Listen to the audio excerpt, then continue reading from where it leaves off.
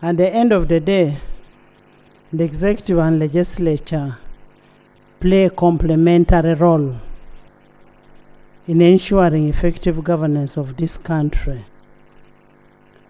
All the decisions of legislature are done in utmost good faith, not with any bad intention. So when we hear members going to discuss and having idle talks in cabinet that members are being bribed, and I'm repeating, idle talks, because members are here. Why don't you come and argue in the house? We legislate for this country. And you're saying we've rejected reports, we are not doing anything. If we are not doing anything, close Parliament. Honorable members, various parts of East Africa are witnessing devastating floods during the ongoing heavy rains. For example, in Kenya, the rains have not only destroyed the vast property and infrastructure, but also claimed lives. We condole with our brothers and sisters in the region. In Uganda, some parts of eastern Uganda, like Elgon, Teso sub-region, are currently suffering the floods and disruption of livelihood.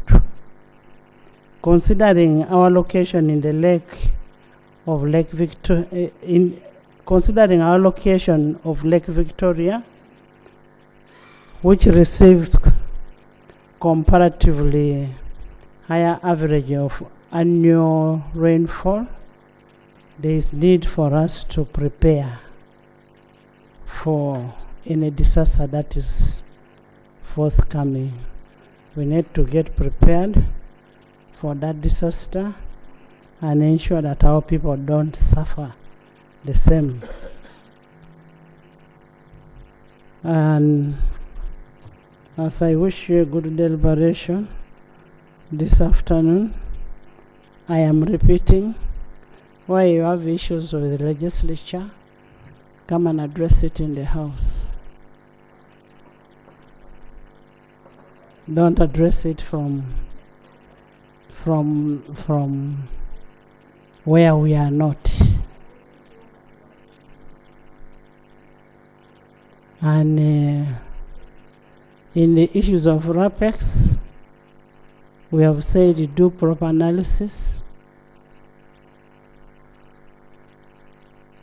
That is good for this country. And when your bills are being handled, and not only yours, you should be in the House. I don't know whether some of you are just appointed to come only to see and go and badmouth. These people are human beings. These members of Parliament, they are doing a lot of work, and you must thank them for doing all that work. These members here, when we continue having those corridor talks that Parliament is useless, we are not, and we shall not be. We shall not be. We will continue doing work for this country. If you feel hurt, the RAPEX bills are not, the bills that were rejected were done unfairly, come back. Bring them back. Bring back the bills. The House will still look at them, telling them it will do it. Honorable members, I think that is enough for people who have ears to hear.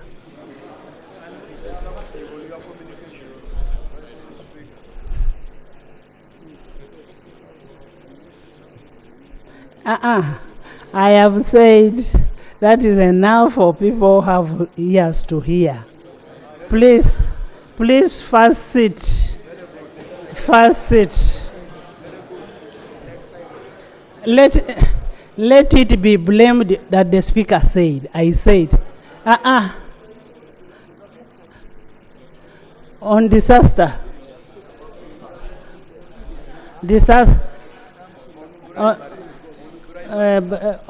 On Honorable Chair.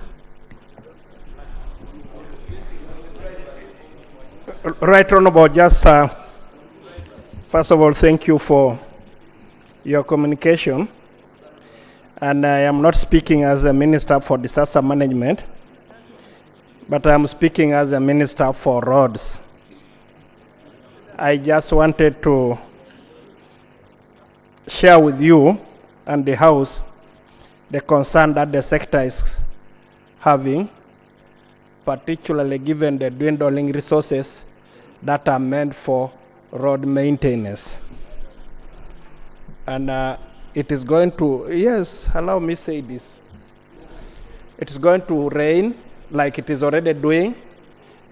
This House is going to, every day when we're going for matters of national importance, it will be about roads that have been swept. And I will be coming here to apologize.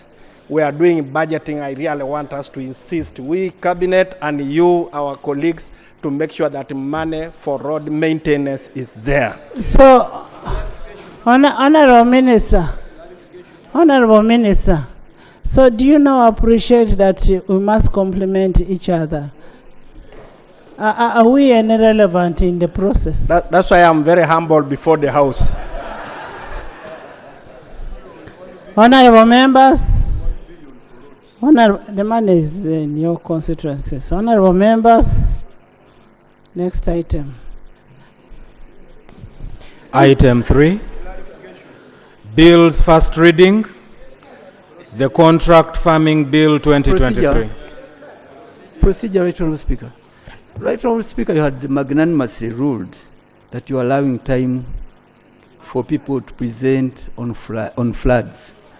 However, Right Honourable Speaker, mine was a personal flood whereby a honourable member for Kazo County badmouthed me exactly as you've been saying on the floor of this honourable House. Is he in the House?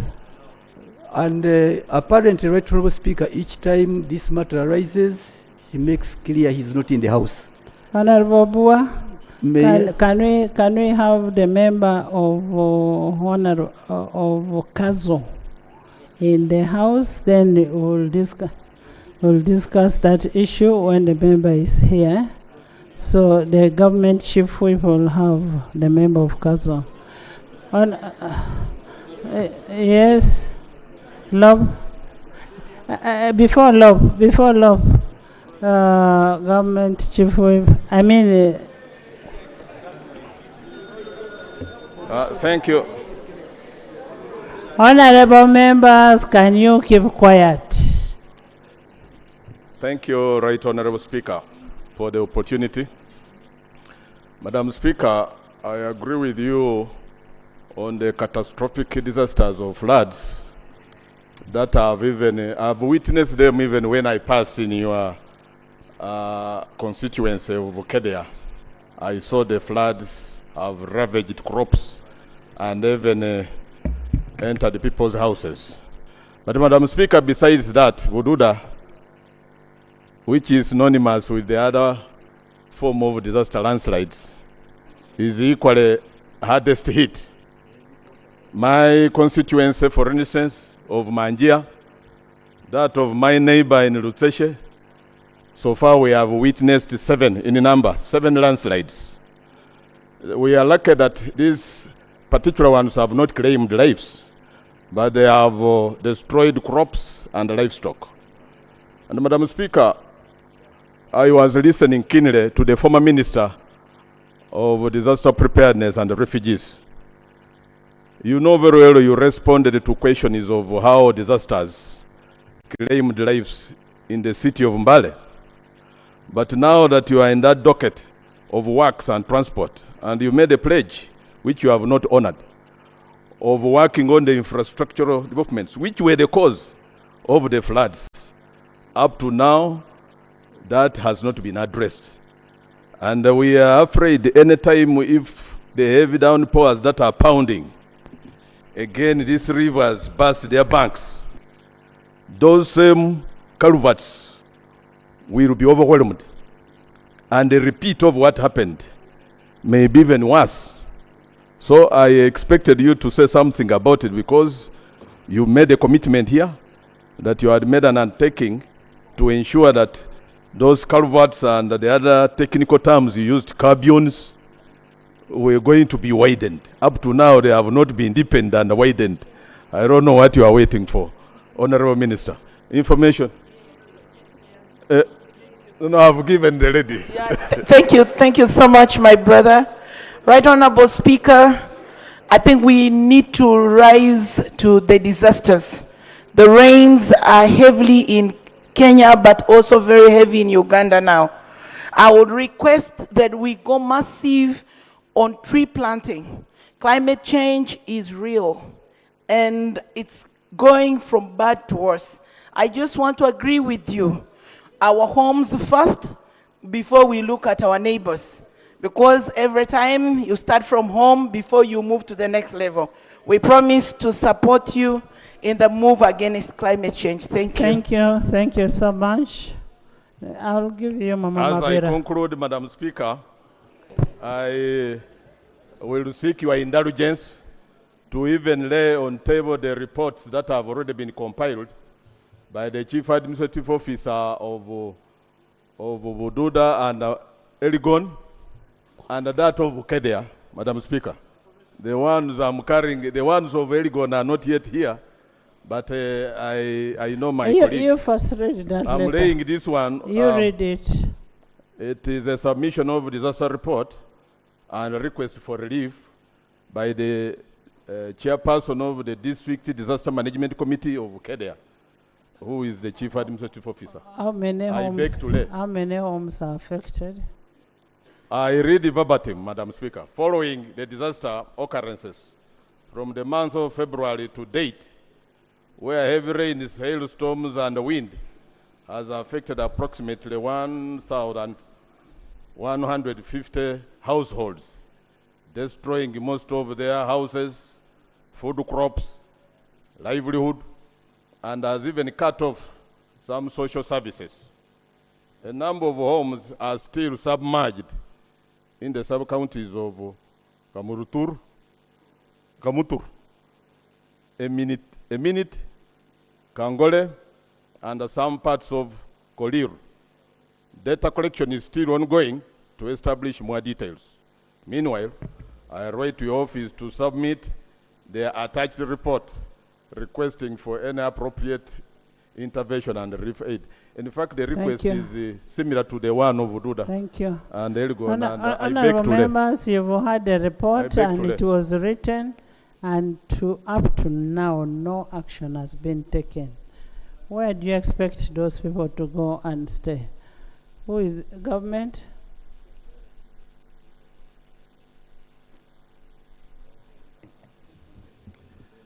Honorable Bahat, you're Speaker, standing in for... For the government chief whip, who is not here, but is coming, I wanted to suggest that but the Prime Minister. Madam Speaker, I wanted to suggest that we are going to take this matter with the Minister for Disaster Preparedness in the circumstance and report on Thursday. Can I have a team? And now I'm also talking, I am being mean. Much as I'm conflicted, I am a member of Parliament of Bukedea. Can I have a team in Bukedea tomorrow? Lob.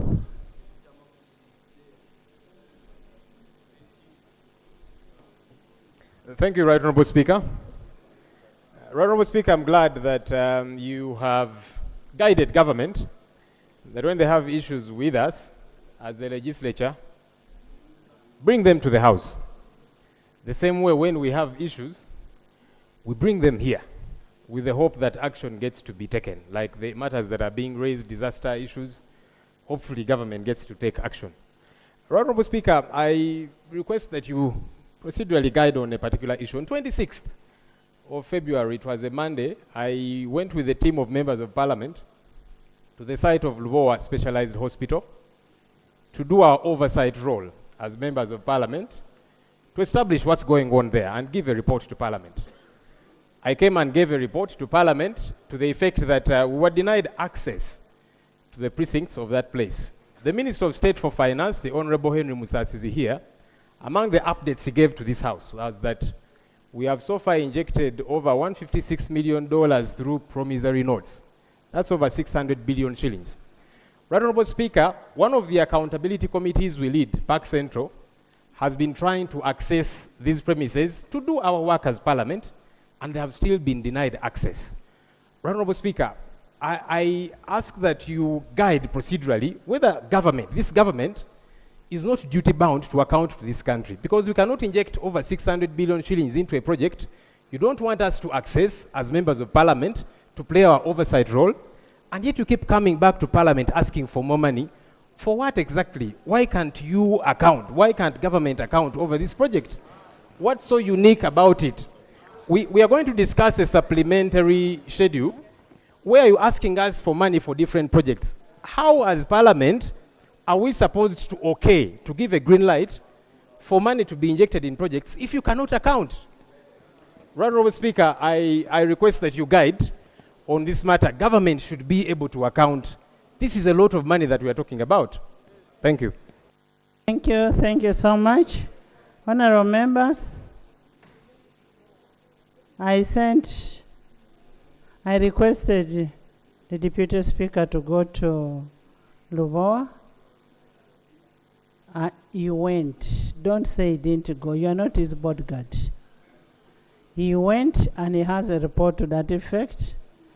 2, the contractor of Lubowa was changed. And the contractor, we want to give him time.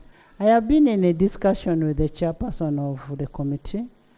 We want to give him some little time, and then the committee. I can't even go together with the committee. I mean, they must account for the money. They must account for the money. Just be rest assured, Lubowa, we are handling it. And we're in touch with the committee, and the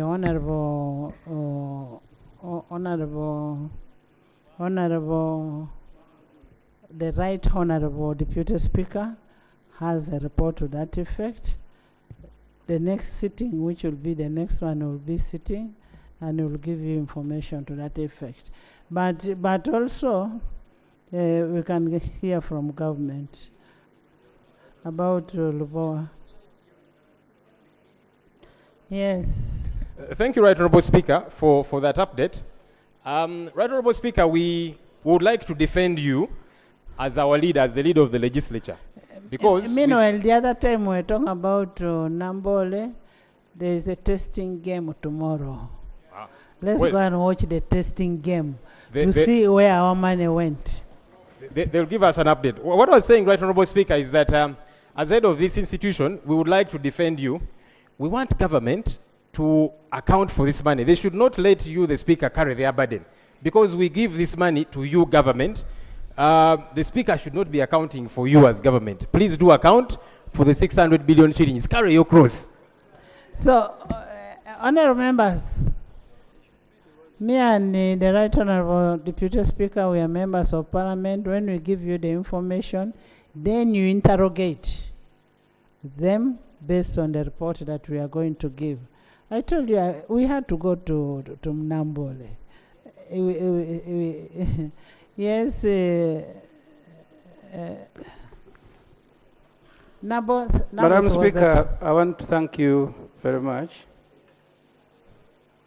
The reporting in Parliament is guided by our rules. When a committee reports, what happens?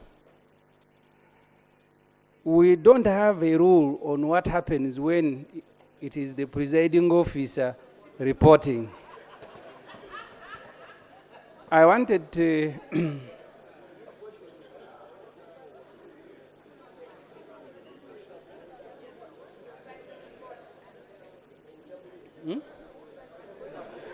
Honorable members, kindly listen to. So, Madam Haji. Speaker, I wanted to be guided because a report sometimes attract questions. When the Deputy Speaker They reports, attract what? Questions and sometimes reactions. questions, yeah.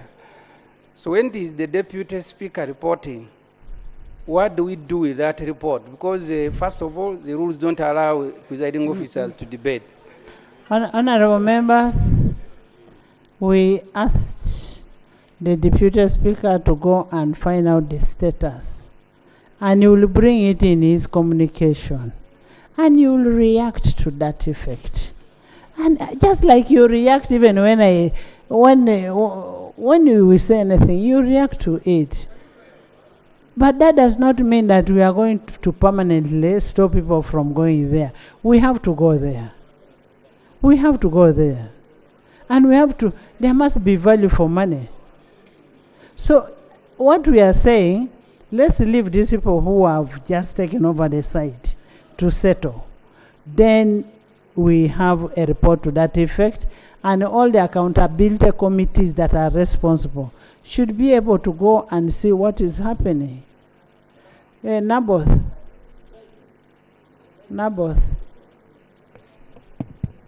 Thank you, Madam Speaker. Madam Speaker, I seek for your indulgence that the rules of procedure we have when we are sworn in, they provide the work that is supposed to be done by the committees. And in this House, Madam Speaker, we have 2 presiding officers. Now, in a circumstance that the Speaker is the one to visit the hospital. Now, quote for me the rule of procedure that denies me to go and see and report what is happening. I have been reporting on the rains. I have just been reporting on the rains. Did the procedures refuse me to do that? Huh? So, Madam Speaker, what is disturbing me is that if we set a precedence that the Speaker will be the one to be allowed to follow these projects, now we shall in future be overwhelmed that members of the committees will always be barred from doing their work, and they wait for the speakers to come. So what the guidance I'm seeking, whether this one will not be referred to in the future to stop other committees from doing the work. There is an order. The one that has. There is an order. I don't need the order, Madam Speaker, here. No. Before I exhaust, let my point.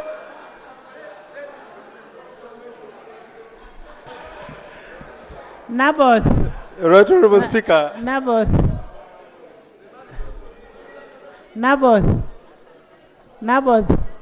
Honorable Musenero is not here.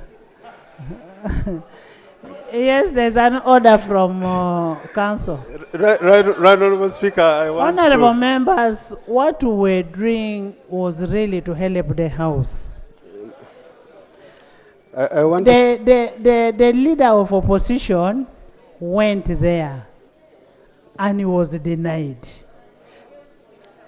He was denied, and we wanted to find out why was he denied. And that's why what we are handling. And you should know that we are working for the same thing. Sit.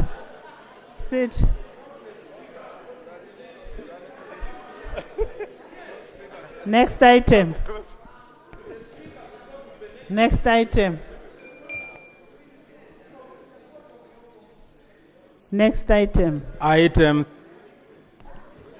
Item 3, bills first reading, the Contract Farming Bill 2023.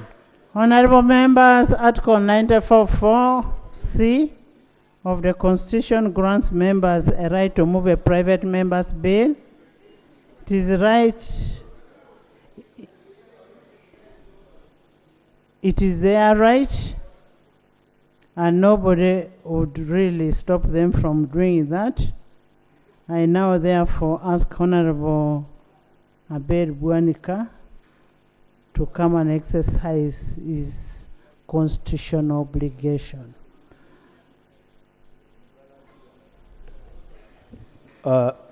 Thank you, Right Honorable Speaker.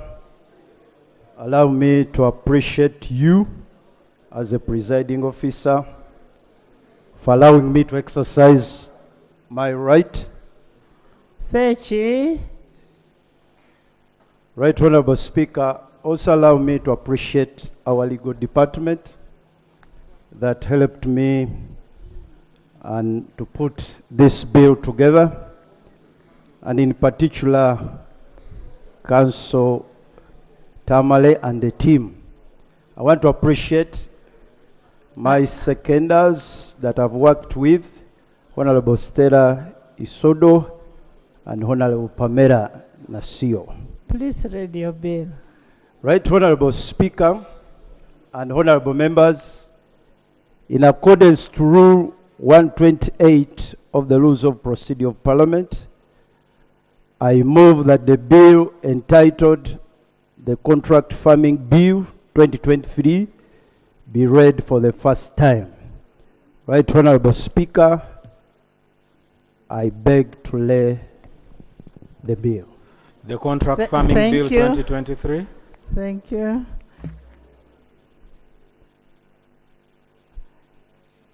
Pursuant to Rule 128 of Rules of Procedure,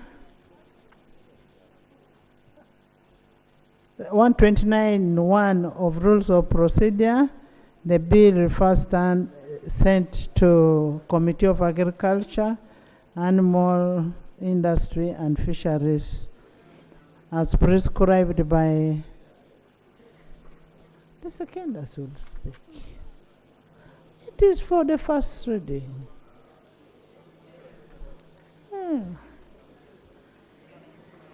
And it stands, the 45 days stand as per Rule 129(2). Item 4, statement by Minister on the commemoration of the International Labour Day 2024. Yes, Mukatulik. I'm sorry to take you back, but I'm procedure matter.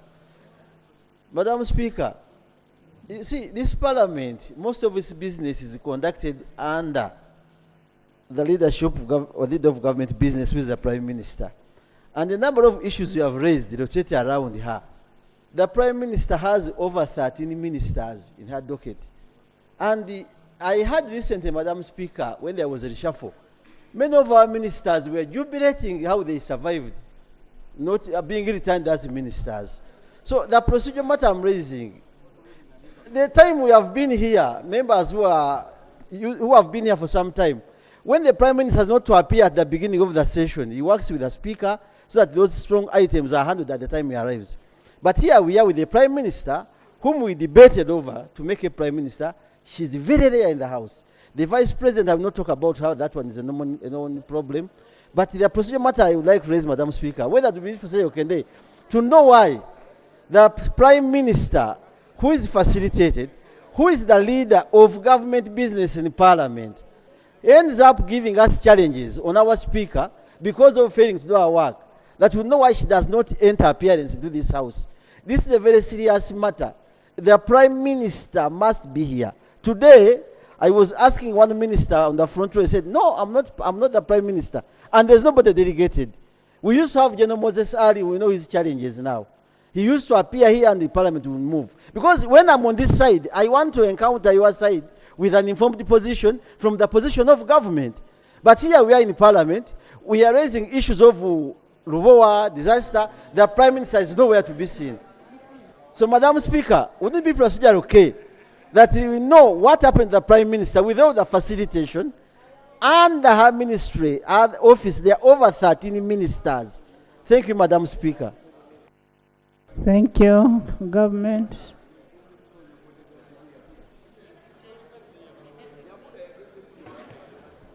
Thank you so much, Right Honorable Speaker. Right Honorable Speaker,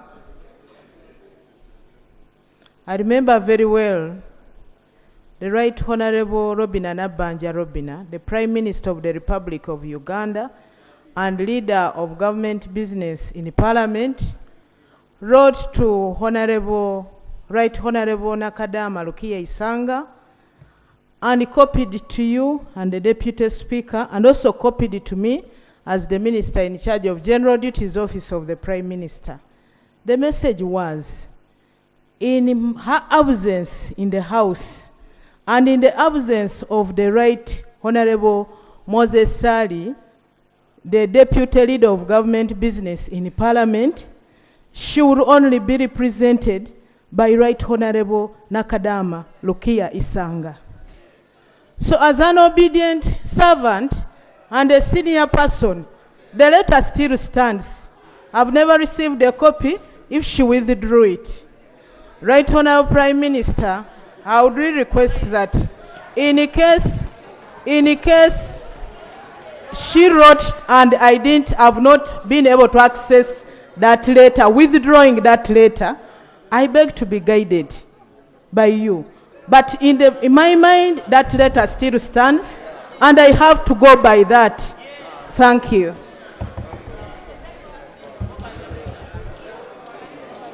Honorable members,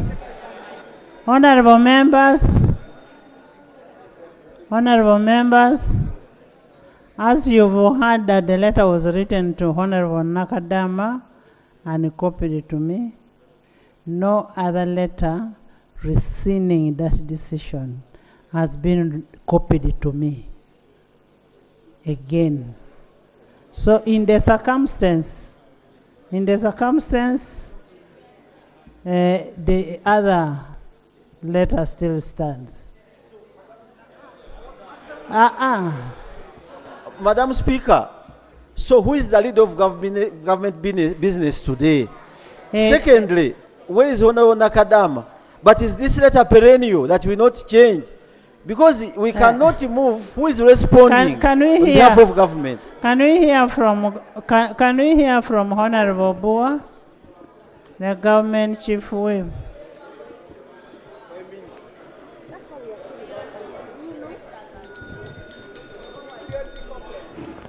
Right Honorable Speaker,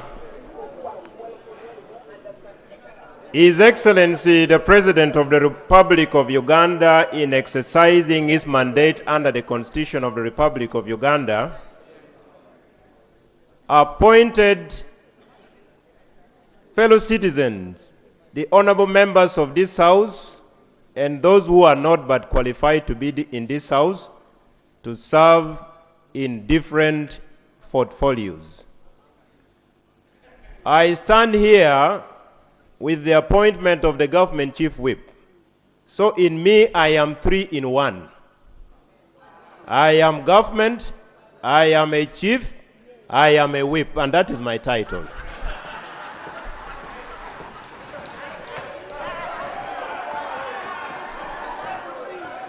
So, Right Honorable Speaker, in the hierarchy of government, in the absence of the top authority, the most senior takes precedent. And in this House, you can see the front bench full of ministers. And the government chief whip is here representing the entire government. Thank you. Thank you so much, government and government chief whip. Honorable members, we shall not move if you're going to continue and proceed here. Next item. Item 4, statement by Minister on commemoration of the International Labour Day 2024. Honorable members, as you may be aware, the International Labour Day is tomorrow, Wednesday, 1st May 2024. It is a day for recognizing the role of the laborer in the societal transformation. Pursuant to Rule 52(1) of the Rules of Procedure, we will invite the Minister of Gender, Labor, and Social Development in charge of labor to give us a statement. It is also unfortunate that last year, a day after Labor Day, we lost our Minister of Labor. Can I ask the House to stand and pay tribute to the late?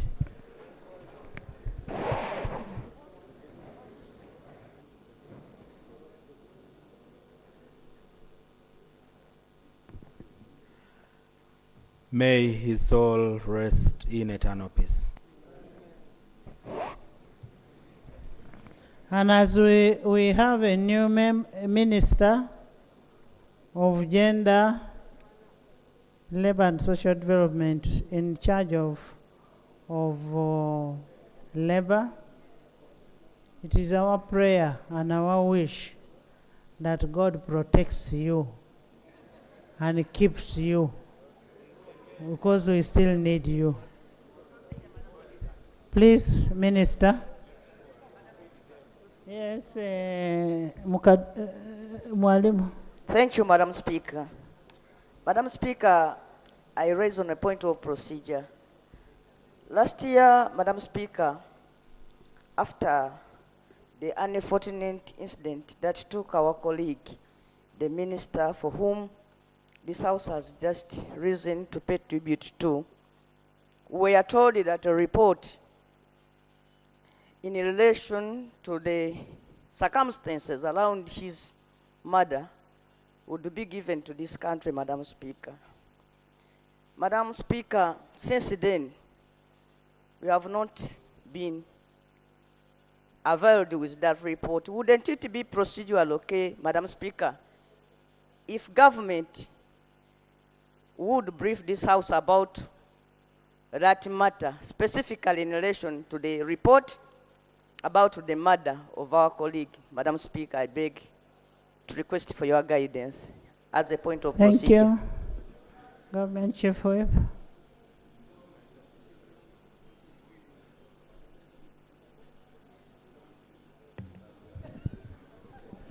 Right Honorable Speaker, if it pleases this House, through your chair, the line minister, in case the investigations are complete, may, with the permission of Cabinet, brief the House on the findings, because I know upon the demise of the Honorable Colonel Charles Okele Ngola Machudwogo, a team was put in place to investigate the circumstances and report. I believe if that report is ready, can be shared with this Parliament with the permission from Cabinet under collective responsibility. Thank you. Thank you. You can't have time frame on investigations. Minister, Honorable Esther. Thank you. Right Honorable Speaker. Right Honorable Speaker, I want to thank you for the thought of giving our colleague a moment of silence. It gives us all a deep thought about the tremendous jobs that he did in this country. Right Honorable Speaker, members of Parliament, Uganda will celebrate International Labour Day on Wednesday, the 1st of May 2024, to appreciate workers' contribution on national development and raise awareness about workers' rights and responsibilities. International Labour Day is a globally recognized public holiday which originated from the 19th century Labor Day unions movements in the United States. May the 1st was designated as a day to commemorate those who died in the struggle to improve working conditions. In Uganda, May the 1st will be marked by ceremonies at national, cities, and district levels. Right Honorable Speaker, The theme of this year, National Labor Day, is improving access to labor justice, a prerequisite for increased productivity. Access to labor justice is a fundamental right, essential for maintaining a fair, equitable labor market, protecting workers from exploitation and unfair treatment, and promoting compliance with labor laws. The theme highlights the importance of ensuring that workers have access to fair and effective mechanisms for resolving disputes and grievances in their workplace, which in turn contributes to increased productivity and economic growth. Colleagues, the government of Uganda has established a comprehensive legal and a policy framework to enhance access to labor justice. Key legislations, including the National Employment Act 2006, Occupational Safety and Health Act 2006, Workers' Compensation Act CAP 225, and then the Labor Dispute Arbitration and Settlement Amendment Act 2021. The National Social Security Fund Act CAP 222 Amendment. The Labor Unions Act 2006, this provides a framework for disputes and resolutions prevention.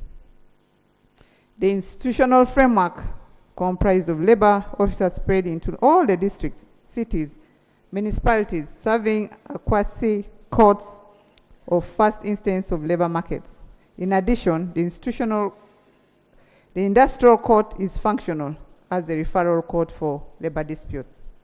Right Honorable Speaker, workers in Uganda face challenges in accessing labor justice despite existing frameworks in accessing issues such as unfair dismissal, unpaid wages, and unsafe working conditions, widespread, particularly among vulnerable groups such as women, youth, informal sector workers.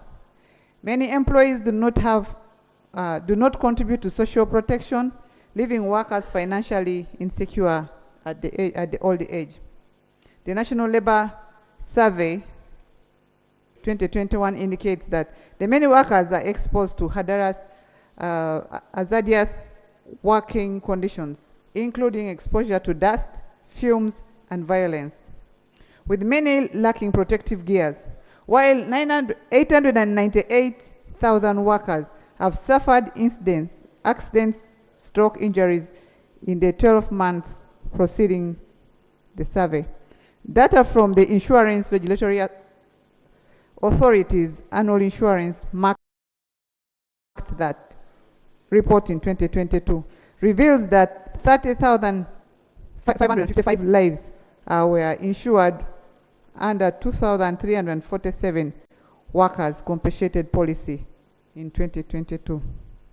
Right Honorable Speaker, Honorable Members, the Minister of Gender, Labor and Social Development plays a crucial role in ensuring access to labor justice by formulating policies, ensuring regulation, overseeing dispute resolution mechanism, providing capacity buildings and awareness program, and collaborating with stakeholders in to promote fair labor practices. However, the ministry faces constraints such as lack of a web-based system, a national database for labor statistics, integrated case management system for labor complaints, and the dispute settlements, as well as staffing shortages, insufficient tools, logistics, and court facilities. As we commemorate International Labor Day, it's important to recognize and address the barriers that hinder workers from seeking redress for work disputes. The ministry is committed to enhance access to labor justice and seek the support of Parliament in addressing the constraints. Right Honorable Speaker, Honorable Members, the ministry, in collaboration with social partners, have planned several Labor Day activities, including the second annual Labor Convention and Expo 2024, focusing on enhancing access to labor justice. Field visits to workplaces, tree planting exhibitions for innovation enterprises, public awareness campaigns through various media channels to educate workers about accessing mechanism for labor justice. Right Honorable Speaker, honorable members, I'm pleased to announce that the National Labor Day celebration will be held at Mukabura Ground, St. Leo's College in Fort Portal City.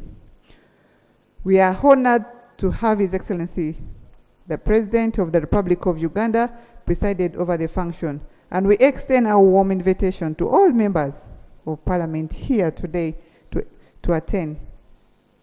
The event will be broadcast also on live on major TV stations, allowing all Ugandans to join the celebration of our country, Labor Day, Labor Force. I thank you all for God and my country. Thank you so much, Honorable Esther Shadow. Thank you so much, Right Honorable Speaker. As we commemorate the International Labor Day this year, and I'm grateful that the theme is looking at the labor rights for all workers. Honorable Speaker, we are having so many challenges, the workers, especially those in the informal sector. And the biggest challenge that we are facing is the enforceability of the labor laws. We have made the laws, we are calling for policy for the labor rights. However, Right Honorable Speaker, especially in the sector of foreign investment. Do you have the regulations for those laws?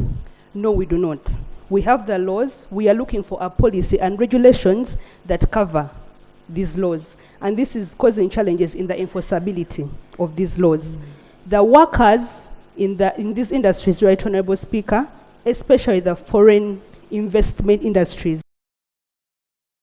they are facing so many challenges, and we have come up once and again to call for the government to ensure they enforce the labor rights in these industries.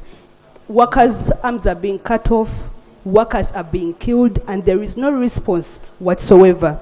They are not being paid. So, Right Honorable Speaker, as we celebrate this day, emphasis should be put on enforcing the rights of these workers.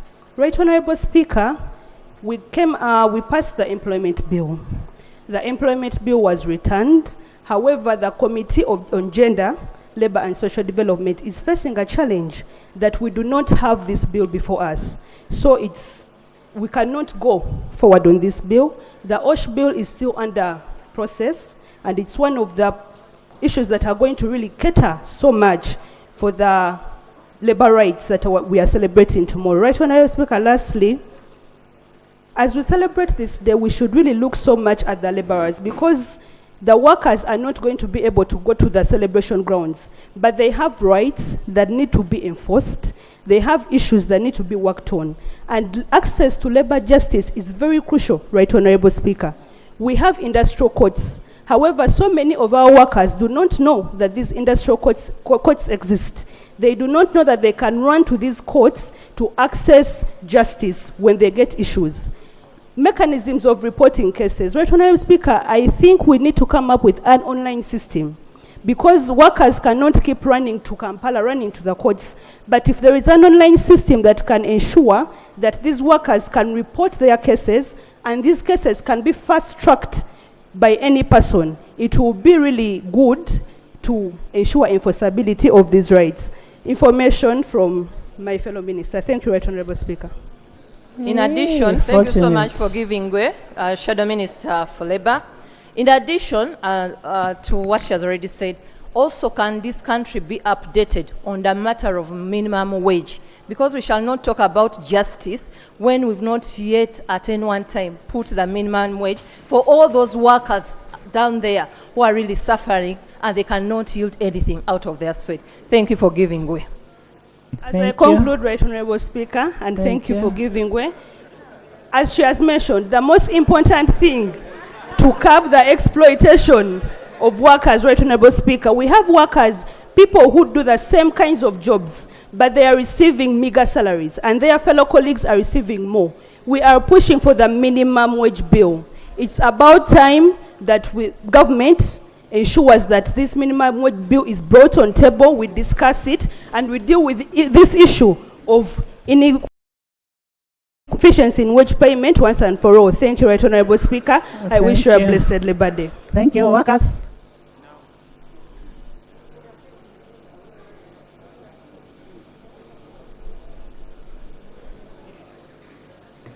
Thank you, Right Honorable Speaker and honorable colleagues.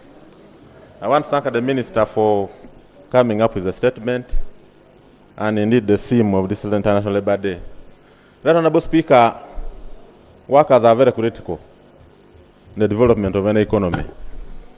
And one scholar, Adam Smith, in his book, The Wealth of Nations, remarked that workers are the value of stores, are the stores of values. Meaning that without actually handling workers' issues, the economy cannot grow in the right direction. Right Honorable Speaker, what is important about this is that we need to focus and look at the implementation of the laws in our shelves. One such law is the Public Service Negotiating, Consultative and Dispute Settlement Machinery Act of 2008. This act in itself is one of the core issues. Under Section 3, it says every nation of government, ministries, department shall have what we call a consultative committee, which is a court of first instance. Right Honorable Speaker, there are gaps in implementing this law, which has caused grievances in a number of workplaces. And in the instance, you find that most of these fights have resulted into compromising on service delivery, because of most of the money is going to compensation of court cases. I pray that as a matter of urgency, Right Honorable Speaker, you'll be pleased to allow me to move a motion without notice, that we need to profile all these other laws and ensure that at least the implementation done at an appropriate time I could do that. So Right Honorable Speaker. You want to profile all the laws that you made. Right Honorable Speaker, the number of laws. Actually, there is a saying that the laws are made in Uganda and implemented elsewhere. That actually defeats logic, Right Honorable Speaker, and the purpose. Like that law I've just mentioned, Right Honorable Speaker, if that law was implemented in this country, we would actually have increased productivity, industrial harmony, and all would be well in our economy. I beg to thank the Minister and thank you for giving me this opportunity, and I really invite members to move to Fort Portal and celebrate together. And I urge that tree planting, as you emphasized, Right Honorable Speaker, be emphasized this Labour Day celebration so that we plant more trees to avert the drastic effects of climate change. Thank you. Charles.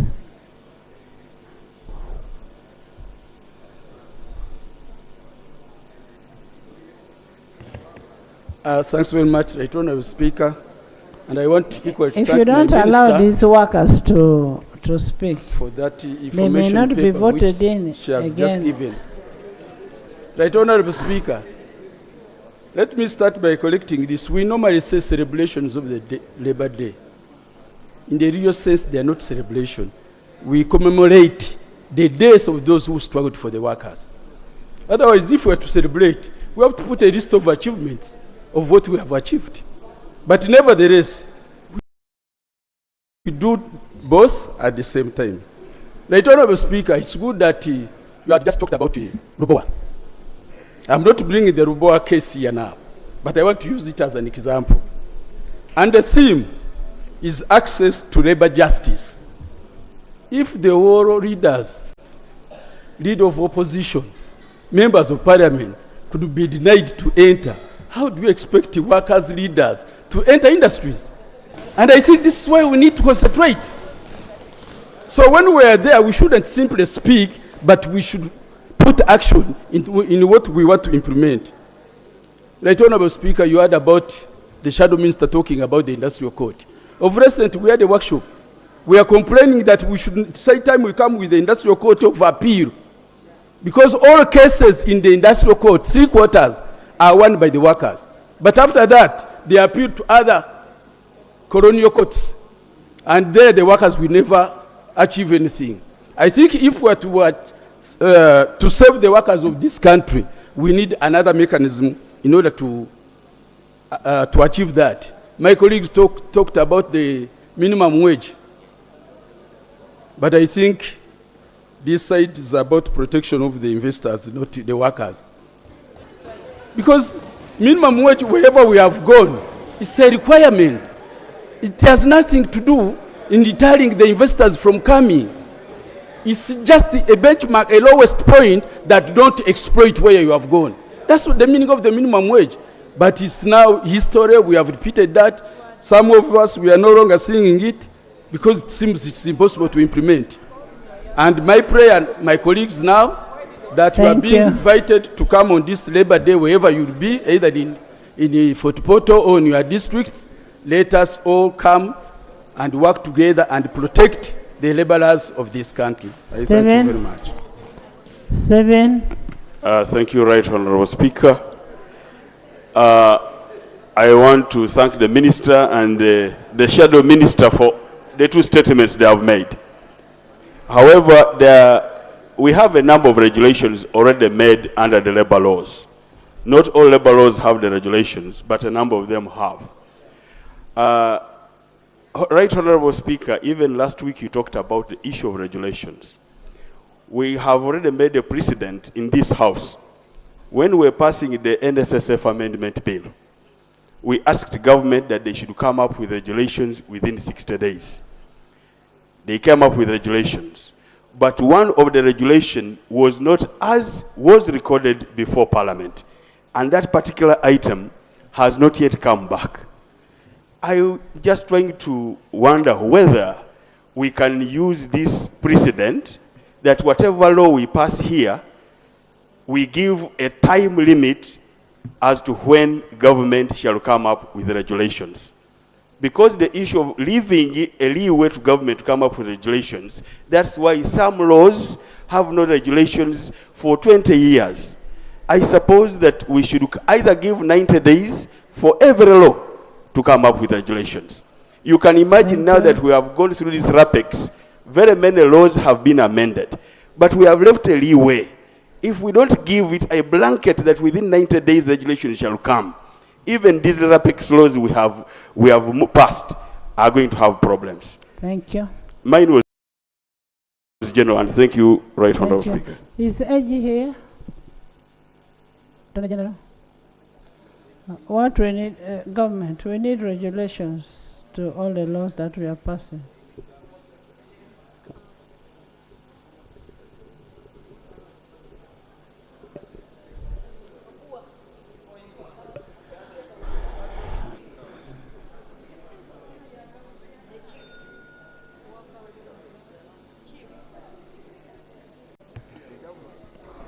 Thank you, Right Honorable Speaker.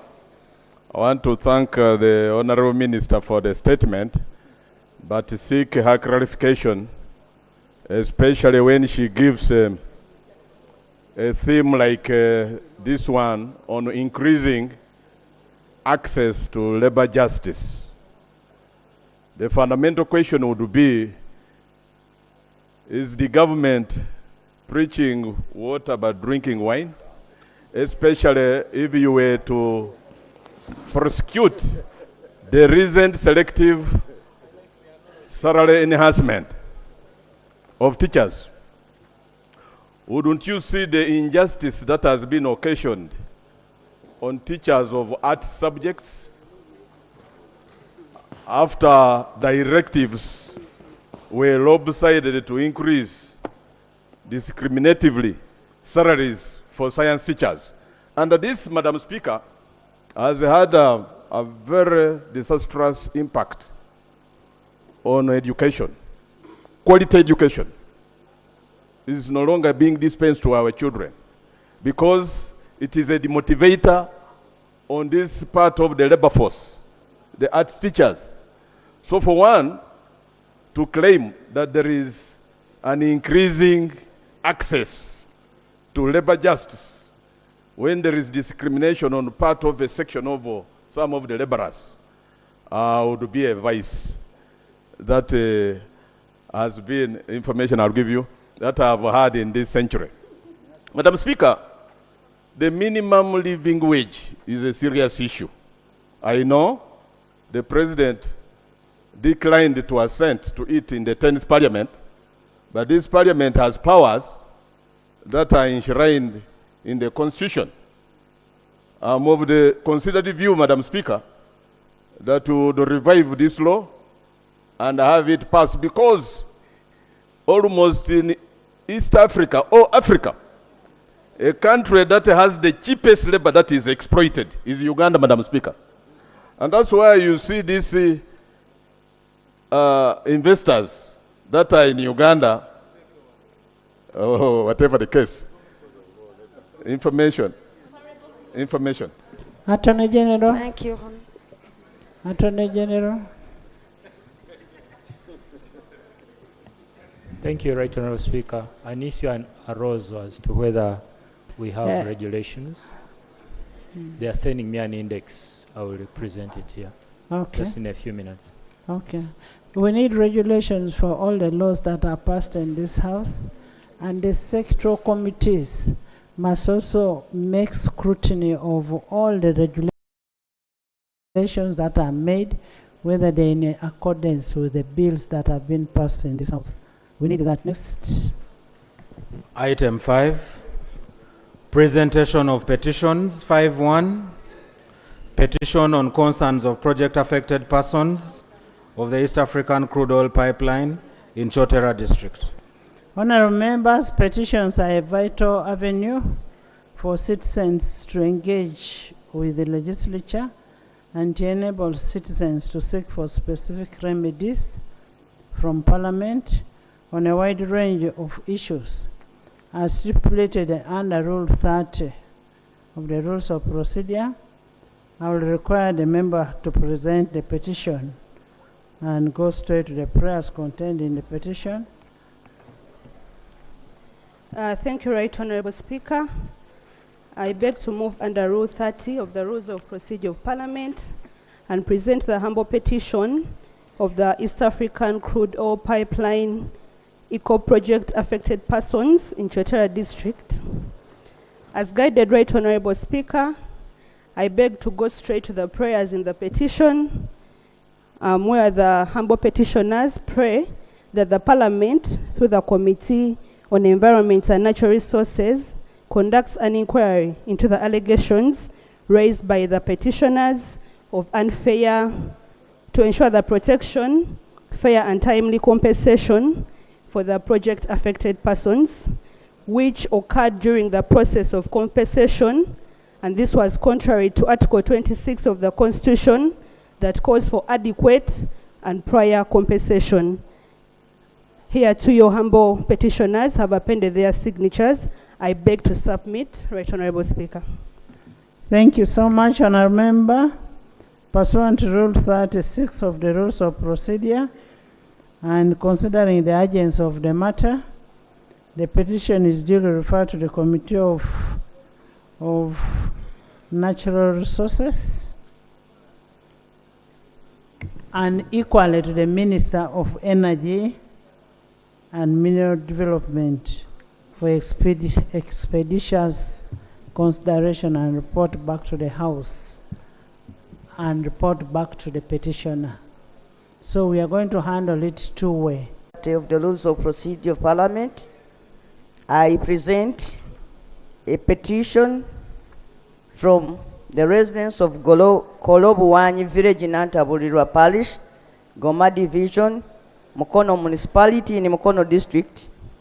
And your humble petitioners, Right Honourable Speaker, do pray that Parliament intervenes in matters and investigates the conduct of Uganda Railway Corporation for failure to compensate the petitioners.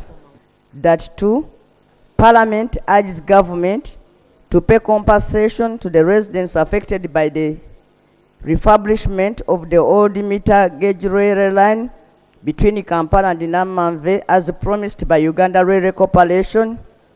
That 3, that Uganda Railway Corporation confines its activity within the agreed 10 meters of either side of the railway line as agreed upon between itself and the residents affected by these works between Kampala and Nammanve. And your humble petitioners are duty bound and will ever pray and here too have appended their signatures, totaling to 317 people. I do therefore pray that you allow me, Madam Speaker, lay their petition on table. Thank you.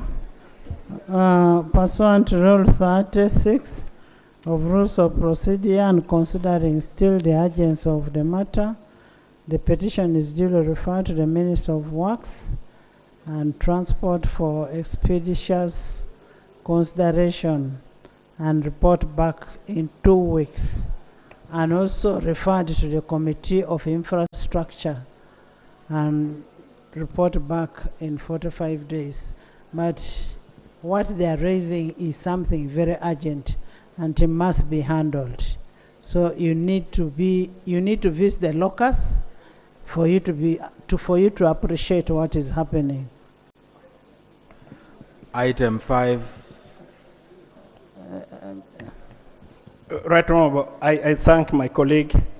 I was consulting somewhere, then I saw her come on the floor. The report is ready, and we have been doing some work together with the leadership. We have not just been sitting, we have some information that I will be very happy to fill the house in with what we have done and what needs to be done. Had you got the petition before? The moment I read from our agenda that this was coming, I consulted, because we have been working on the PAPs of URC. We have been working. It is work that we have been undertaking. We are not where I know that she has raised it, so we are going to handle it. What you need to do, Honorable Minister, take the petition, do exhaustive analysis, look at all what is being raised, and then you report back. You can even report back in 1 day. We don't mind, but so long as it is from the petition. Next. Item 5.3, petition of residents of Njeru Municipality and Jinja City against the threat of land grabbing and eviction. Honorable Batua.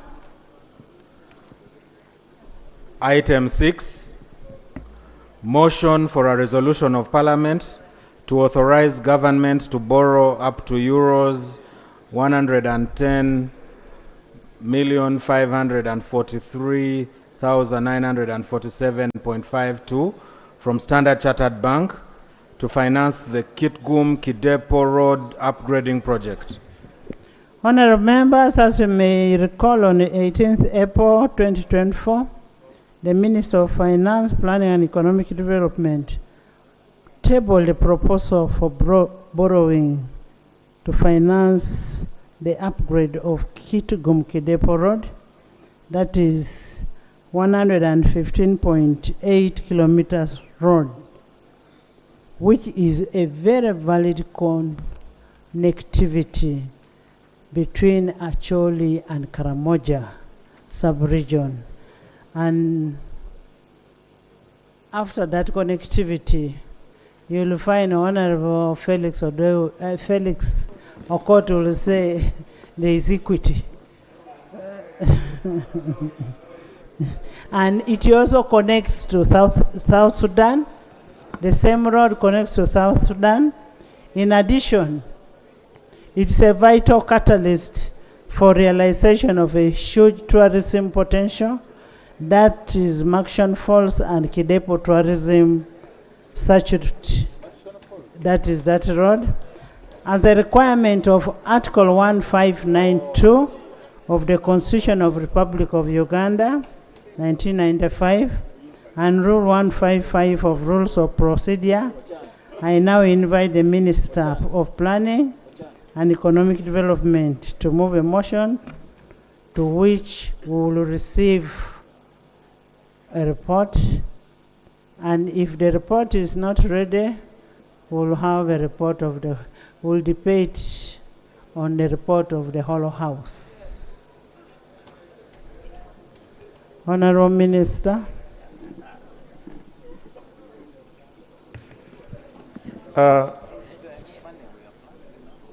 Madam Speaker and honorable colleagues, I beg to move a motion to authorize government to borrow up to euros 110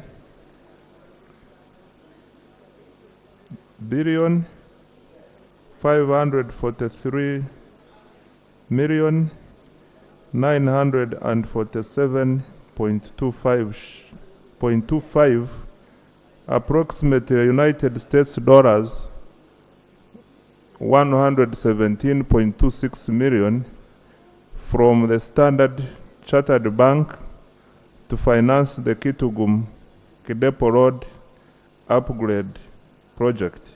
And Madam Speaker, this motion is moved pursuant to Article 159 of the Constitution of the Republic of Uganda, Section 36 and 39 of the Public Finance Act, and Rule 155 of our parliamentary rules of procedure. I beg to move, Right Honorable Speaker. Thank you. Is it seconded? Seconded by Honorable Minister of Lands, Karamoja, Sironko,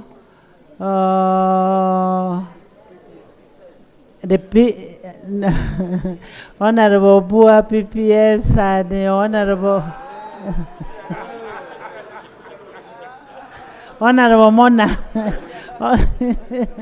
Honorable Silwanyi, by the whole house. People want the roads to be worked on. People want connectivity between Karamoja, Lango, Acholi. People want, Honorable Nambeshe, people want connectivity of these roads. People want tourism roads to be worked on. And there is always an aspect, how come only one region is tarmacked? Now we are exercising equity, and equity is coming here. And this house is a very important house. Much as we may not have a... Honorable Kema, Mr. Kema.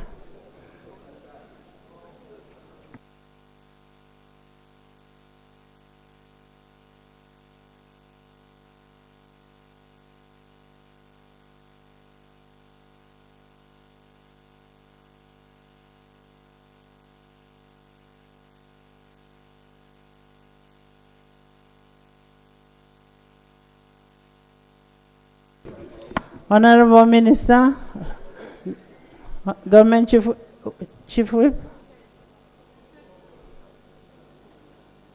you want to justify? Please do.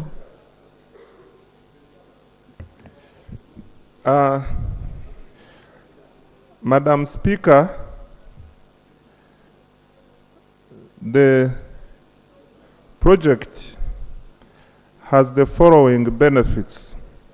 Number one, the road project will greatly stimulate and support local economic activities by improving connectivity in socio-economic facilities, reducing road maintenance costs, vehicle operating costs, and travel time in the Karamoja sub-region.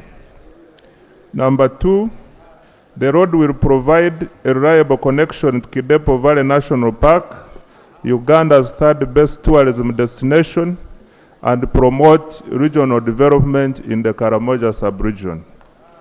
Number three, the road will also improve access to rural economically productive areas and thereby contribute socio-economic development, poverty reduction, regional and national integration, and stimulate and support local economic activities by reducing transport costs and travel time along the existing gravel road. Number four, the road upgrading intervention will offer a safe, secure, and environmentally sustainable, reliable, and dependable transport system on the road that meets the needs and aspirations of the national road sector. Madam Speaker, the updated economic analysis which we carried out in January 2022 showed that the road is economically feasible for upgrading to paved standard. The analysis yielded an economic internal rate of return of 17.1% and economic net present value of $30.604 million. Madam Speaker, I wish to also present to the House the project cost and the financing arrangements. The total project cost is approximately Uganda shillings 379.1 billion, exclusive of VAT, of which 95% will be funded by the Standard Chartered Bank and 5% will be funded by Government of Uganda. The cost of the road per kilometer is Uganda shillings 3.2 billion, and the government contribution will be utilized for the payment of taxes, project implementation, and acquiring the right of way for the project. The following are the detailed terms. Project cost I had mentioned, we are borrowing in euro. 95% of the project costs, which is 96 million euros, and we have the insurance cost of 14.5 million euros. The maturity period is 13 years, including 3 years of grace period. The period for the loan I have mentioned is 3 years, and the interest rate is 6 months Euribor plus 1.1% margin per annum, and the management fees is 1.45% calculated on loan amount paid upfront, and the commitment fee is 0.3% on withdrawn loan amount, and the facility agency fees is euros 20,000 per annum. Madam Speaker, with this satisfactory information, I would like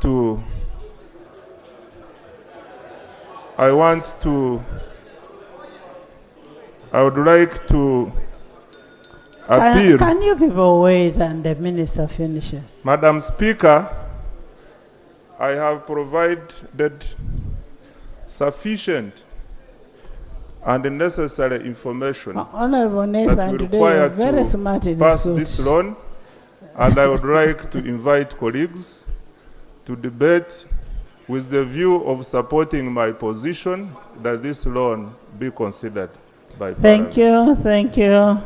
Government Chief Whip. Government Chief Whip.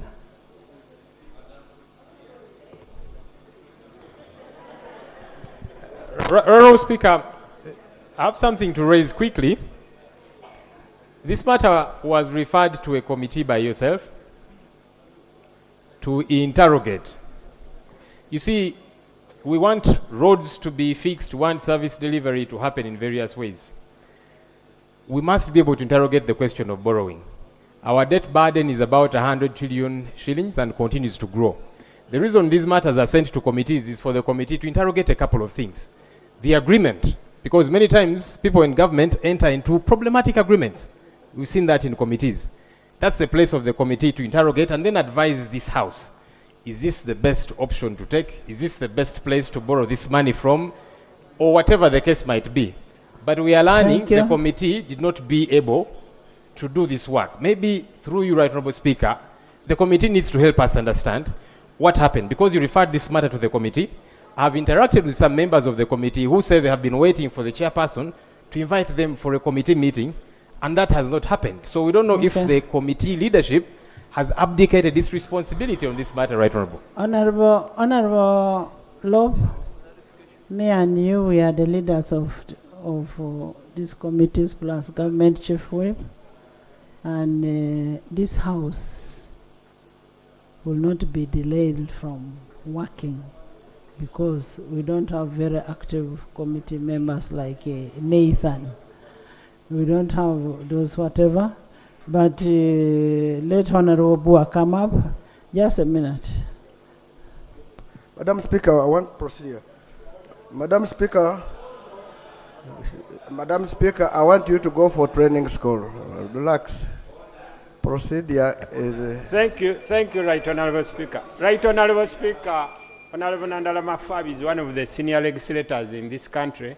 One of the best chairpersons. And one of the best chairpersons, and one of the people that we look to and admire. Our rules are clear that a speaker is listened to in silence. Right Honourable Speaker, when Honourable Nandala was asking for procedure, you said wait a minute. But before waiting for a minute, he was already on the microphone. Is Honourable Nandala Mafabi in order to grab a microphone instead of listening to the speaker first before he picks, so that we emulate what he does, or he wants us to emulate that you can grab the microphone. No, I had given a government chief whip to give us a position on what could have happened and what is his plan. By the way, where we are, this is a committee of a whole house. This is a committee of a whole house. The other committees work for and on behalf of this house. Government Chief Whip. Right, Honourable Speaker. In lieu of the issue raised by the Honourable Leader of the Opposition and the justification given by the Minister of Finance,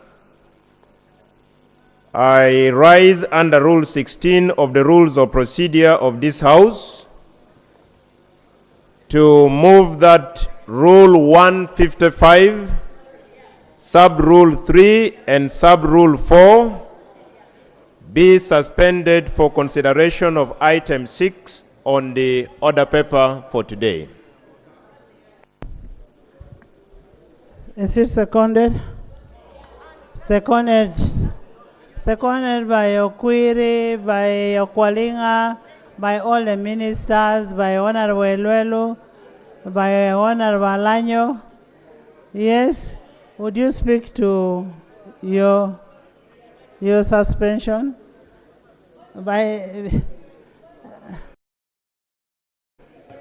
Yes, Hajat. Thank you so much, Right Honourable Speaker. Right Honourable Speaker, we have ably heard from the Leader of Opposition that the matter was sent to a committee, and you have also agreed that you and him and the Leader of Government Business lead these committees. And we have not heard from the chairperson. We supervise. You supervise the committees. Yes. And we have not heard from the chairperson of the committee to tell us why they've not been able to process this work.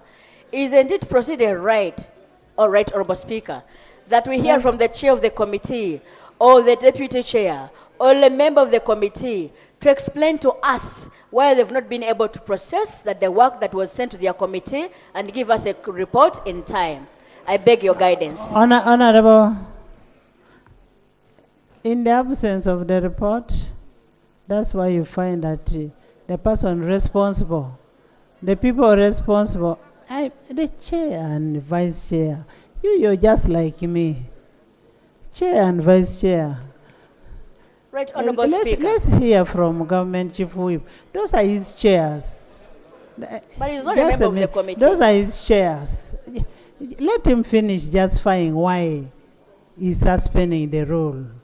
Nathan.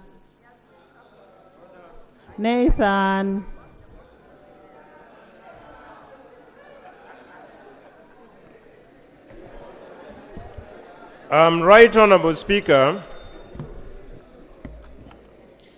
the rules of procedure of Parliament are here to guide us, and committees of Parliament process each and every business on behalf of this House.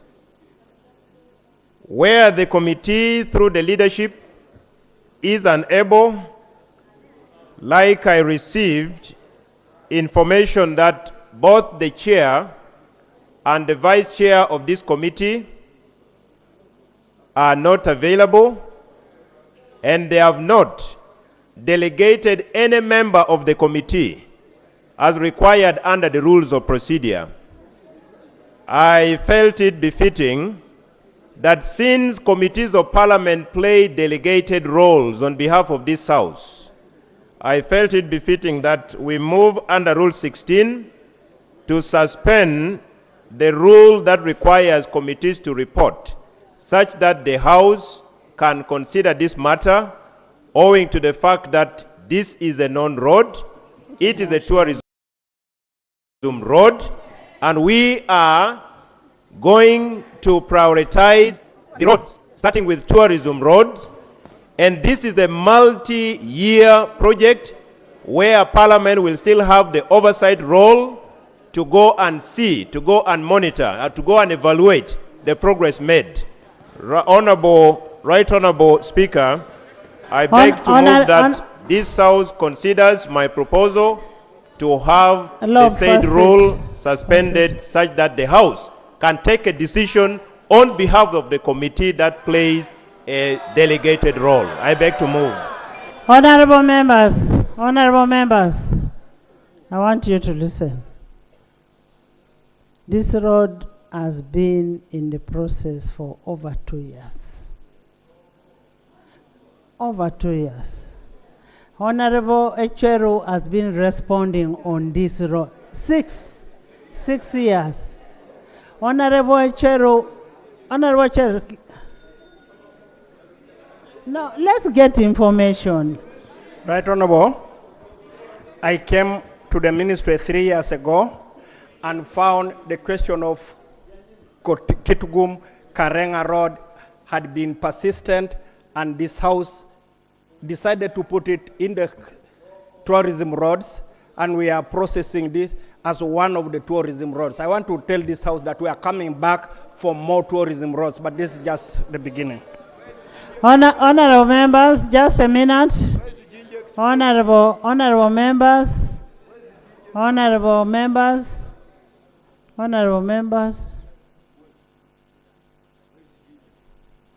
First sit.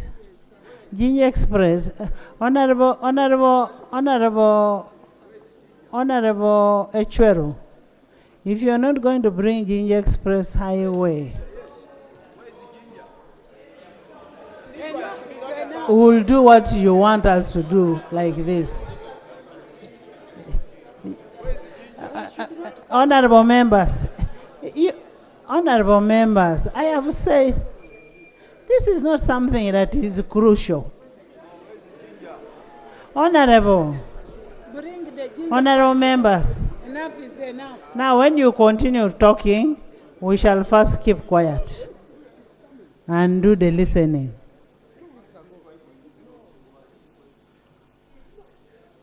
You bring, let's first wait. Yes. Thank you, Right Honorable Speaker. Right Honorable Speaker, we are getting scant information about the committee. Honorable, you first wait. I know you're my voter. You first wait. And the chair of the committee is from my district. Yes. So I'm interested Honorable in members, it is a tourism road connecting for the first time. Northern Uganda is getting connected. And you are the same people who have been complaining that there are no roads on that side. I now put a question that the motion for a resolution of Parliament to borrow, of Parliament to authorize government to borrow up to it is suspended. 110,543,947.52 from Standard Chartered Bank to finance Kitgum Kidepo Road upgrading project to be approved by this House. Those in favor say on the contrary, nay. The ayes have it. Next. Item 7. Item 7. Motion that the House resolves itself into a committee of supply to consider the supplementary schedule number 2 for the financial year 2023-2024 pursuant to Article 1562 of the Constitution of the Republic of Uganda, Section 25 of the Public Finance Management Act Honorable 2015, members, can we first listen? and It's Rule because 153 of the it's Rules of because Procedure. you're not listening. That's why I'm not giving you to speak. If you were listening, I would give you to speak. First, first wait. Honorable members, you recall on 18th April 2024, the Minister of Finance, Planning and Economic Development tabled a supplementary expenditure schedule number 2 for financial year 2023-2024. It was referred to the Budget Committee for consideration. The committee is ready to report. As required by Article 1562 of the Constitution of the Republic of Uganda, 1995, Rule 153 of Rules of Procedure, I now invite the Minister of Finance, Planning and Economic Development to move a motion to that effect. Lope. Right Honorable Speaker, this housekeeping will be very important for us. Firstly, we want roads, government. We want roads in northern Uganda, in western Uganda, in eastern Uganda, in central Uganda. So on that issue, we are at par. This Kampala in which we operate is a mess. We want it fixed. So on that, we are at par. We want the roads fixed. But for the good of our housekeeping, Right Honorable Speaker, and you have mentioned these committee chairpersons are under this August House, we want to make sure there gets to be no repeat of the same. The government chief whip has told us that the leadership of the committee informed him that they were not available. Right Honorable Speaker, this House is under your leadership, supervised by yourself. When a member is to be away for one reason or another, if it is a member on my side, they'll inform me, but they'll inform the Speaker as well. Likewise for all the leaderships. Recently, there was a training for one of the accountability committees. Some members did not show up, and you took stern action. You were angry, and rightly so, because if something has been prepared and committee members don't show up, action should be taken. Right Honorable Speaker, the leadership of this committee has taken this parliament for granted, because you have not told us they wrote to you or informed you and you cleared them. The government chief whip is saying they were not available.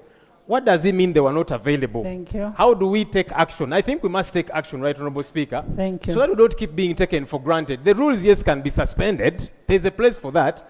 But they should not be suspended just because we have unserious leaders. Honorable Member, the chairman of the committee, Honorable Ikojo John Bosco, is unwell. He wrote to me.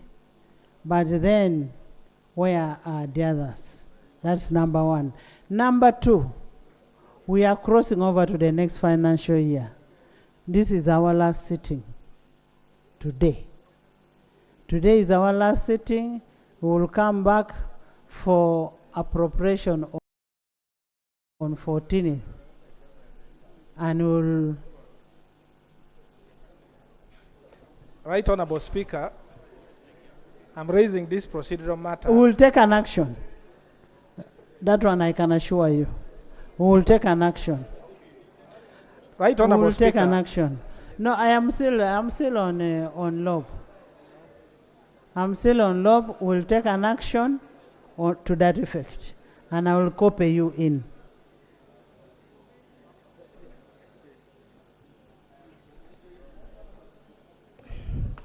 There's a procedure from... Yeah, the procedural matter I want to raise, and I want to invite your attention to reflect carefully on it. First of all, under Rule 16, whenever a member moves that a particular rule of this House is suspended, Madam Speaker, you are duty bound to put a question on the suspension first. Honorable Obua Hamson moved that we suspend Rule 155.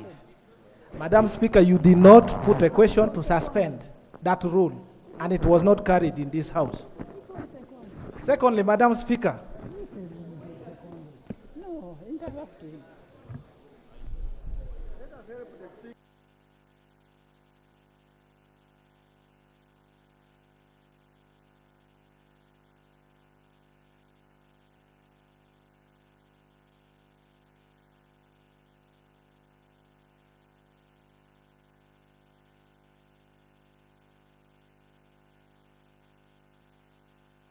so, Madam Speaker, Jonah, yes, Jonah, please. when Honorable Bua requested to suspend the rule, and I asked if it was seconded, I even mentioned Okwalinga. I mentioned Okwalinga. I mentioned Sirwanyi. I mentioned I put it. Yes, I did. And they stood up. Even Faith is there. I mentioned. Yes. Madam Speaker, my duty as a member of Parliament. But I am clearing yes, that I put it. Yes, I admit my duty as a member of Parliament of this House is to offer wise counsel where I see there is an irregularity. It can be taken, it can be discarded. Thank you for but it's the a matter of- counsel. But secondly, I want to draw your attention. The Rule 155 is a constitutional matter. You cannot suspend that rule because it draws its mandate, and I can read for you, Madam Speaker, that the minister responsible for finance shall, in accordance with Article 159, Honorable Bua cannot suspend the constitution here, and this House cannot proceed. It also talks about Section 36 and Section 39 of the Public Finance Management Act. And I invite my brother, Honorable, my brother, the clerk. Clerk, can you allow the speaker to...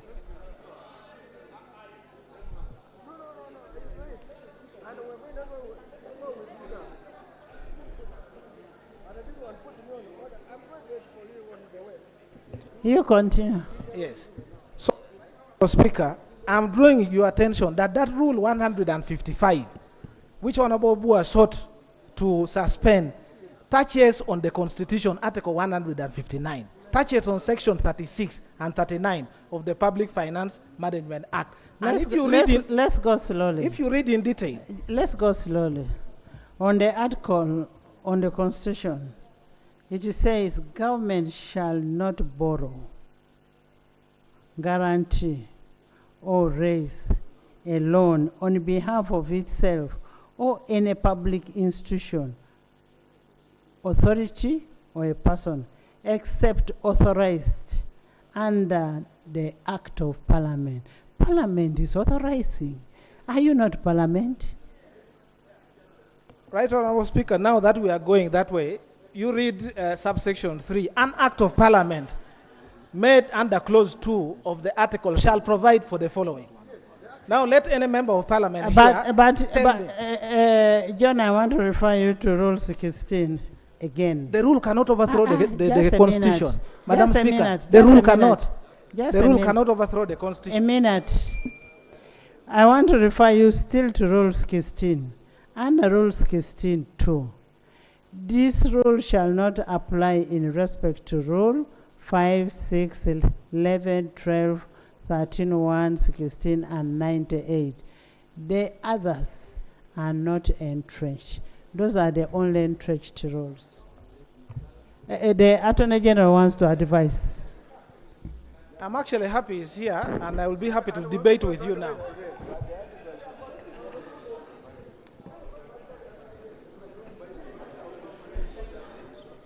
Right Honourable Speaker and colleagues. Right Honourable Speaker and colleagues. The import of Rule 159 is that Parliament shall have a say as far as borrowing is concerned.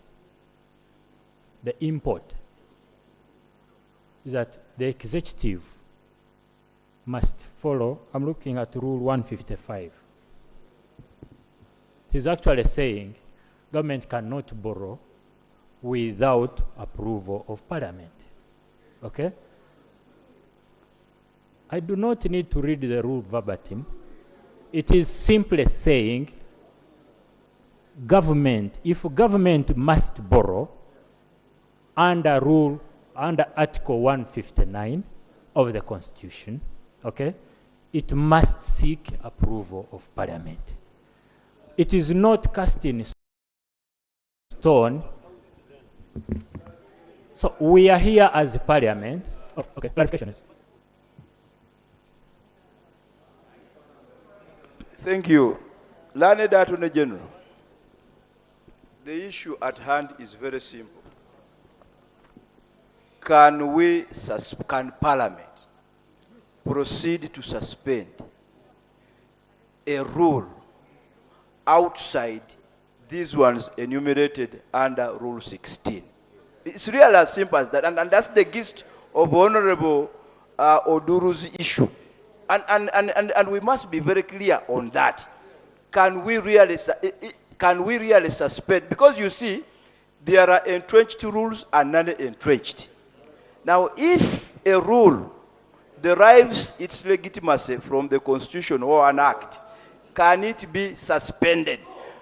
The framers of these rules, would it have been their intention that there are rules outside here not mentioned that by nature are suspendable? I think that's the gist of the matter. Thank you for the clarification. He has made it simpler. In essence, any rule that is not enumerated under Rule 16 is not entrenched and it is suspendable. That includes Rule 155. Thank you, honorable members. In the public gallery this afternoon, we have students and teachers of Apache Model Primary School from Apache District. You're most welcome. They are represented by Honorable Chan Patrick. Ochan is there, Honorable Chan is there, and Honorable Awo Betty Engola. Thank you, thank you. They've come to observe the proceedings. Apoyo Bino. Madam Item Speaker, 7. I want to thank you. You had allowed me to raise a procedure issue. In this Parliament, Madam Speaker, I am a shadow finance minister. By practice, you have been allowing shadow ministers at least to respond when matters are raised. You're sitting far. So can I raise the issue, Madam? If the answer is far, then I'll take it. But let me raise the issue. No, you raise the issue, but you see, at times I don't see you because you're sitting far. You, as a finance minister, you're supposed to sit next to the whip. Thank you, Madam Speaker. I will abide. So the issue I am raising for your guidance, we have a report of the Auditor General. In that report, we have borrowed 17 trillion in the last 10 years to do roads. We have not consumed more than 5 trillion shilling. And we are paying 434 billion shilling in commitment fees for money unutilized, including what the Honorable man was saying of Ginger Expressway. Reason? And the Auditor General is not kind to Parliament. You pass here loans without counterpart funding. As a result, that money stays there and we begin paying commitment fees. It is now 434 billion, including money that was given to you to do Ginger Express where you haven't done a compensation. So the procedural issue. It was approved in 2020. Yes, but the money was approved. We begin paying commitment fees. And that's so what the I'm issue, saying. yes, The the loan issue, was approved in the issue for 2020. which I am seeking for your guidance. This institution has been indicted by the Auditor General of not doing due diligence. We just pass roads because roads are very sentimental. And we commit this country. I was not here some 2-3 days ago when Parliament was complaining that Musasis was cutting their budget. Next financial year, we need 25 trillion to repay the debt. As a result, the Honorable Minister of Finance issued a corrigenda, cutting 2-point-something trillion from every vote, including Parliament, because the debt servicing has increased. Just by this action, you have now said it can go to 30 as a result, because you borrow and then you reduce the money available to do work. So the guidance I am seeking, Madam Speaker, in the absence of a committee report to interrogate all these issues, for us to be able to take a decision. In fact, if you read the report of the Minister for Finance, the Honorable Matia Kasaiji, he says we should stop committing the future generation. That is his report which I will be tabling.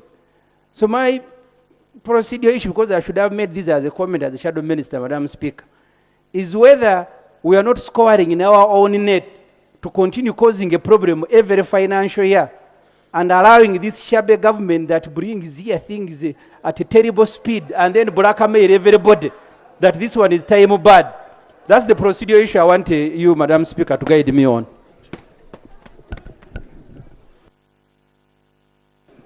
Honorable members, Mehdi? Mehdi has been here. It's actually you. Katse means I was seated just next to you. You want to speak first? Next. Right Honorable Speaker, of course, we are all interested in infrastructure development. And for me, what the law presented was sufficient, that we ought to be in the future much more smarter, so that the committee takes responsibility to explain to this august house. I feel for the people of northern Uganda, just the way we seek for infrastructure is the same way. And if we sat here and disregarded their plight, I think definitely it will come back to act against us. Therefore, as Parliament, we should box ourselves in the corner and realize that as committees, please take up your responsibility. It's not the responsibility of the whip to come here and explain the position of the committee, so that you carry us together as a house, so that we stand together and defend this loan towards the people and its importance to the country. Therefore, Right Honourable Speaker, I understand that definitely a question has been put, and the matter should now be put to its logical conclusion, but aware that in future we shall not accept to debate any report without the full committee's input and the input of all of us in the future. Thank you. Next item. Next item. Item 7, motion that the House resolves itself into a committee of supply to consider the supplementary schedule number 2 for the financial year 2023-24 pursuant to Article 156(2) of the Constitution of the Republic of Uganda, Section 25 of the Public Finance Management Act 2015, and Rule 153 of the Rules of Procedure.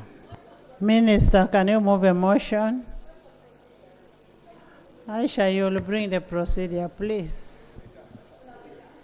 No, it is okay, it won't. Bring a motion.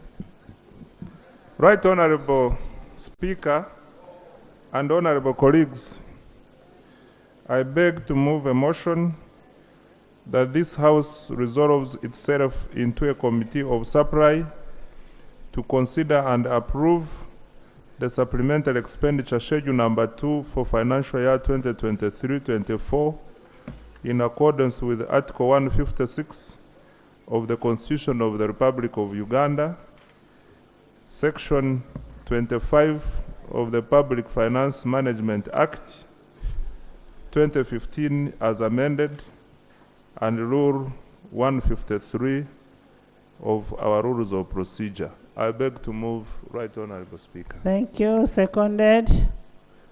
Seconded by General Kavuma, by General Lwelo, by Faith, by Menya, by John, Stephen,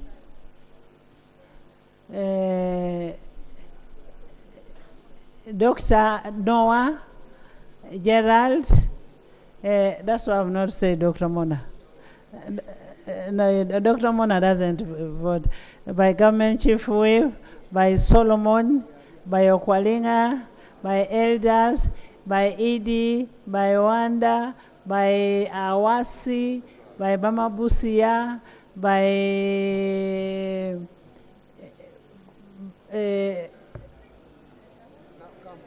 Achayo, Annette, Sylvia, Donald, Fred, by local government, by Angora, by Opolot, by Isaac, by Rukari, by Eric, by Isaac. Would you want to speak to your? Would you want to speak to it? Right Honorable Speaker and colleagues, you may recall that Parliament appropriated the total budget of 52.736 trillion for financial year 2023-24, disaggregated as follows: 31.263 trillion appropriated budget by Parliament and 21.437 as statutory expenditure. Section 25 of the Public Finance Management Act 2015 states as follows: 1. The total supplementary expenditure that requires additional resources over and above what is appropriated by Parliament shall not exceed 3% of the total approved budget for that financial year without approval of Parliament. And 2.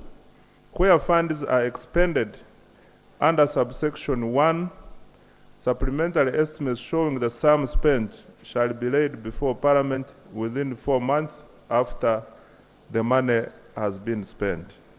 Right Honorable Speaker, in line with the above section of the law, Parliament approved a supplementary expenditure under Schedule 1 for financial year amounting to, for financial year 2023-24, amounting to Uganda shillings 3.492 trillion. Madam Speaker, on 18th of April 2024, I laid before Parliament a supplementary expenditure under Schedule 2 amount for financial year 2023-24 amounting to Uganda shillings 1.109 trillion.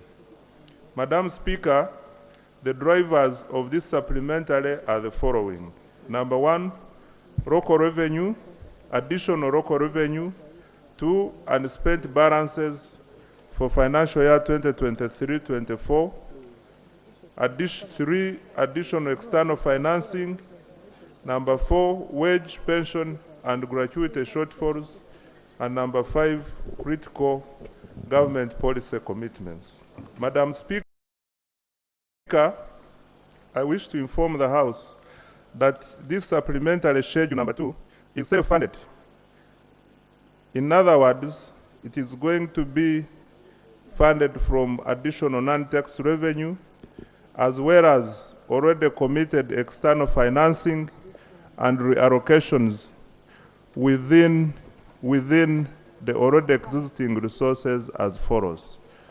1, under wage, pension, and gratuity, the funded savings within the budget amounts to 125.830 billion. This one will be reallocated within the already existing wage bill. 2, non-tax revenue. This is additional local revenue which has been realized amounting to 31.204 billion. Other reallocations within the budget will amount to 666 billion. The unspent Government of Uganda funding is 0.960 billion.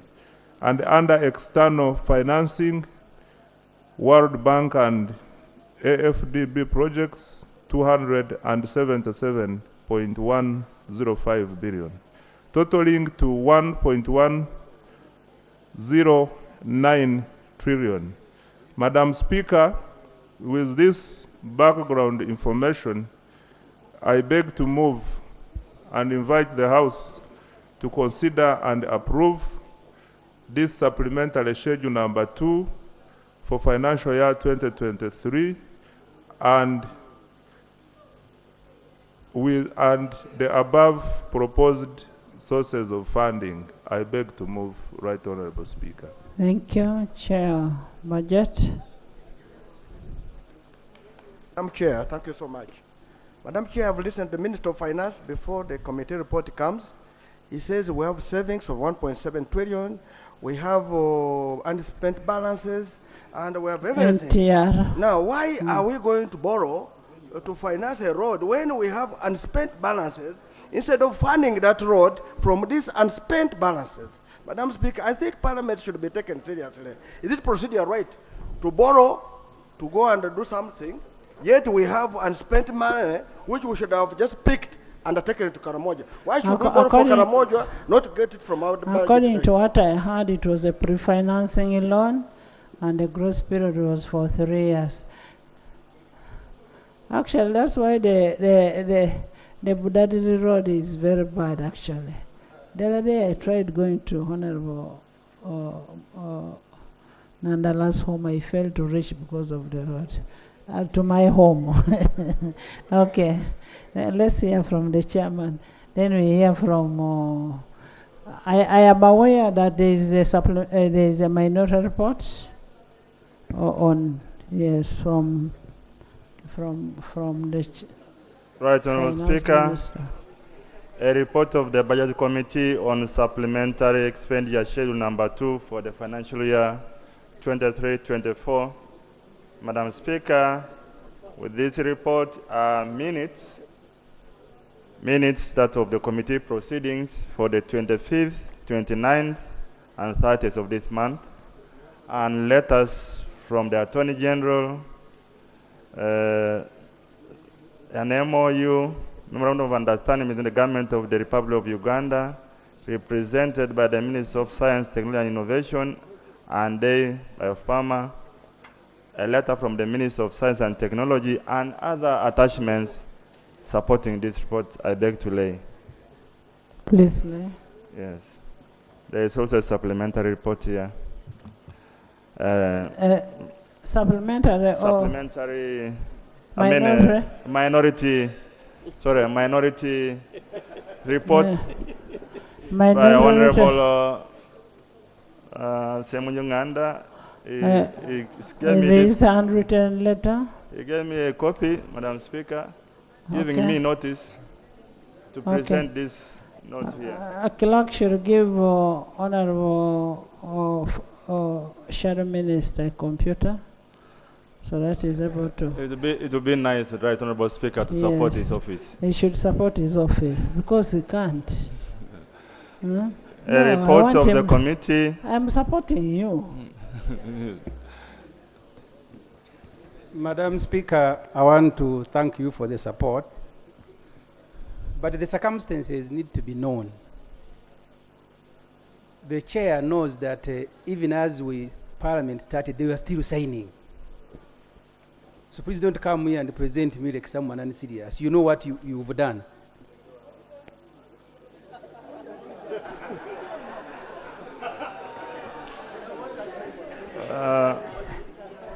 Madam Speaker, I don't know much about the office of the Shadow Minister of Finance, whether there are computers in it or not, but I'm confident of the report that is before us. That is the Committee of Budget report. Right Honorable Speaker and honorable members, on the 17th of April 2024, the Minister of Finance, Plan and Economic Development laid before Parliament supplementary schedule number 2 of 23-24 amounting to 1,000 Uganda shillings 1,101.099 billion and referred it to the Committee of Budget for scrutiny. The Budget Committee has examined the supplementary expenditure schedule number 2 of 23-24 and now wishes to report. Right Honorable Speaker, methodology, we interacted with the Ministry of Finance. We brought ourselves to the supplementary expenditure number 2, 23-24. We received submissions by the Minister of Finance.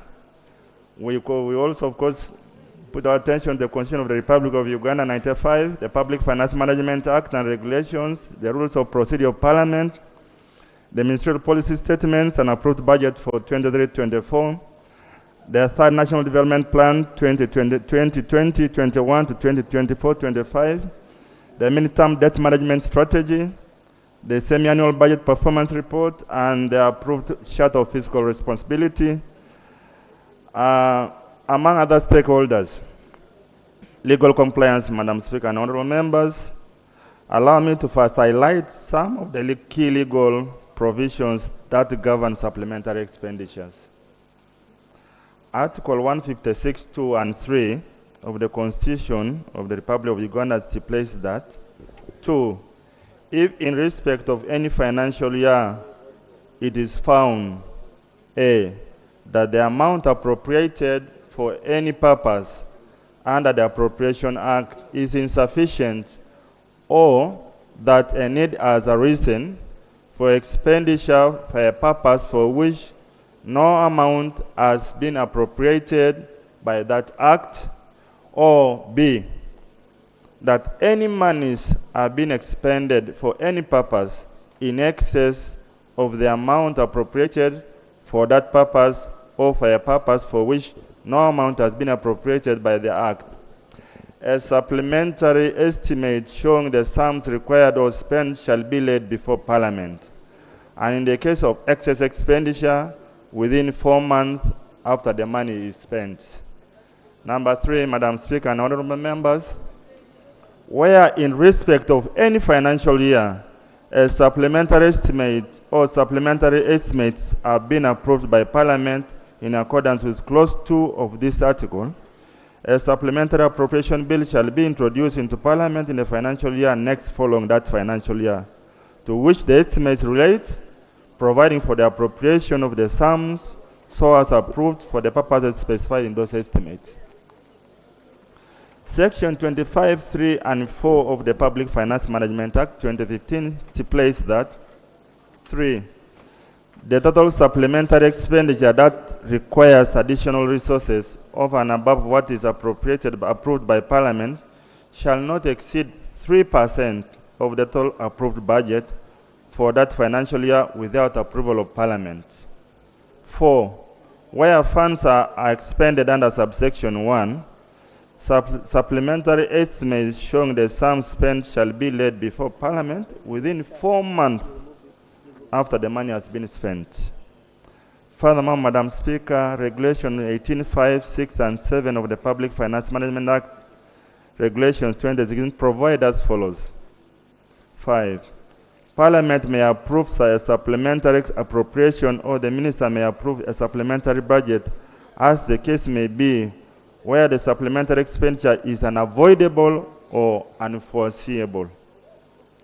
6. For the purposes of this regulation, A. Unavoidable means an expenditure that cannot be postponed to the next financial year through virement.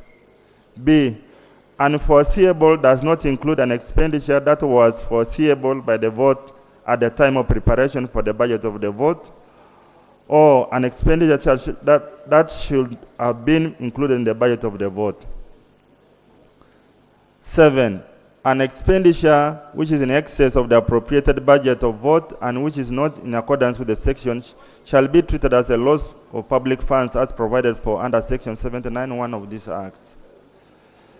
Madam Speaker, Section 20 of the Public Finance Management Act 2015 also stipulates that Parliament may, by resolution, authorize the minister to reallocate funds from a vote to another vote, where the functions of a vote are transferred to that other vote.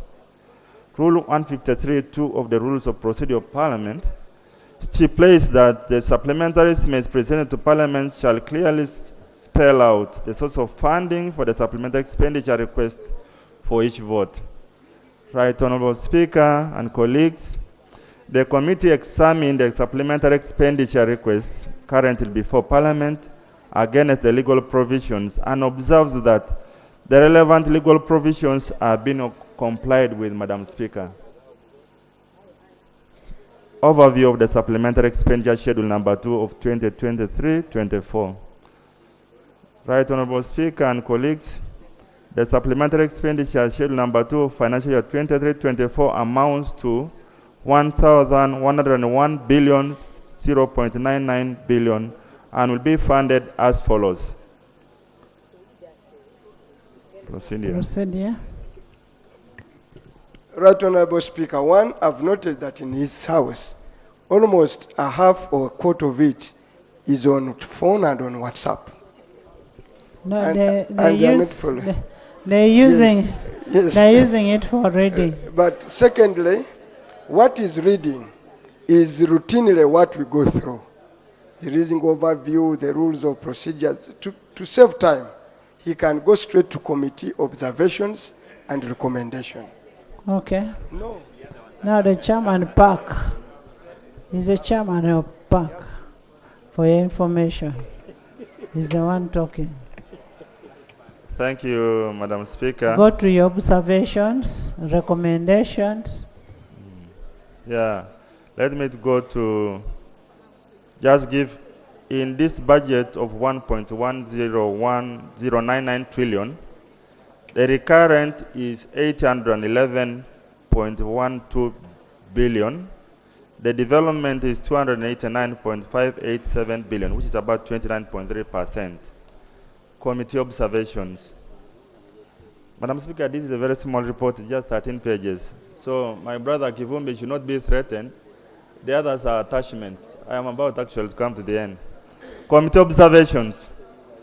Savings within the wage bill, there is savings within the wage bill worth 125.83 billion were a result of the findings of a special payroll audit by the Auditor General. That is a saving. Uganda shillings 666 billion was reallocated from vote 130, that is treasury operations.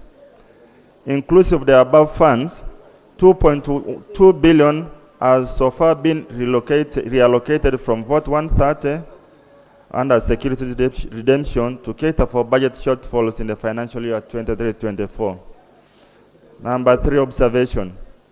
Additional external financing of Uganda shillings 277.105 billion represents additional disbursements by external partners and are not new borrowings, but previous borrowings. Observations vote by vote. Vote 002 State House. Uganda shillings 18.6 billion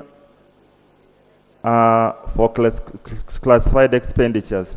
The committee recommends approval of 18.6 billion for classified expenditures. Vote 003 Office of the Prime Minister. Uganda shillings 9.471 billion. Clarification. Right Honorable Speaker, please don't just move us like a train.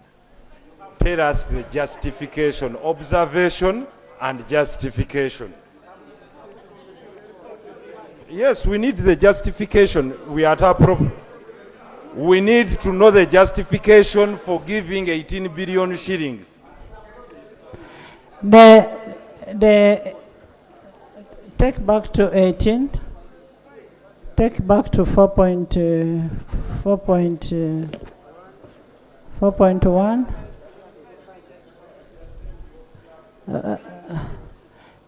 Classified expenditure 18.6.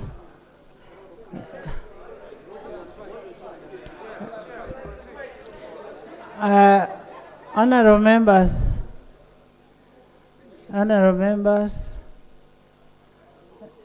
Medi, first understand what classified is. Yes. First, okay, for national security. Classified. Medi, classified. There is a committee of classified that looks at all those things. And that committee will ably make a report to that effect. So, Chairman, continue. Classified is classified. Thank you. 4.2, vote 003, Office of the Prime Minister, 9.471 billion to undertake the pending activities before closure of the development response. Honorable Minister of Finance, you need to tell the boss, the executive of this country, even as we prepare for his supplementary budget, only 5 ministers, 6 ministers are in the House out of 83 ministers. And then they go back and start saying that we are being bribed, we are being tribalistic by taking coffee to Bugisu, to Buganda.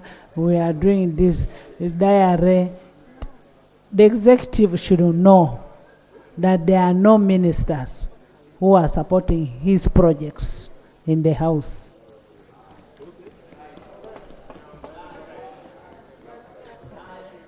I've seen Honorable Kasolo is there. You come to the front bench so that we know who is here and who is not here.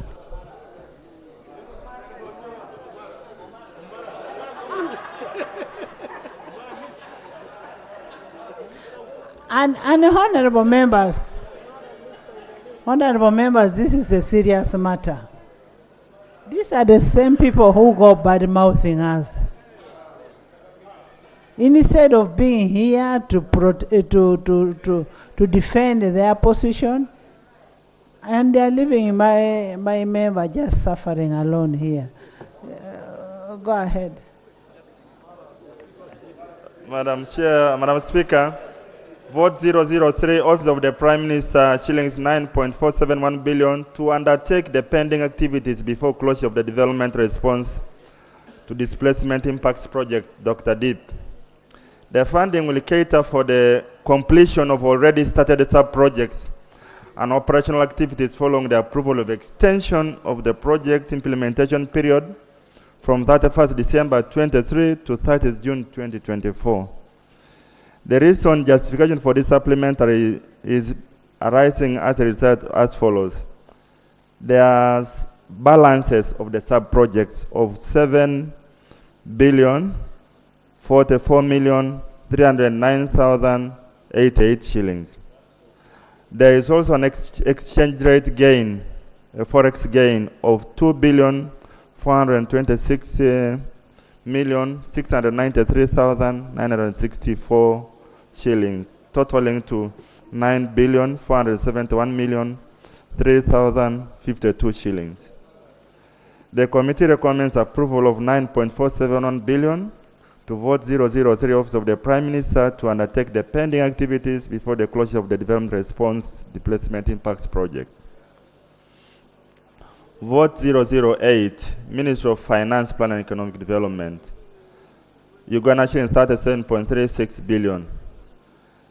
The justification is that this is an additional external financing for the implementation of the Competitiveness and Enterprise Development Project, CEDEP activities, including settling outstanding obligations such as payment of interim certificates and completion of construction activities of Uganda Wildlife Education Center and Conservation Center in Entebbe, Uganda Wildlife Research Institute Kasese, and Uganda Hotel and Tourism Training Institute Jinja. It should be noted that the World Bank has disbursed funds into the designated account for financing of the outstanding works. Therefore, the committee recommends approval of 37.36 billion to vote 008, Ministry of Finance, Plan and Economic Development, for the implementation of the outstanding competitiveness and enterprise development project activities. Vote 010, Ministry of Agriculture, Animal Industry and Fisheries, 9.12 billion. This money is catered for external financing for the Agriculture Cluster Development Project, ACDP. Following the 100% release of the project's approval budget in Q1 by the World Bank, the funding is meant to facilitate project closure activities across the project districts, including evaluation studies, closeout meetings, infrastructure commissioning, and documentation. The details, Madam Speaker and colleagues, are in the table as outlined in the report, totaling to 9,121,689,812 shillings. The committee recommends approval of 9.12 billion to vote 010, Ministry of Agriculture, Animal Industry and Fisheries, to cater for external financing for the Agriculture Cluster Development Project, following the 100% release of the project's approval budget in Q1 of the by the World Bank. Vote 012, Ministry of Lands, Housing and Urban Development, 232.387 billion is broken down as follows. 666 billion, that's a mistake, 666 billion to be transferred from Vote 103 Treasury Operations to facilitate part payment of the outstanding compensation obligations. No, it is 66 billion. 66 billion, sorry. 66 billion obligations under the ranchers restructuring program. These funds were provided under Supplementary Schedule 1 and approved under Vote 130 Treasury Operations for direct payment to the verified beneficiaries and bona fide owners of the ranches. It should be noted that the current, as of April 2024, outstanding compensation award is 372.9297 billion. That's what is left.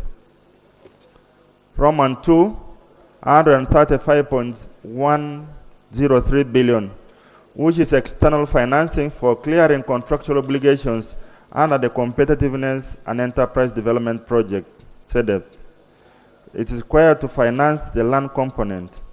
This is required to facilitate the implementation of the land information system under Ministry of Lands and Housing. The annex here is attached as Annex 2 for the details of the activities.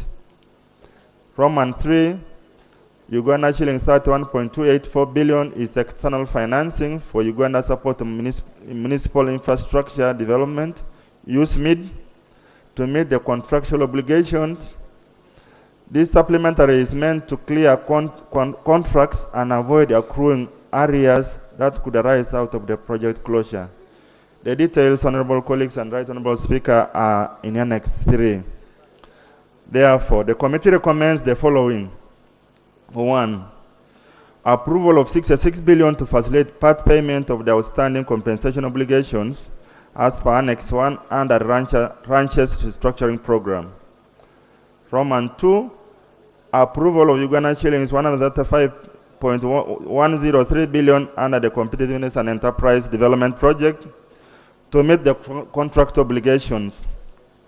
And lastly, approval of that 1.284 billion for Uganda support to municipal infrastructure development project to meet the contractual obligations. Vote 018, Ministry of Gender, Labor and Social Development. 3 billion is required to facilitate the commemoration of the Uganda Matters Day celebrations. The table 4 gives the details. Support to the Catholic Diocese of Nebi, which is leading the celebrations in Namgongo. They are going to receive 1,087,915 shillings. 915,708 shillings. Support to the Anglican Church, Midwestern Uganda Cluster Dioceses, 1,087,915,708 shillings. Support to the Muslim site, Namgongo, the Uganda Muslim site in Namgongo, 200 million. Coordination by the National Organizing Committee, 100 million. Ministry of Health, 103,514,000. Kira Municipality, 66,340,000.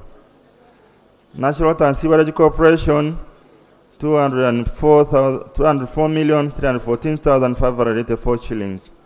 Security during that day, 150 million, totaling to 3 billion shillings.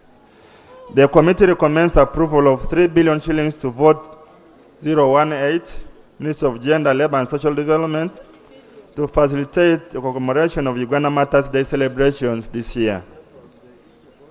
Vote 019, Ministry of Water and Environment, 11.559 billion. This money is funding for farm income enhancement and forest conservation program funded by the Africa Development Bank that has been planned to end 30th June 2023 but was extended to 30th June 2024 to enable completion of the activities. These activities include construction of the remaining works for gravity-fed irrigation schemes, infrastructure and facilities for waterline, purchase of farm tractors to 5 schemes, procurement of assorted tree seedlings distributed to Mubuku 2, Manafwa, Ngenge, Toshi, and wildlife for sustainable forest management watershed areas. Procurement of agriculture value addition equipment and post-harvest handling equipment. That's the rice equipment. And to distribute them to farmers. Facilitating promotion of aquaculture and horticulture practices in the 5 schemes, including training and equipping farmers, training agribusiness skills on use. Operation and maintenance, facilitating linkage between farmers to market in the 5 irrigation schemes. Madam Speaker and honorable colleagues, the committee recommends approval of 11.559 billion to vote 019, Ministry of Water and Environment for farm income enhancement and forest conservation program funded by the Africa Development Bank. Vote 122, Kampala Capital City Authority, 13.69 billion from stronger performance of the NTR activities. They are just returning them their collections. This is to cater for the wage shortfalls of the city cleaning casual workforce. The committee recommends approval of 13.69 billion to vote 122 Kampala Capital City Authority to cater for the wage shortfalls of the city cleaning casual workforce. Vote 114 Uganda Police Force. Uganda shillings 9.156 billion is arising out of compensation for Uganda police property affected by the Kampala flyover construction and road upgrading project. This is to enable the vote to procure land and resettle their staff, the affected staff, to other sites. The details are on table 5, Madam Speaker and colleagues. 9.155 billion, vote 144 for Uganda Police Force. Yes, the flyover land. The committee recommends approval of that money. Uganda Police Force for compensation of Uganda Police Force property affected by the Kampala flyover construction and road upgrading project. Vote 167, Science, Technology and Innovation. Uganda shillings 578.4 billion to support the strategic pharmaceutical industrial investment under DEI Biopharma Limited to enable them complete the business production and ensure it comfortably meets its debt obligations and operational requirements. Honorable Speaker and honorable members, government has embarked on the process of acquisition of equity in DEI Biopharma Limited as a strategic intervention to increase the production of pharmaceutical drugs locally.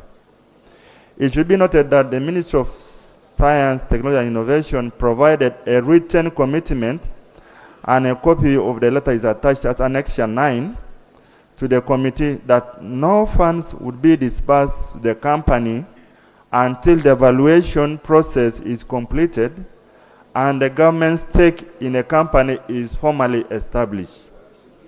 In addition, the Attorney General provided to the committee an affirmation that his office will take the lead in ensuring that government acquires the equity in the company equivalent, in the company, which is equivalent to the monies expended to the company by government of Uganda, and at all times, due regard will be had of the public interest, and a copy of the letter of the Attorney General is attached as Annexure 10. Lastly, honorable members and Chair and Madam Speaker, the committee also received a copy of the Memorandum of Understanding between the Government of Uganda and Day Biopharma Limited concerning the acquisition by the Government of Uganda of equity in Day Biopharma Limited, and a copy of the MOU is attached as Annexure 11. Therefore, the committee recommends as follows. Subject to the aforementioned undertakings and commitments by government, the committee recommends approval of Uganda shillings 578.4 billion to vote 167 Science, Technology, Innovation to support the strategic acquisition of equity under Day Biopharma Limited. Vote 406 Oima Regional Referral Hospital. Uganda shillings 115.657 million is Uganda Intergovernmental Fiscal Transfer, UGIFT. This is money unspent balances for construction and equipping of the blood bank at the hospital that were returned to the Uganda Consolidated Fund at the end of the last financial year. The committee recommends approval of Uganda shillings 115.657 million to vote 406 Oima Regional Referral Hospital for Uganda Intergovernmental Fiscal Transfer UGIFT program to unspent balances for construction and equipping of the blood bank. Vote 407 Jinja Regional Referral Hospital. 30.785 million is external financing under government-to-government financing from USAID to cater for the procurement of ICT equipment.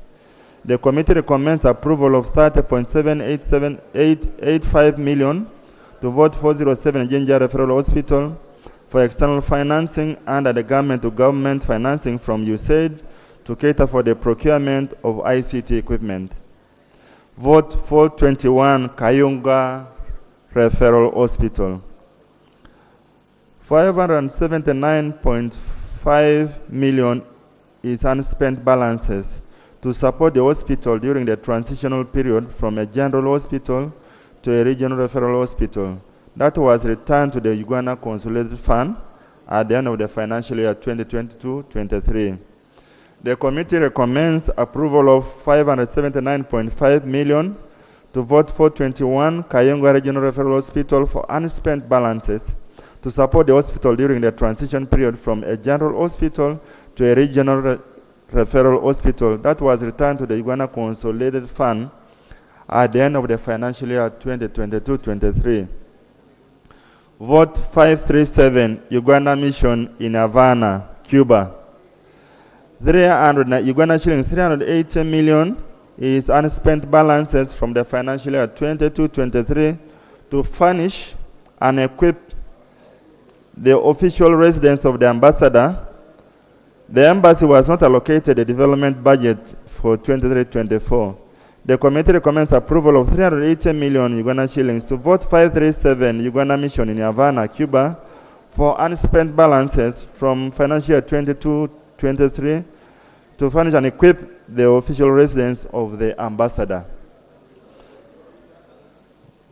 Vote 600 local governments. 43.06 billion is being provided to cater for the following.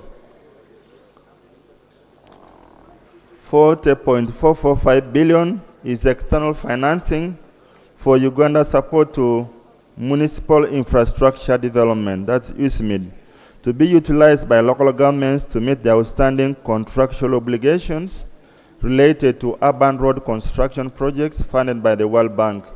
Colleagues, and on Right Honorable Speaker, the details are in Annex 4 attached.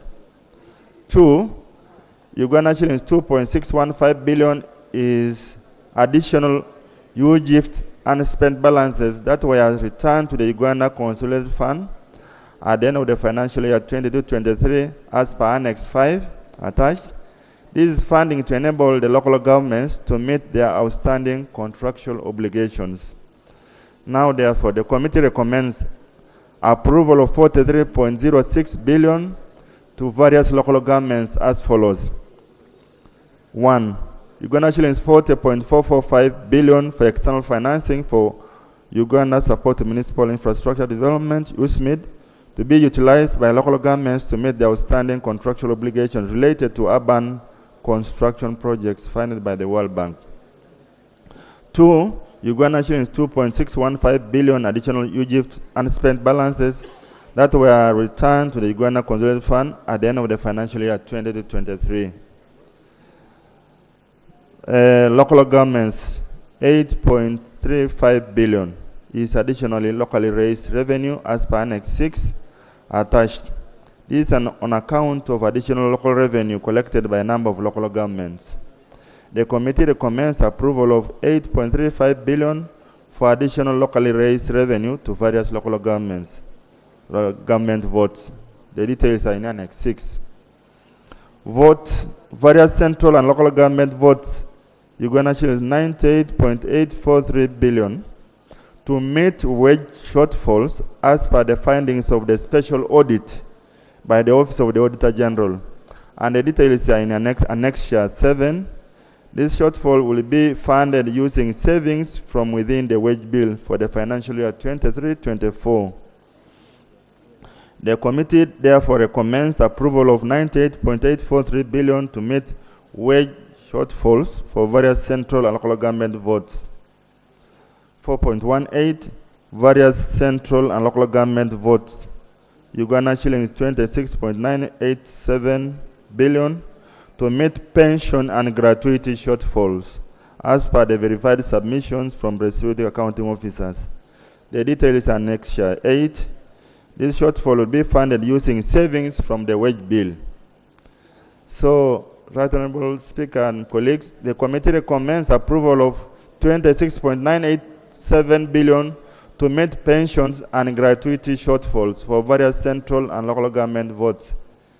In conclusion, Right Honorable Speaker and colleagues, I request the House approves the supplementary expenditure under Schedule Number 2 for financial year 23-24, totaling to 1,101.099 billion, as outlined in the table below and detailed in the Annexure A and B of the proposed supply schedule. Category recurrent is 811,957,952,835 shillings. Development is 289,123,211,547 shillings. Total is 1,101,099,164,308 shillings. I beg to report, Madam Speaker. Thank you so much, Chair, Vice Chair, and the Honorable Shadow Minister of Finance.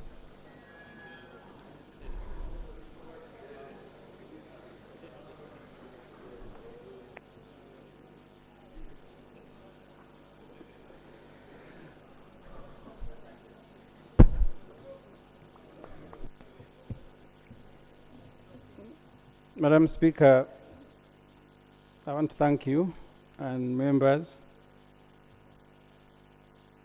This minority report has been signed by the following members: the Honorable Matthias Mpuga, the Honorable Yusuf Nsibambi, the Honorable Dr. Urume Baiga Sarongo, Wamwenge, the Honorable Karim Masaba, and Semuju Ibrahim. Madam Speaker, I will not labor to go into what the main report has covered. The supplementary schedule number 2 of 2023-2024 amounting to 1.1 trillion was laid in Parliament on 17th April 2024 and referred to the committee. This second schedule follows supplementary schedule number 1 amounting to 3.5 trillion, laid in on November 30th and passed by this Parliament in December. The first supplementary schedule was financed through extra borrowing of 3.6 trillion.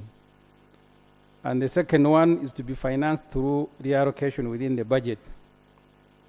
The supplementary, the first one, revised the total approved budget from 52.7 trillion to 55.3 trillion if you add that money.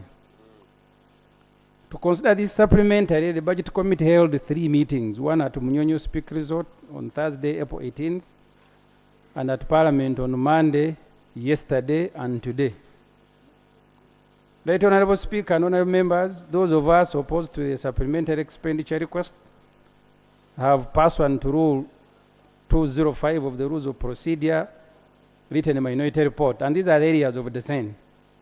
The first, this supplementary request does not comply with the law. 2, the dubious and endless State House classified expenditures. The third, we oppose donating 578.4 billion taxpayers' money to Mr. Magora. Non-compliance with the law.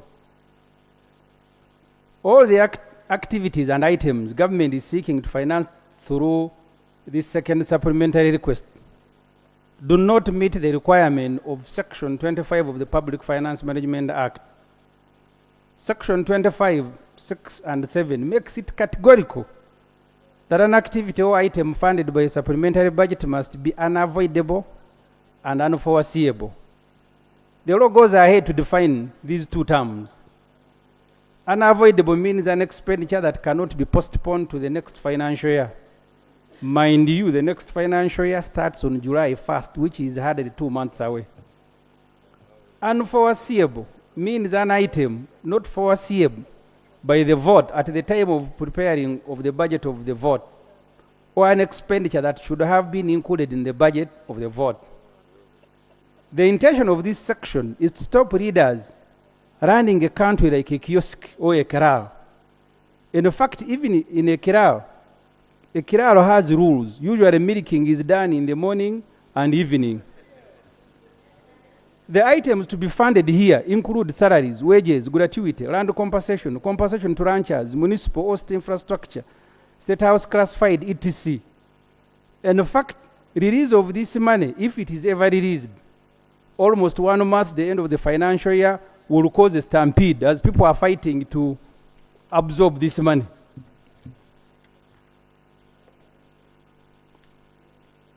The time remaining for the end of the financial year, agencies will be fighting to beat the end of financial year 2 months deadline.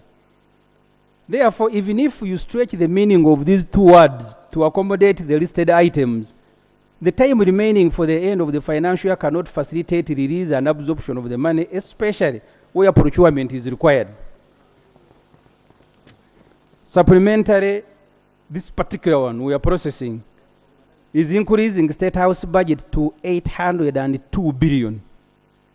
In this supplementary schedule number 2, State House is asking for another 18.6 classified expenditure. It is also asking for an additional 2.7 billion for wages. If approved, this will bring the total State House budget for this financial year to 802.6 billion. Remember, the budget was passed in May 2023 and the State House was given 421.9 billion at that time. In December, 5 months after, State House requested for an additional 353.3 billion in classified expenditure, which this Parliament approved, bringing total budget for the residence of President Museveni to 775.2 billion. The President is now demanding for another 21.3 billion in supplementary schedule number 2. This, as noted above, will bring total State House budget for this financial year to 802.6 billion. State House budget has, since the passage of the budget, grown by 46%. State House has turned into a bottomless pit. What this means in real terms is that the country is spending 2.1 billion per day on maintaining the residence of its revolutionary leader. Shillings 91.6 million per hour and shillings 1.5 million per second on maintaining our revolutionary leader. This is a huge cost for Uganda, where 20% of its population is still living on less than $1 per day. Kampala, capital city, the same year is given a total budget of 386 billion, including a miserable 31 billion for roads and bridges improvement. It means while we spend 2.1 billion on maintaining our president and his dear wife per day, we are spending 86 million on maintaining Kampala roads and bridges in the same period. While we spend 91.6 million on maintaining the president per hour, we are spending 3.5 million on Kampala roads and bridges, which is our capital city. C. President Museveni classified budget under his residence is now 455 billion. This is the budget classified under the residence. Parliament must interest itself in the ever-increasing State House classified budget. In the 2023-2024 budget, State House was given 83.1 billion for classified expenditure. State House requested for an additional 353.3 billion, again for classified expenditure, which this Parliament approved. It is now asking for a third classified budget of 18.6 billion the same year, bringing total classified expenditure of State House to 455 billion. The table below is showing you the requests. First, in the budget, we put there 83.1 billion classified. Then this break down in the last first supplementary schedule. Let Honorable Speaker, honorable members, while the State House is a public property, what takes place there is a private matter between the President and his family. That's why our President is given a salary under the emoluments and benefits of the President, Vice President, and Prime Minister's Act. This salary is for him to spend on items like any other human being. A free facilitated house is one of the benefits under this law. What the law envisaged is that the President will perform his public duties and functions through his office and retire to State House to rest. This Parliament ought to know what classified duties is the President performing in his bedroom. By endlessly recurring taxpayers' money to his residence, our President is inviting public scrutiny into his private life. This Parliament must bring the President under the armpit of the law. There's a procedural matter. Thank you, Madam Speaker. I want to appreciate the honorable member on the floor for the report. But then, just as we did with the first report, isn't it procedure right that it goes to the recommendations? Because the details we all know, but at least we have the report with us on our iPads. Straight away go to the recommendations and we debate the report. And Madam Speaker, honorable members, in the public gallery this afternoon, we have a delegation of former Ugandan students in Algeria under the Uganda-Algeria Alumni Association. They met the Committee of Foreign Affairs this morning for an interaction on the condition of Ugandan students in Algeria. Please stand up.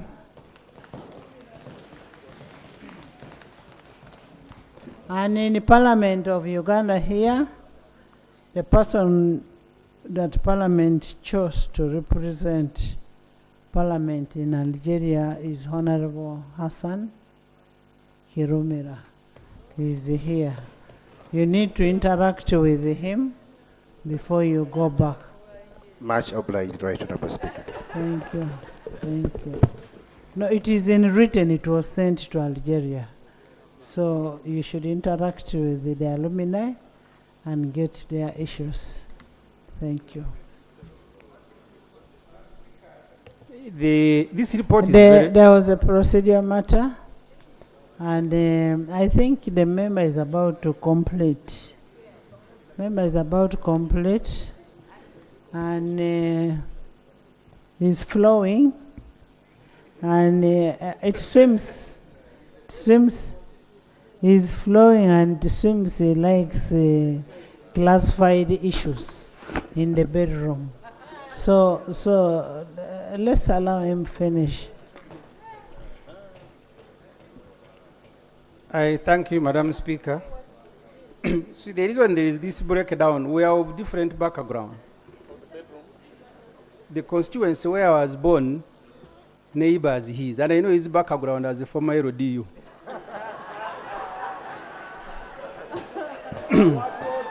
Right Honorable Speaker,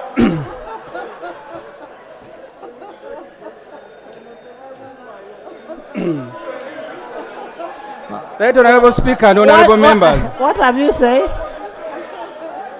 While He's a member of the reserve force. a free Honorable facilitated member. state house.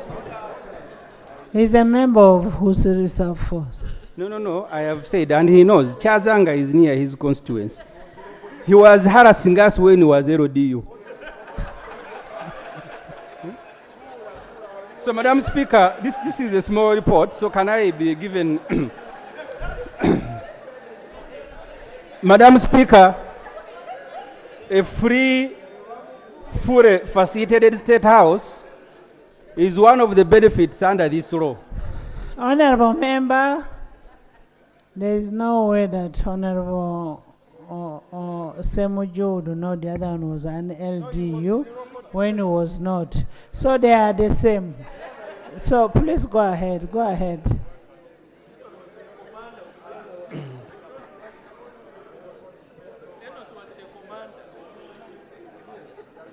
Madam Speaker and honorable members, the Parliament must bring the President under the armpit of the law. He should choose between Entebbe and Nakasero residences. There is an order. But this one he keeps disturbing me. The other day he was complaining about Kanyarieri. Right Honorable Speaker, you designated me to chair Committee of Defense and Internal Affairs. I know the role of LDUs. They actually don't harass people. What they know, Honorable. they actually harass thieves, they harass criminals, and I don't think the honorable member is one of them. Honorable members. Honorable members. Honorable members. I don't know why you're distorting the report. Can we move? Can we move and finalize on this report? Huh? At least one thing he has not. If you had said he's a homosexual, it would be something more offending. But LDU. Go ahead. I think, Madam Speaker, I remember when the first time I came to Parliament. You read. I am reading. You read. I am reading. The first time I came here, we were told in a seminar to think before we speak. Madam Speaker, this Parliament must bring the President under the armpit of the law. The law provides one state house The president must choose between Entebbe and Nakasero residences. He should also stop operating lodges in other towns. That's what the law Can I provides. first ask before you go ahead? Madam, then you will be interfering with no. report reading. No, I just want to be cleared. Which one is a home? Which one is an office? Madam Speaker, Where? the law on president, vice president, and prime minister define these things. I am not the one defining them. Maybe I will need to bring a copy here for my colleagues to appreciate. All the benefits of the president are given by the law. He does not give himself, including a salary, including educating his children. In fact, the law limits him to 4 children. He's not supposed to produce more. That's what is in the law. Honorable members, listen. Listen. Honorable members. Honorable members. Honorable members. Honorable members. Honorable members, where I was seeking for a clarification from Ibrahim is because I don't know where the office is. I have been imagining the office is in Entebbe, so I have just gotten to know now that it is here. No, incidentally, Madam Speaker, I am lucky I have been here both as an MP and a journalist. I know when money was passed here to build the State House in Entebbe. I know. The president at that time was calling Nakasero State Lodge. The law allows him one state house. It is even defined. He also operates lodges. That's what I'm saying.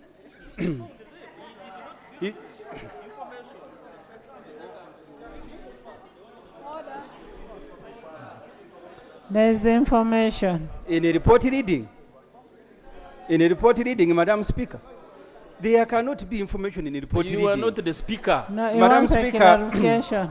Information. the president should follow the law. This parliament has a duty to bring him under the armpit of the You law. can wait. You will respond to him. He should also stop operating lodges in other towns. That's what the law provides, one state house.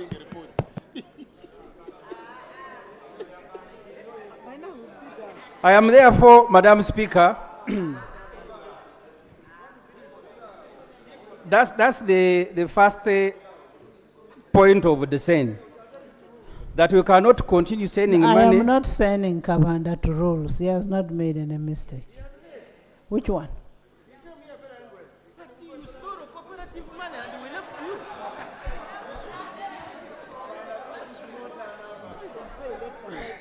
Honorable members. Madam Speaker, can I now move to Magora?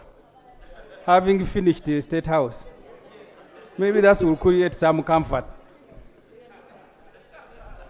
But I volunteer, if you allow me, I'm going to give a copy of the law on president's benefits to every MP, Madam Speaker, at my cost. Madam Speaker, point number D. 578.4 billion to Mr. Matthias Magora. Mind you, okay, I'll come to that. The government is also seeking to finance. The bill is putting Magola all day pharmaceuticals. No, what I'm saying, is there a name Magola in the bill? I mean in the report, or it is there? Madam Speaker, we have spent 3 days looking at this supplementary. Information came, including documents, showing that Magola is the director. Kereni Koburunji, somebody is another director. If I can be allowed to go down. So you say 578.4 billion to Mr. Magola, Kellen, Swan, others. Madam Speaker, what you are suggesting will come during the debate.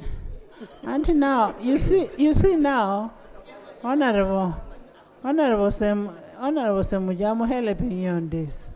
When you mention only Magola, Honorable Sumani will say, is it because he's a Msoga? Why are you not mentioning another person?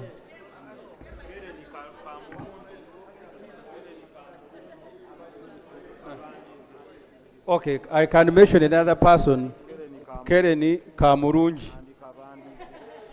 They are the proprietor.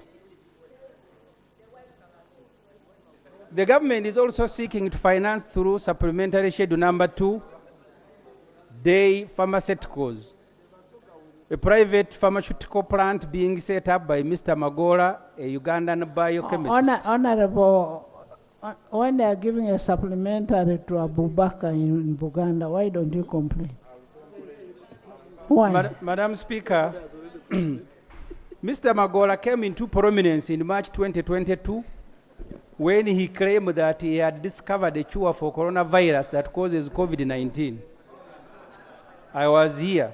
The then Speaker of Parliament, the Right Honorable Rebecca Kadaga, broke the good news to Parliament that this cure for coronavirus would be available within a fortnight. To quote her, she said, the treatment will be made here.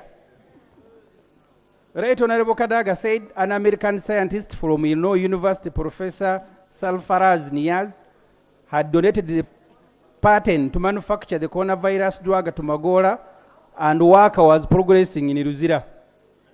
Uganda Medical Association denounced this news, and Health Minister Dr. Jane Ruth Acheng politely advised the country to listen to World Health Organization more.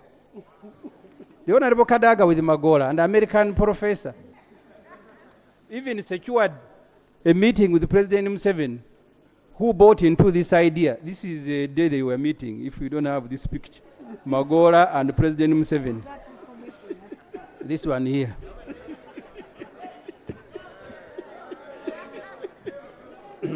I want to lay on table. This one, there is President Museveni, there is Magora, there is this American professor, and the former speaker, Where Rebecca did you Kadaga. get it from?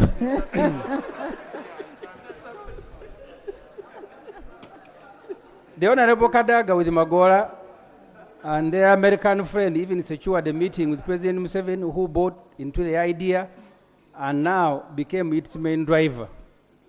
President Museveni then advised Magora to think of a cure for other viruses because his medicine would become irrelevant once COVID was over.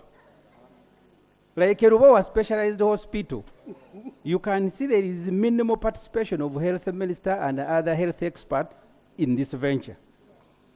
Magora begins to swim in free money. I am reading the report. President Museveni, accompanied by the then Kenyan Vice President and now President William Ruto, inaugurated Day Pharmaceuticals on July 6, 2021. Since that inauguration, government has injected in 145 billion. The first batch of this money, totaling 70 billion, was included in the budget of 2023-2024, this budget that we are running. And you can find this information on page 42 of the Presidency policy statement.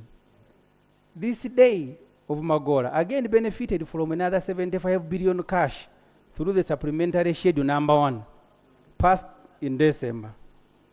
Mr. Magora's company has returned now with an additional 578.4 billion request in this supplementary schedule number 2.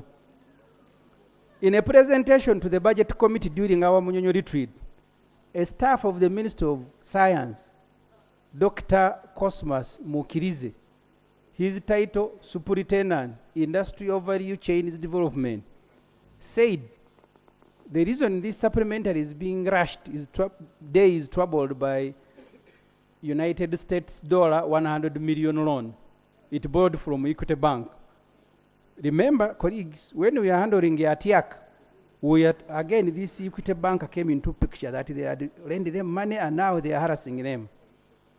That all the money government is extending is being used to clear the loan. That's why government now wants to inject in another 578.4 billion. The decision of cabinet was that this money being injected in this company be converted into shares. For this to happen, the following must be fulfilled. And this is what we are demanding in the Committee on Budget. First, there must be a special board resolution granting government shares in the company. This resolution, you can only pass it after a 40 days notice. That's why they came here waiving a commitment. But the information was very clear. Have a resolution. Because you can wake up one day and Magora says, I no longer want you. You remember, during Chogam, government gave Sudhir 12 billion, and later Sudhir said that who asked you to come and invest in a private company when he appeared before the Committee on Park chaired by Honorable Kassiano.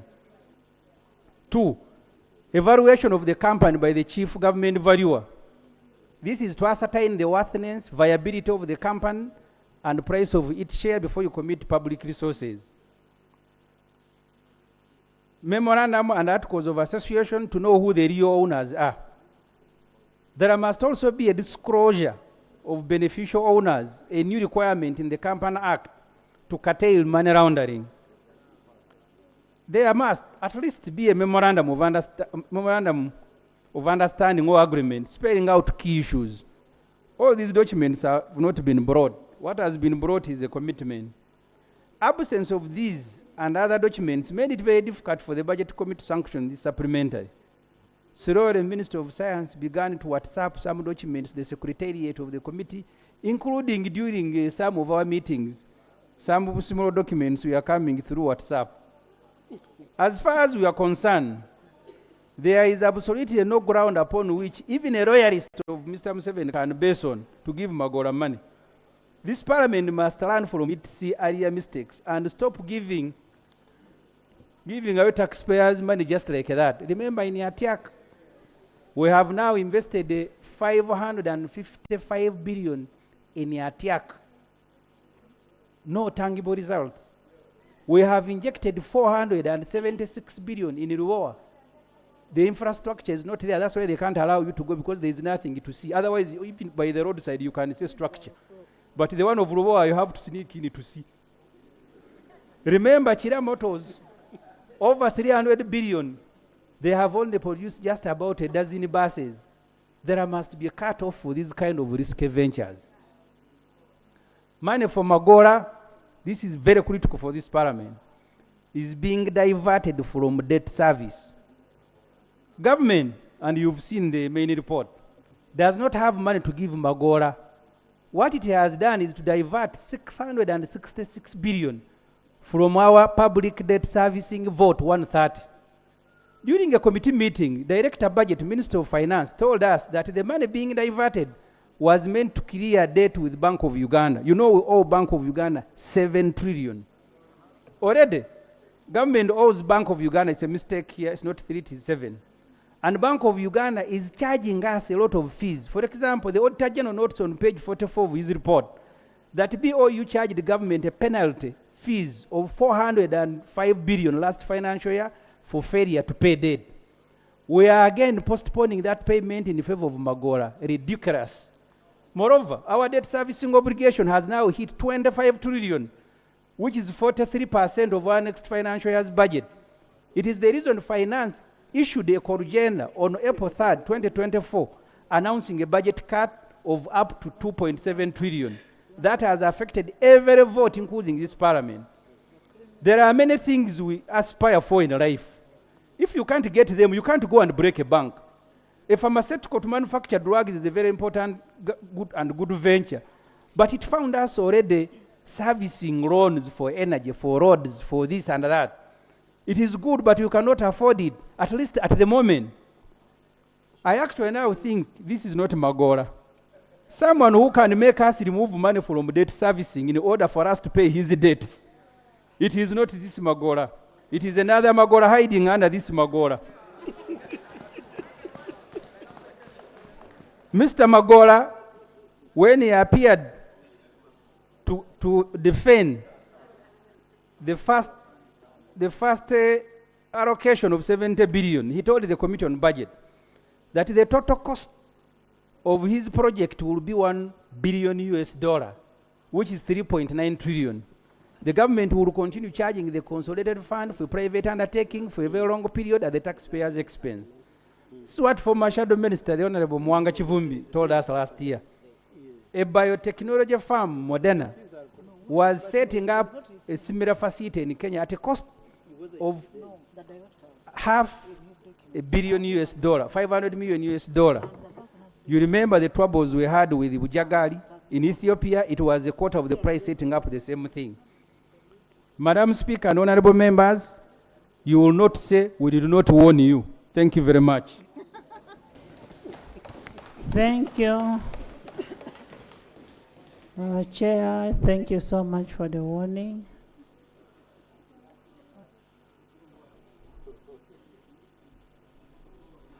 Okwalinga. Thank you. Thank you so much, Right Honorable Speaker.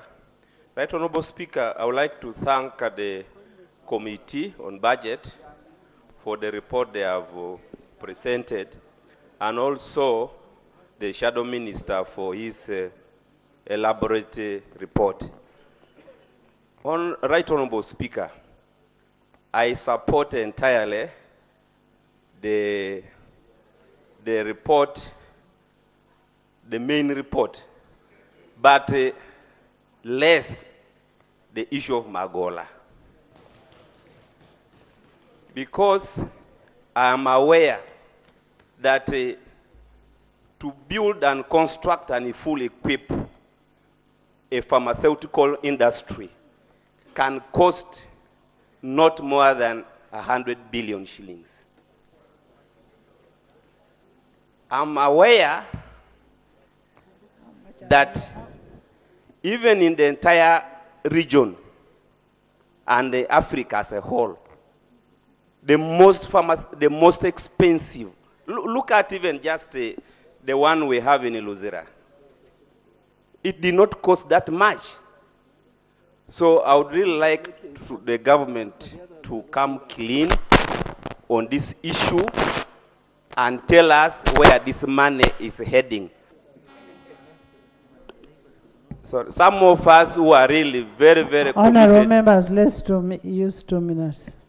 May I just conclude? Some of us who are really highly committed to this government would like maybe first to have an in-house discussion before some of these things come in, so that we know what is the underlying issue. But without that,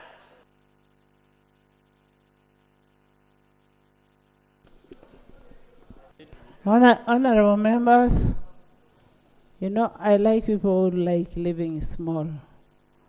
If I build a house of 2 million, I don't want my neighbor to build one of 5 million. Yes, Dr. Mona?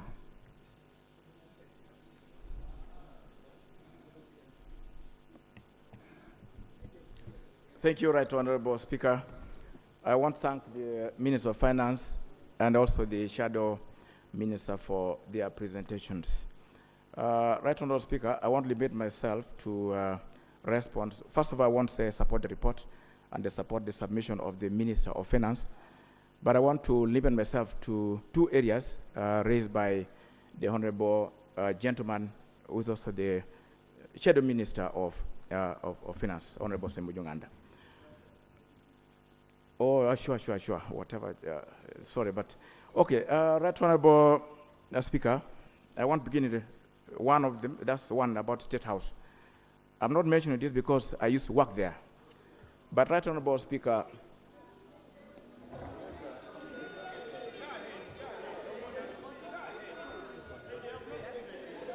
Right Honorable Speaker, I would like to say that.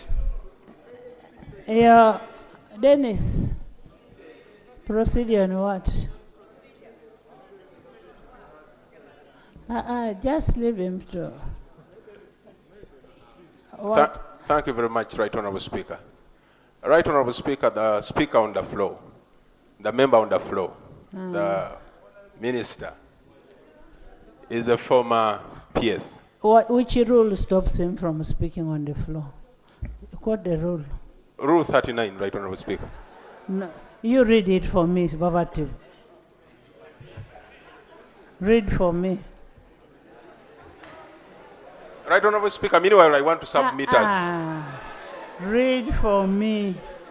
Read for me what the rule says. Right Honorable Speaker, it is Rule 49. Sorry.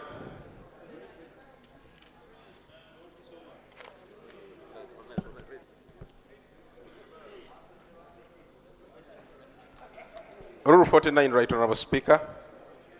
A question shall not be asked without notice unless it is an urgent nature relating either on a matter of public importance. How is it related to what? How is it related to what? I'm going to ask a question, Right Honorable Speaker. No. You see what Honorable Semoju said? That when they are just come, they would tell them to first think before you say something. So you first think before you say something. Thank you, Right Honorable Speaker. Honorable members, listen. Right Honorable Speaker, my contribution towards the Honorable Member's submission is that one, State House is an institution of government. It has never been the property of a president who is there. And President Museveni is not the first president who has lived in State House. So when this House appropriates for State House, it actually appropriates for government. It's facility of government, not President Museveni and his family. And I also want to inform the Honorable Gentleman that State House also has other facilities that are run under it, which we call the state lodges. And they are scattered all over the country for the purpose of the service to the people of Uganda. In fact, some of them were even built way back during Idi Amin and others. And they exist, and these are properties of the government of Uganda that we must maintain. And I will also want to inform the Honorable Gentleman, Right Honorable Speaker, that the running of State House is not necessarily about the President Museveni and his wife. This is quite ridiculous. You yourself may one day, God willing, become president of this country. Does it mean necessarily that when you live in State House, all that appropriated there will be for the running of? I think this is quite ridiculous. What I want to say, Honorable Speaker, is that what we appropriate here is not necessarily for the occupant of State House and his wife. And this brings me to the definition of what we call the classified expense and expenditure. I really hope that this Honorable House members, decorum. What classified expenditure, maybe the Minister of Finance may help this House, may tell this House what classified expenditure is. But I want to say that classified expenditure does not mean the expenditure for the President and his wife. You switch on. Right Honorable Speaker, because of the small time, I also want to contribute about what the Honorable Gentleman has referred to as billions as a rejection of 57.84 billion to Mr. Magola Matthias. Right Honorable Speaker, we are very aware about the policy of this government to promote import substitution. And Right Honorable Speaker, the money being allocated to day pharmacy is not money given for free. It has just been mentioned here that government will have a stake in the day pharmacy. But it is important to take that. What I want to bring forward here, Right Honorable Speaker, is to understand the policy of government. As we speak now, Right Honorable Speaker, the market, the pharmaceutical market of Uganda is $301 million. And meaning that if we have to import this is the money we'll be giving out to the world. The thing of government here is that government should support those who can manufacture here so that we increase our substitution to import. Imagine $301 million taken out there. Supposing government invest in this, and it's not for free. In fact, again, Right Honorable Speaker, to let you know that we can take a big advantage of this other global market. In fact, imagine the global market for pharmaceuticals is $1.6 trillion. It is also true, Right Honorable Speaker, that as I speak now, Uganda is already beginning to export pharmaceutical products, which is good for our country. So I really think that we should be kind. However, I agree I agree. Okay, Right Honourable Speaker, let me take the Okay. clarification. I have a lot of respect for the Honorable Dr. Omona. And the statistics he's quoting, rightly so no one objects from this side. We are only stating that the same government talks about prioritization. And the question is very simple. With all the burdens that we have, we had the presentation recently of the Health Committee, and it was saying it needed only 3 billion shillings to put in place and activate the ICU unit in Masaka. If a patient suffered and was or would be need for to be put into ICU, all the way from Mbarara to Kampala, they definitely need only 3 billion shillings to fix the ICU. And you're saying we should sit here as countrymen Doctor, to appropriate I mean, 576 billion to an individual. Yes. We have budgeted for that ICU unit. We are talking of now. Now. What is more critical? You The should- infrastructure.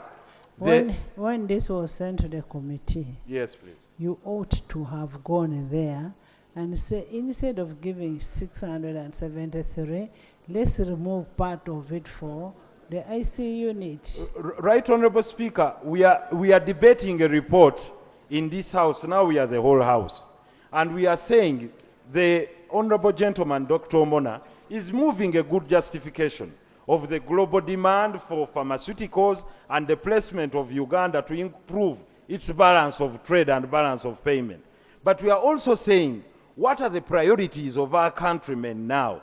Is it to invest in an individual's company, 576 billion, or if it was the call for the nation, why not create the Ugandan National Pharmaceutical Company that is owned by Ugandans, Honorable rather than members. debating in anticipation and saying that in the future we intend to acquire shares. So you are appropriating money without doing the first things first. Why not acquire shares first? Cement the position of government in that company, then you appropriate taxpayers' money. Honorable members, we need to finish this and go to the tax bills. For me, that is, we must finish. And I'm saying we must finish the tax bills because Honorable Nandara is going away and I need him to be around. Yes, Doctor. Thank you, Right Honourable Speaker. I really want to thank the Honourable Gentleman about proposing that in future Uganda should. These are good proposals. But however, I mean, my colleague, this does not, your proposal give you very good, but does not justify that Uganda shouldn't promote the investment in this huge market. I agree. But one thing that I also take very serious is that that government must be very serious and ensure that we will have value for money in this investment. I think on this we all agree, but does not take away the justification. I mean, when you talk about shares, when we talk about buying a stake, in fact, that's what we mean, in essence. Thank you, Right Honourable Speaker. Thank you. The order, you now speaking, it's not an order, because he has gone away. Speak not Okay. an order. Right Honourable Speaker, thank you. The first point of clarification that should come from government, in the narrative in the schedule, it is said that the 578 billion is for an off-take arrangement. An off-take arrangement in business means that I advance money to a producer. That producer will give me the products and I become the seller. So are they saying government of Uganda is now going to be an agent of that factory? It is in the narrative. First answer that, because it is a very serious matter. First answer. No, if he has information, let him give.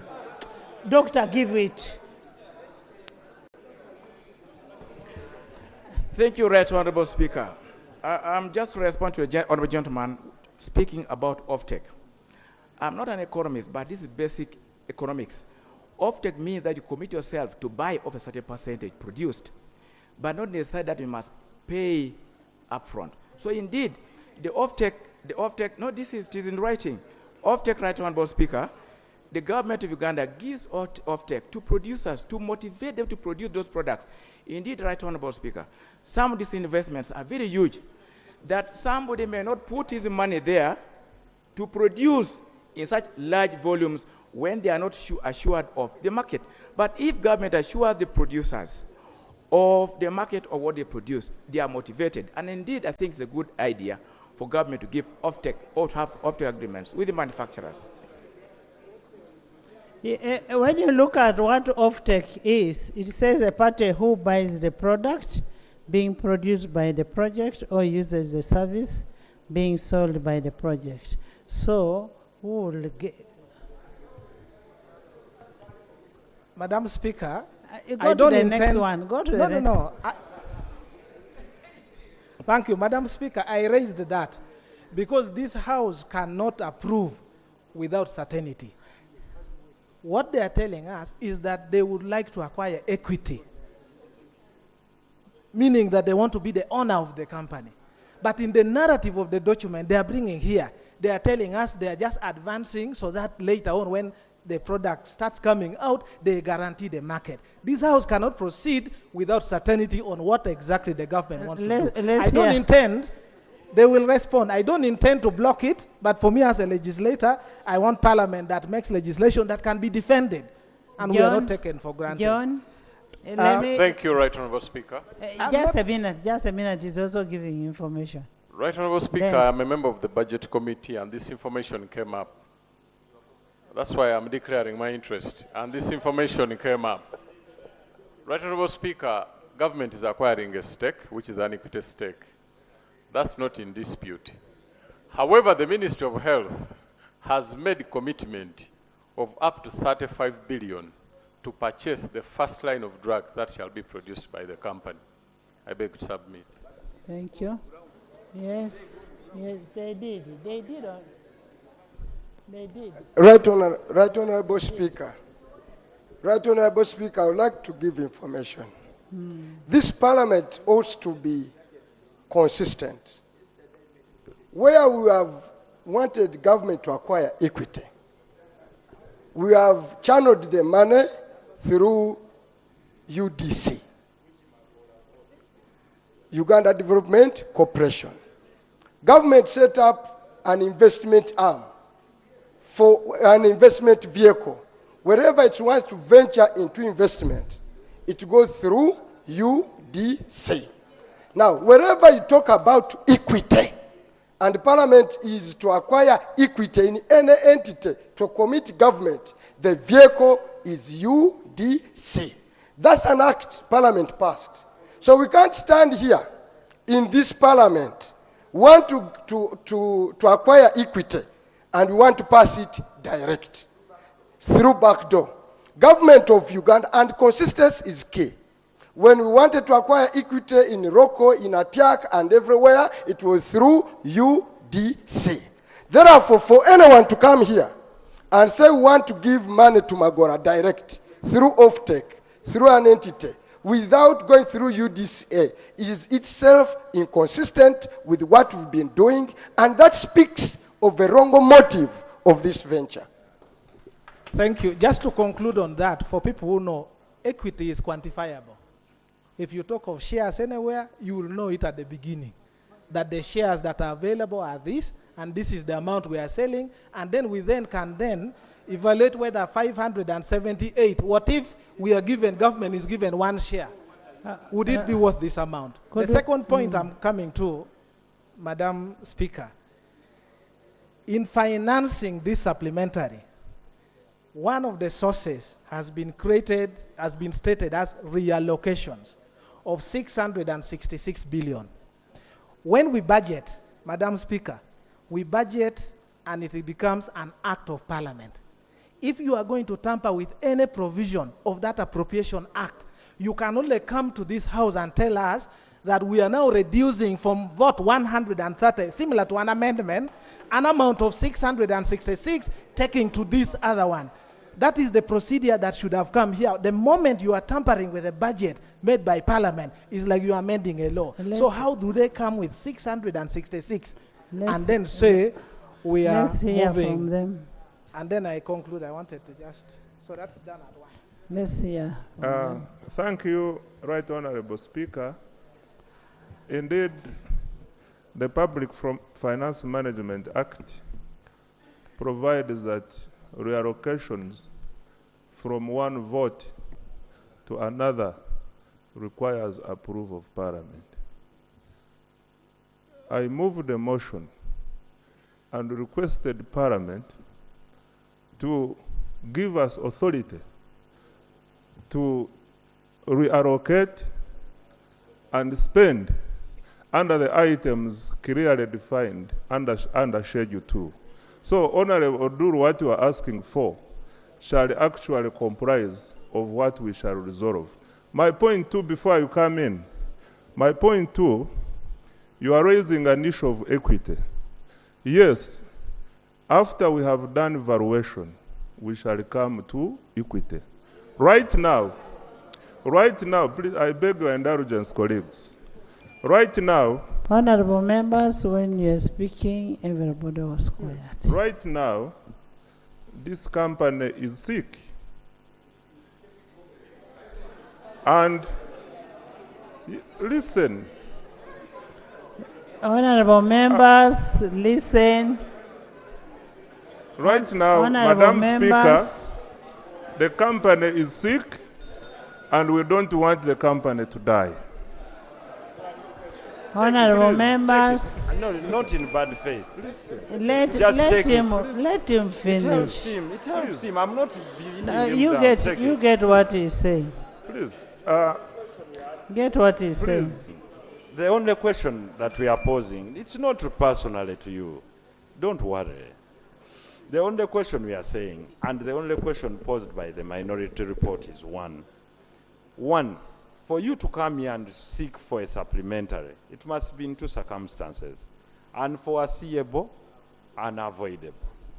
Then two, what Parliament wants you to help with this country understand are three things.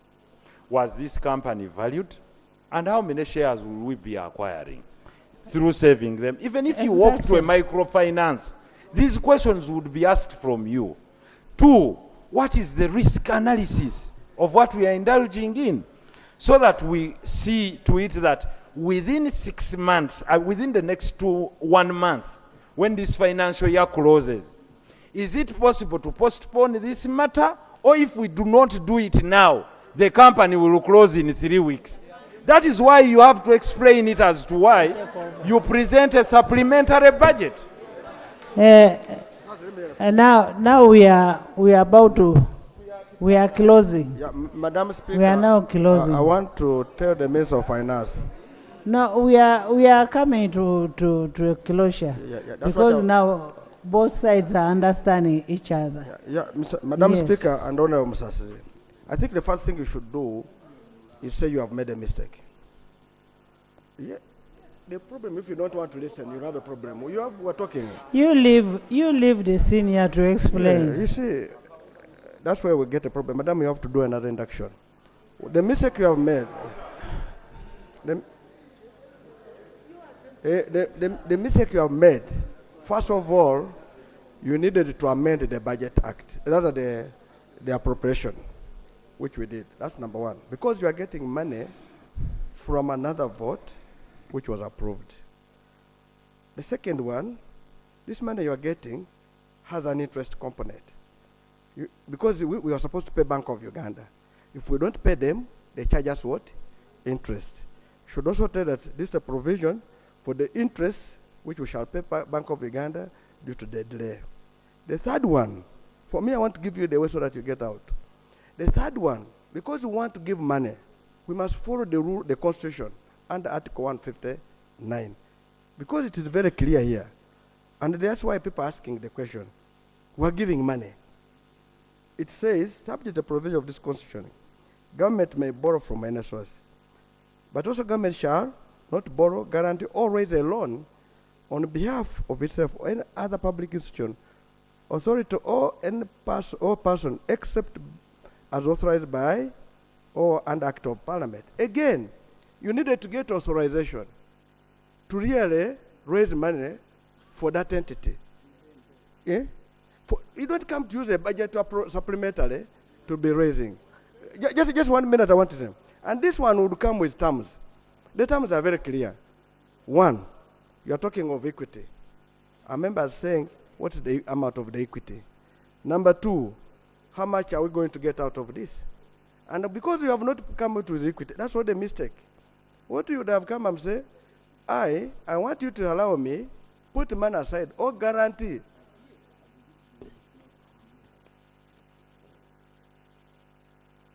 Thank you so much, Honorable Senior.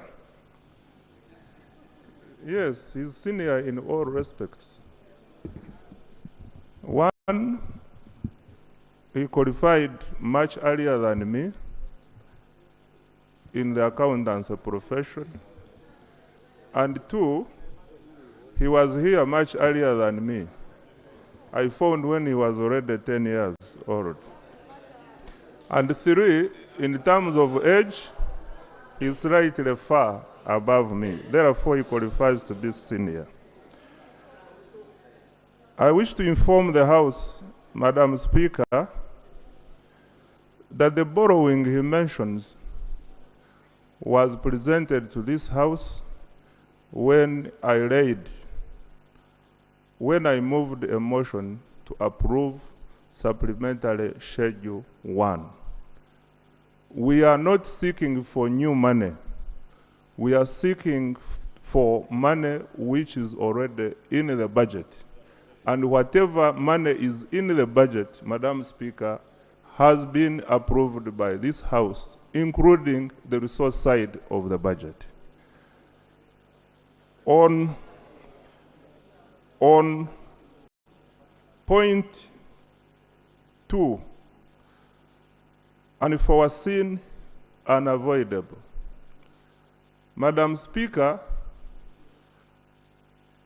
in May last year, when this Parliament considered the budget for financial year 2023-2024, I didn't know that the day was to get into this problem. I didn't know that this company was to get sick and needed to be restored. Therefore, this transaction clearly fits in the unforeseen criteria. Madam Speaker, point 3. Order.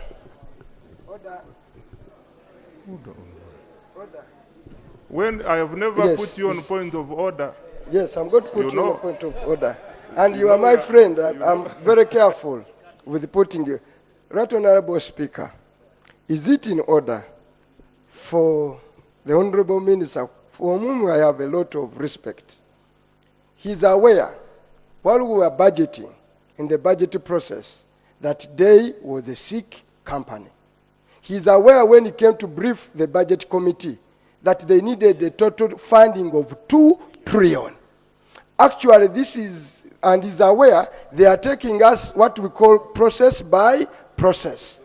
So we even allocated 77 billion today. He made a commitment that they will need 2 trillion funding from government for them to be. So is in order to stand here and flame ignorance when it came to the committee of budget then and said they will need 2 trillion funding from this parliament. Therefore, even the partial funding is just a process by process. After this, they will need more, they will need more, they will come for more until it is 2 trillion. Is in order. Honorable members,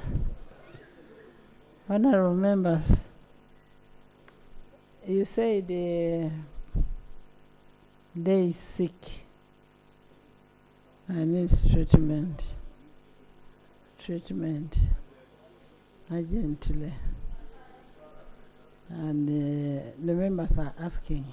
But I want to read for you a letter that was written by the Attorney General, Kirio Kiwanuka. It's to Dr. Monica Musenero Musansa. request for guidance on government's investment in day biopharma. Reference is made to your reference S11/4/53 dated 29th April 2024 on the above subject, by which you sought an advice and guidance on this matter concerning the government's ongoing investment process in the biopharma company. As you are aware, Government of Uganda has executed a memorandum of understanding for the acquisition of equity in Day Biopharma Limited. Under the above framework, it is envisaged that the parties of the agreement shall execute a share subscription, an allotment agreement, and shareholders agreement to provide for, among others, the rights, obligations, and the relationship between the parties. However, prior to the acquisition of the shares, government will need to ascertain the value of assets through a joint valuation of assets of the company. Please, honorable members, sit. Please be advised that in valuing the assets, due regard will be had to be the monies advanced today by a farmer by government of Uganda. This is therefore to affirm that this office will take the lead in ensuring that the government acquires the equity in the company equivalent to the monies extended by the company by government of Uganda, and that all the times due to regard will be had in the public interest. Signed by Kiriowa Kiwanuka, the Attorney General of Republic of Uganda. The agreement is here signed. The MOU is here signed. And then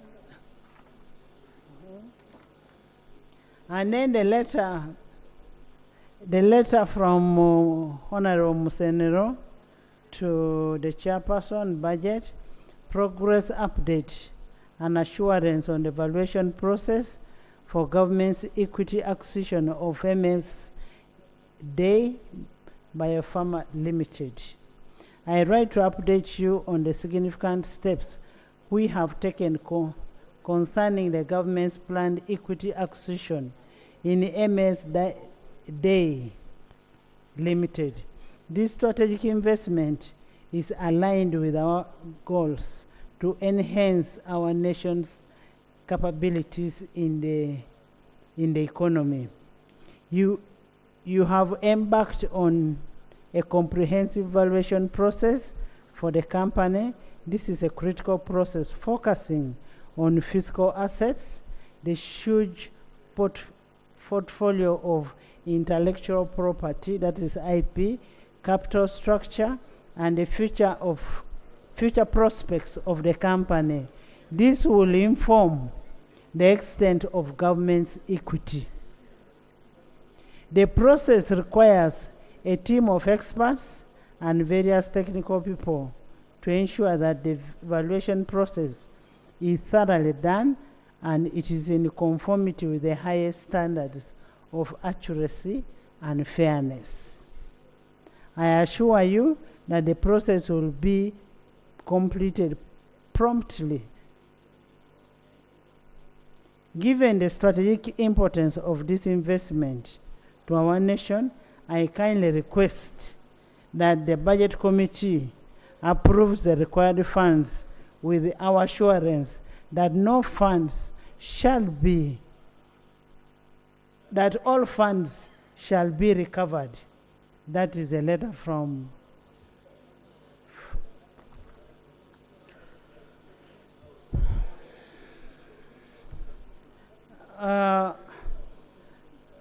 honorable members. One thing I want One thing that we must put in mind, that the government must give us a commitment. Give us a commitment.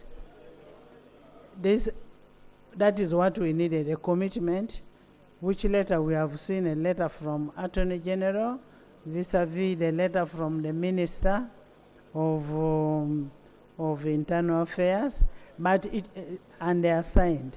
I mean science and technology. And it shouldn't be just commitment only. We need value for money. People should be able to go and see what is this money doing. We disbursed money to Rocco we expected Rocco to have finished our building here after getting the money. The building has never moved even an inch. So we need a value for money audit on that. You need something? Lob. There's a procedure from Lob. Hey.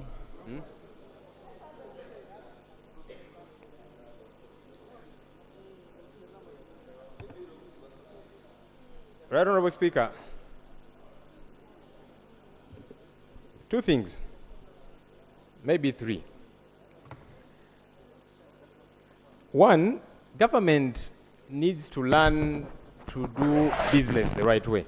You know, generally government is not very good at doing business, but you have got to learn now that you're dealing with taxpayers' money. Right Honorable Speaker, you've given a very good classical example of Rocco, 202 billion shillings. And up to date, we don't know what exactly that money did because the Parliament building is not moving. I inspected it together with the Deputy Speaker a couple of weeks ago, and we were bothered about what we saw. Returning to this issue, Right Honourable Speaker, the documents that you have read, the commitment, I don't know if the committee did interrogate these because they have not attached them as part of the committee report. Because the information from my shadow... Honourable members, just you leave the law to... I'm going to make the final ruling. The shadow finance minister, who I do rely on a great deal, as of this morning was telling me, all of these issues have not been furnished to the committee. But you see, Right Honourable Speaker, the question of equity, you see, equity is both quantity and quality. Now, quantity, number of shares, quality is the extent of the value, all of which has not been interrogated. Right Honourable Speaker, the letter that you're reading from the Attorney General is saying there must be valuation. And I agree with the Attorney General. But what do we do first? Because we cannot inject money first and then say go and value. In that case, how much stake do we have? Because we have not interrogated the extent of the equity. Why do we want to put the cart before the horse? We should have done this first, and that's what I'm saying is the right way of doing business. As a private investor, before you invest in anything, you want to first examine the extent of value of this company. The finance minister is disturbing the speaker. Right Honourable Speaker, as I was, because I also needed the finance minister to pay attention to this critical issue, because this is our money collectively. This is taxpayer money that we're talking about. It is wrong, it is problematic, it is bad business manners for you to want to invest money into a company whose value you do not know yet. I don't know why, as the Attorney General did advise you, because the Attorney General generally advises government. The Attorney General's advice is not binding on Parliament. Why do you want us to pass money for a company whose valuation you have not done? Because what happens if you do that valuation tomorrow and you realize, as you have said, Honourable Minister, that this company is sick, and you want us to inject 578 billion shillings into a sick company? Why? What exactly is the issue? Whose value we do not know exactly?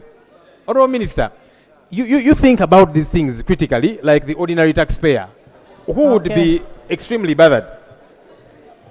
Okay. Right, Honourable Speaker, as I wrap up in a minute.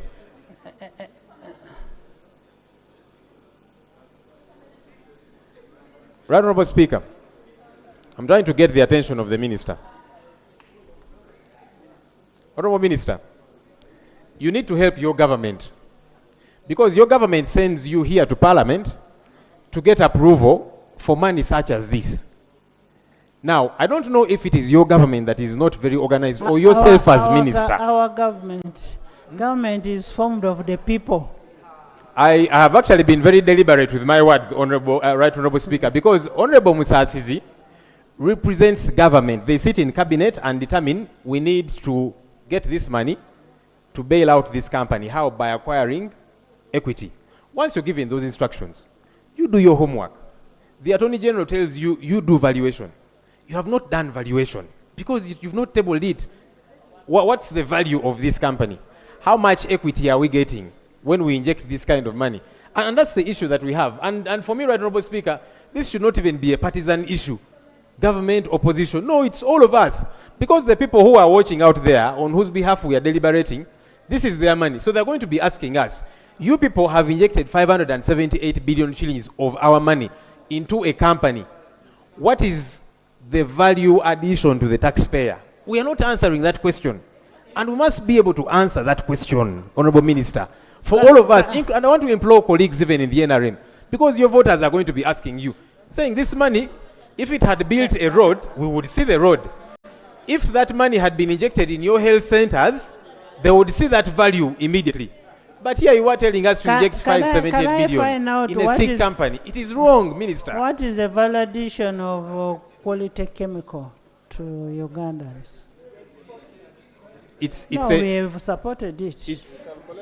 And Right Honourable Speaker, like you can give many other examples of entities we have injected money in, and we are saying our fingers have gotten burned. You just gave us the example of Rocco, our building as Parliament. It has not happened yet.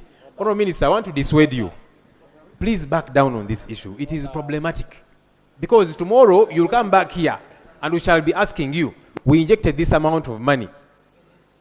What has been the return? Because there must be a return and you won't have an answer.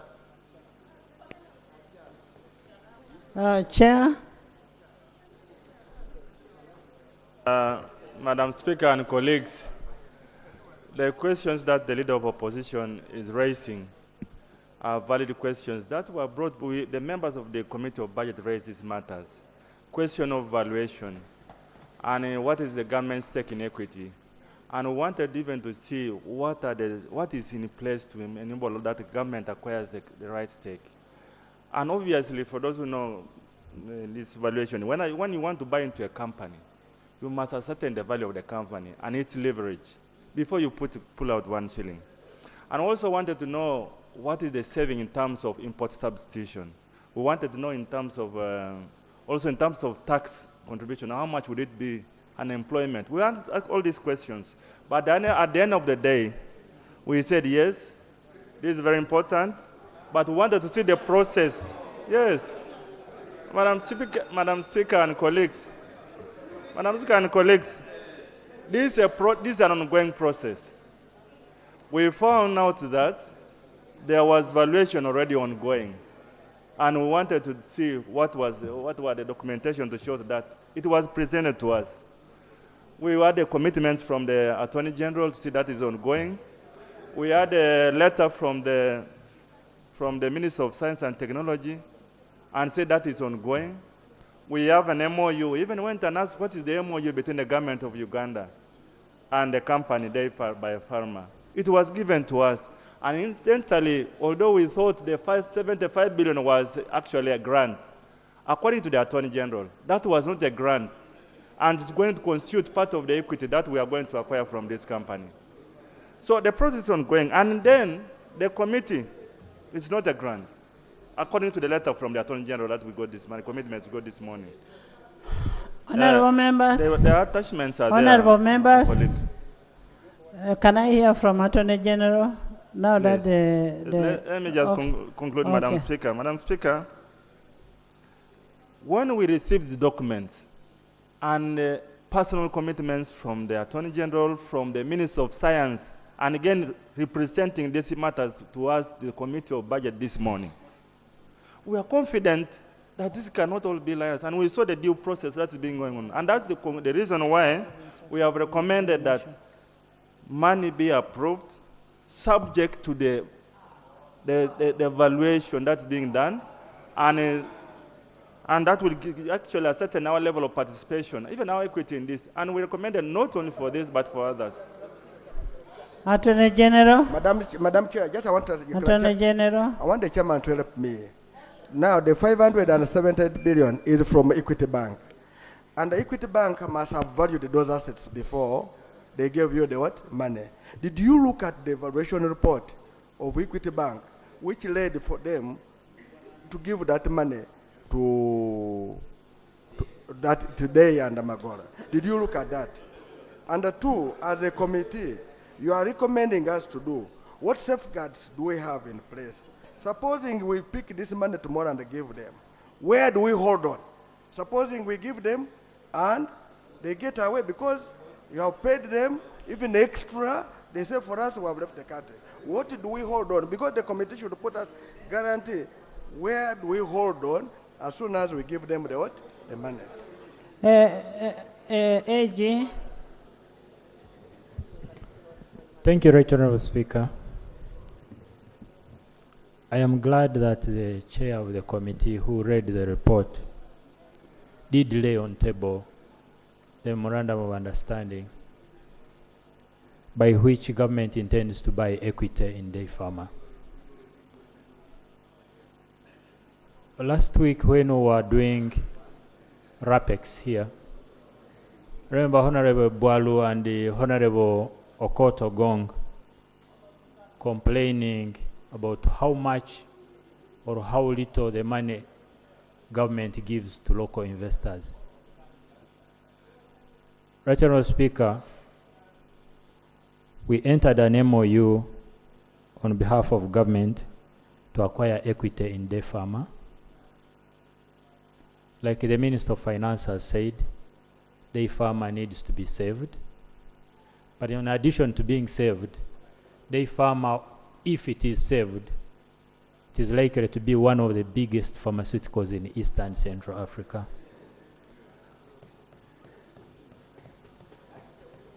We import a lot of medication, just like Dr. Omona said, and yet Day Farmer can produce those medications here and save us the money. Let him finish. Why does it?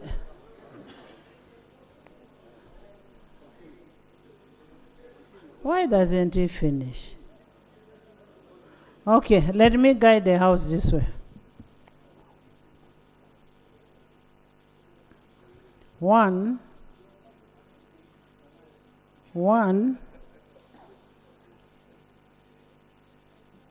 Government of Uganda, much as we've received a letter of a commitment on valuation, the government must do evaluation, and the chairperson of budget and deputy must ensure that they continuously see that this valuation is being done for and on behalf of this parliament and report it. 2, we need a full valuation report, both from where you're paying the money, like what Honorable Nandala said, the bank, and the valuation of the assets that are in existence in the area. 3, no disbursement of these monies before the valuation is done. 4, listen to me. I know you have a date with the government, but listen to me. 4, upon upon the valuation and this money is paid, the security, those are the land titles and whichever, must be kept with the treasury. It should not be kept with the owner. I now put a question that the motion that the House resolves itself into the Committee of Supply to consider the Motion, Right Honorable Speaker. I have given the orders, and those orders are for the benefit of this country. Ibrahim, sit. Hajat, that is not you. You sit, you'll bring your issues. We are not going to disburse the money. Thank you so much, Right Honorable Speaker. No, I've not given you time to speak. But if we don't disburse the money, what's the urgency in approving this money? On AG, you'll need to come back. We are approving this. We are approving this report, and we will wait for the valuation. Not we, the ministry will wait for the valuation.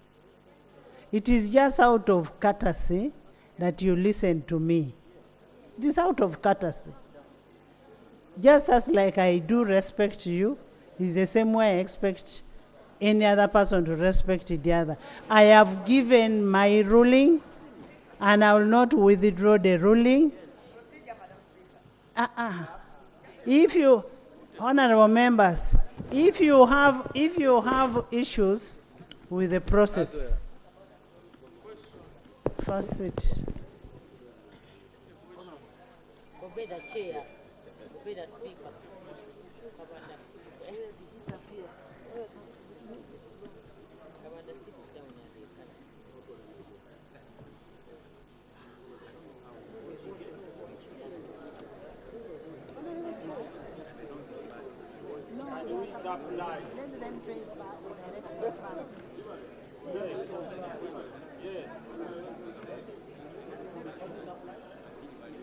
That's what I've done. That's what I've done. They will not.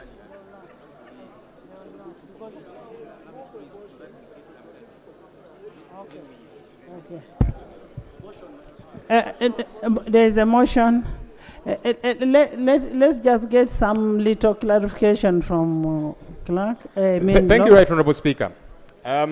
What I hear you say is to try and find a middle ground so that this 578 billion shillings, which is plenty of money, does not go, and then after it has gone, we realize we have lost it. So you're guiding, Right Honorable Speaker, that the money either stays held on to somewhere, do the valuation first, and that kind of thing on an escrow account of sorts. I'm worried. I don't know how we get to trust these people, because many times Parliament has resolved on issues and government has reneged, has not followed through on resolutions that we have passed. So I'm trying to see how do we make sure they don't abuse the trust we are trying to give them, because they have abused that trust before. Honorable, the money will be in the, you know why I've given 3 weeks? The money is in the consolidated account. Yes. Now, this, why I've given them 3 weeks? By the 3 weeks, that account will have swept back. Not 3, about 4. It will have swept back. So the money will have gone back. That's why I was giving them the 3 weeks. And in the 3 weeks, they should have finished their transaction. And evaluation is already ongoing as per Honorable Msenero. Yes, motion. Thank you, Madam Speaker. Madam Speaker, we have had the committee report and further guidance and information has been received. I would like to move that we move to the committee stage and process this. A committee of supply to process this. Thank you very much. I put a question that the motion that the House resolves itself into a committee of supply to consider the supplementary schedule number 2 for the financial year 2023-2024 pursuant to Article 156(2) of the Constitution of the Republic of Uganda, Section 25 of the Public Finance Management Act 2015, and Rule 153 of the Rules of Procedure. Those in favor say on the contrary, nay. The ayes have it. The supplementary expenditure schedule number 2, Committee of Supply.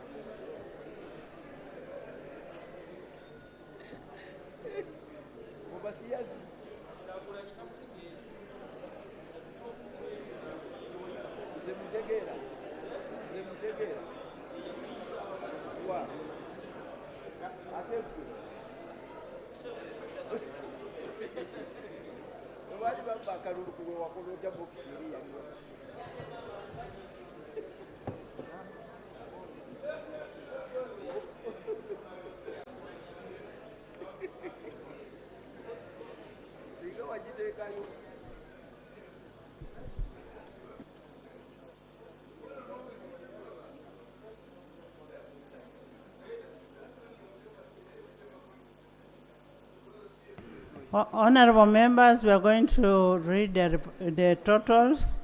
One of recurrent, then development, and then the overall total, but Hansard will have to capture all the details.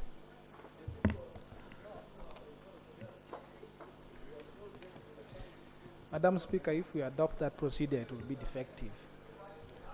Each item must be called by vote, and a question is put. When we reach a vote, any member of parliament including of central government. Yes. All the votes will have to be called, and any member is free to move that the vote is no reduced problem. or increased. We can reduce, not increase. Let the minister put on record to confirm that. You come and confirm. You confirm. You confirm on record. You confirm.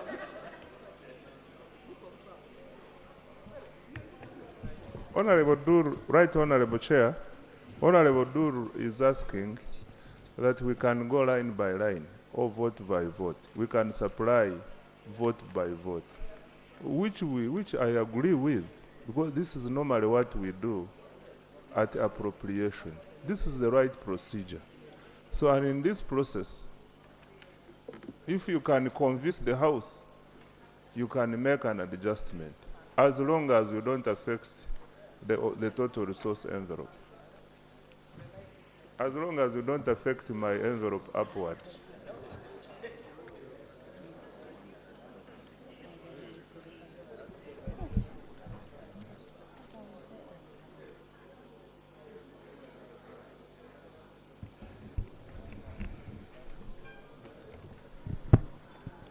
Recurrent expenditure, vote 002, State House.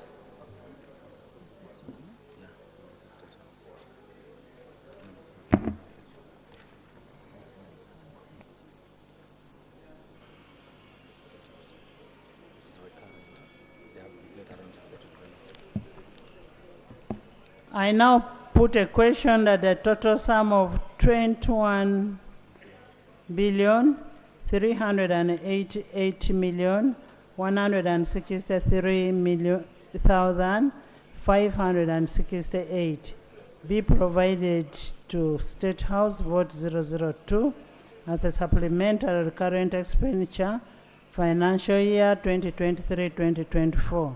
Those in favor say on to the contrary, nay. The ayes have it.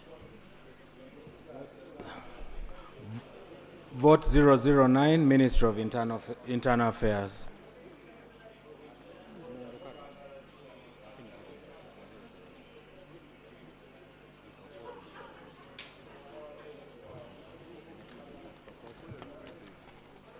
from the report of the committee.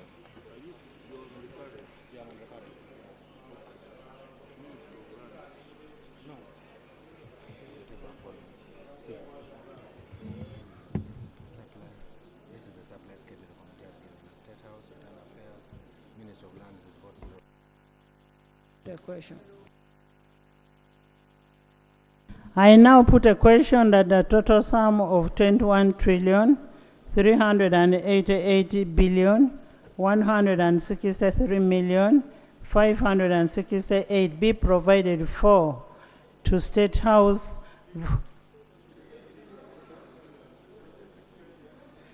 I put a question that a total sum of 21,388,163,568 be provided to State House vote 002 as supplemental recurrent expenditure 2023-2024.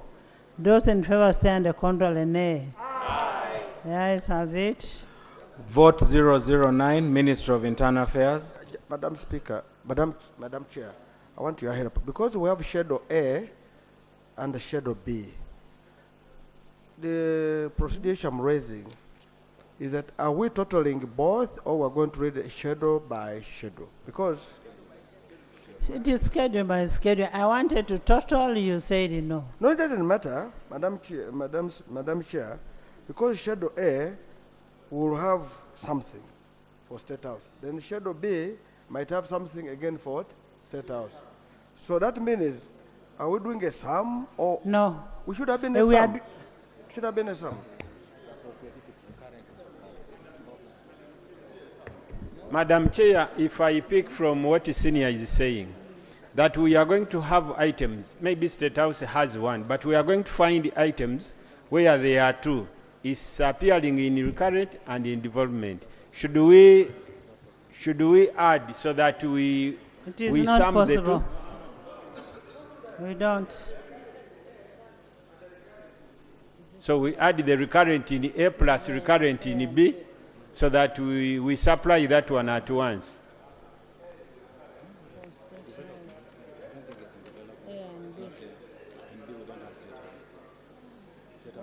What about others?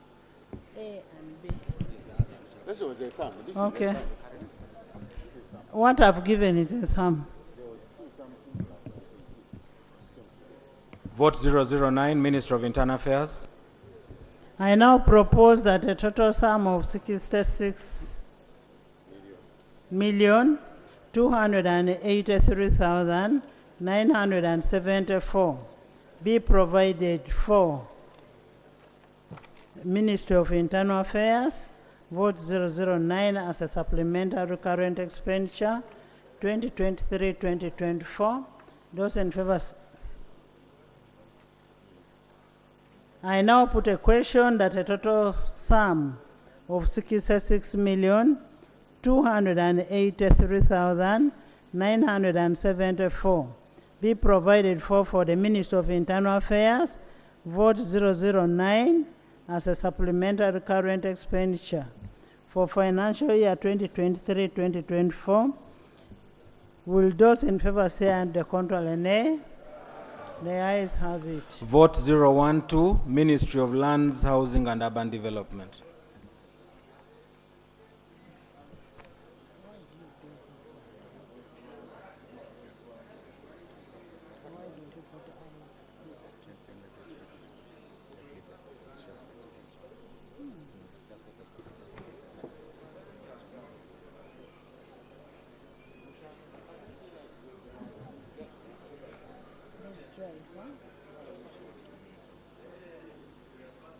Yes. Thank you, Right Honourable Chairperson. Chairperson, I want to make an amendment on that figure.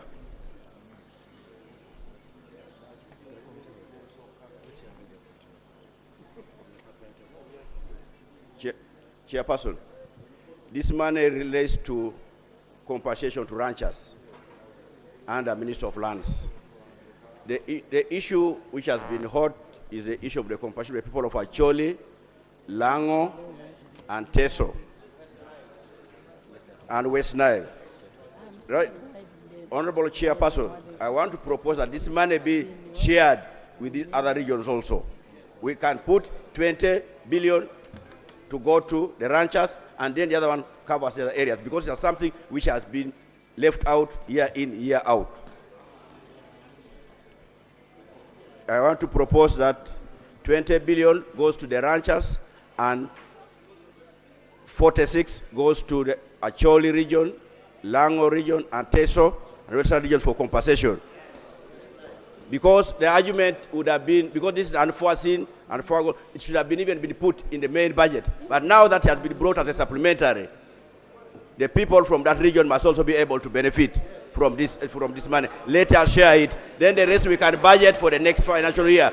I beg to move, Right Honorable Speaker.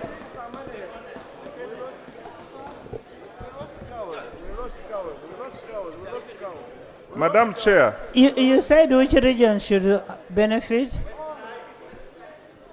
We have West Nile, BAT cotton, Bugisu also lost, Sebe also lost, unless if you're going to distribute to all the areas. Chairperson. Right Honorable Chairperson.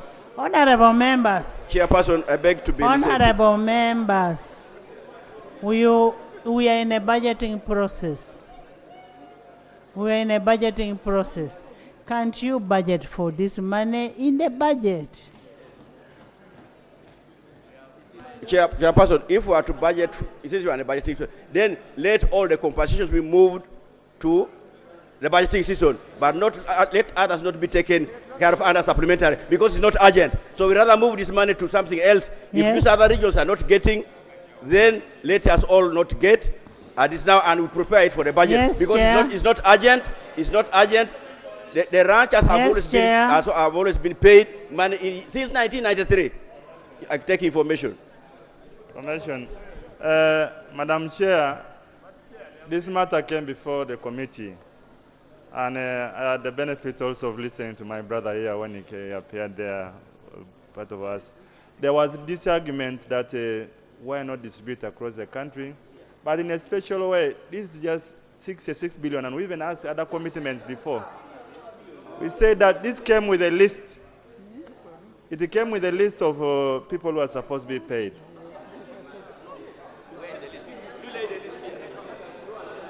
Yes. It has come with a list and commitments here. I have a list. No way. Yeah.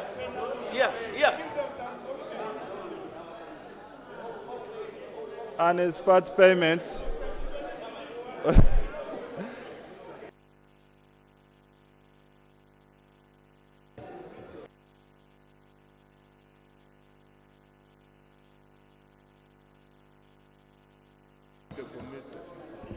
Honorable members, I am told this money was already recommitted in the budget, in Schedule 1, and you explain. Madam Chair, the 66 billion in question is payment for verified ranchers, which we committed under supplementary Schedule 1, but after passing the budget, Ministry of Lands contested that we shouldn't be the ones to manage it. They said they should be the ones to manage, which we agreed with. Now what we are seeking Parliament to do is transfer these funds from Ministry of Finance, vote 130, to Ministry of Lands for relocation. So there is no new money here. If there are issues to budget for compensations, Madam Chair, as we have always done, I can commit before this House that we shall handle in the next budget.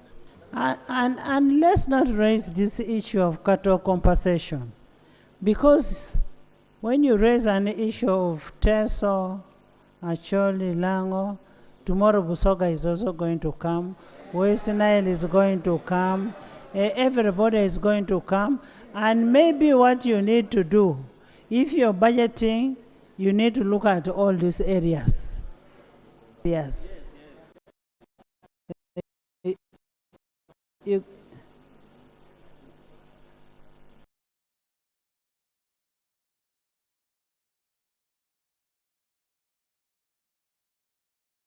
for those regions or 4 are also verified. Remember, Chairperson, we brought a list to your office, we even laid here. So, Chairperson, if we are to handle the things, let us handle things in totality. Because I know, having been here, the issue of the ranches, compensation of the ranches has been an ongoing. We even wonder why it is not ending. Since I joined this parliament, there have been compensations to those individuals regarding those ranches, compensating those people whose land was taken by people who invaded. So, Right Honorable Speakers, for equity, really, I want to plead with my colleagues that let us share this money. If it is difficult, then let us hold it all and provide money in the national budget, which is just about 2 weeks from here. What is so difficult with that, Right Honorable Speaker? I raise my case.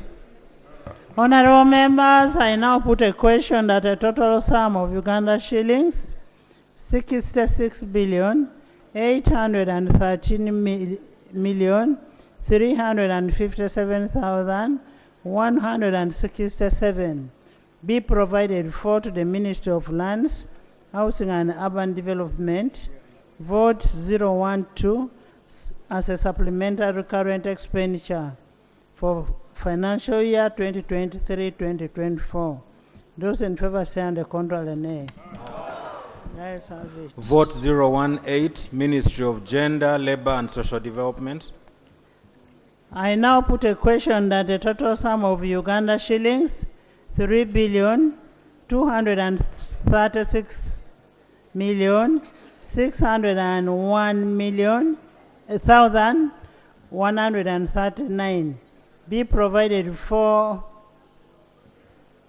under the Ministry of Gender, Labor and Social Development, vote 018 as a supplementary current expenditure for financial year 2023-2024.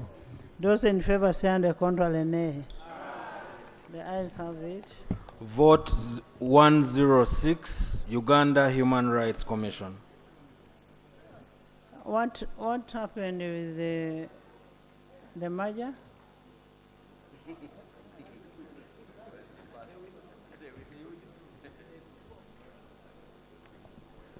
Right Honorable Speaker, the process is not affecting this financial year. I am asking what happened. I'm not saying is it affecting. What happened with the merger of Human Rights? The Human Rights Commission falls under the constitutional bills that were temporarily withdrawn by the mover, the Minister for Public Service. Yes. Thank you so much, Right Honorable Chair. Whereas the schedule is talking about 3.2, the details in the report are talking of 3 billion shillings. I don't understand the disparity of the 236 million. The details given to us are saying 3 billion, and the schedule is talking about 3.236. There's an extra 236 million. What we have here is 3,236,601,139. What did you process? On the committee, in the detailed report of the committee, they break down a total of 3 billion shillings. Chair.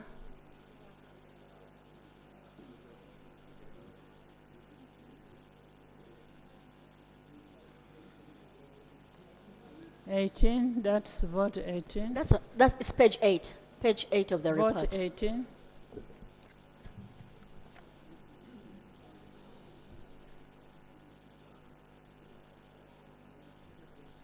Madam Chair, there is 3 billion for Namgongo Matters Day celebrations. Then there is a wage of 236,601,139. All of this is under the Going to current. the same vote. Yeah, for the same Okay. vote, Honorable. Okay. We're not against what you're saying. But when you come to a ministry, everybody is looking at Ono Namugonga. Under it, you would have also put A, there are those A, B, C, Ds, or I1, I2, I3, whatever.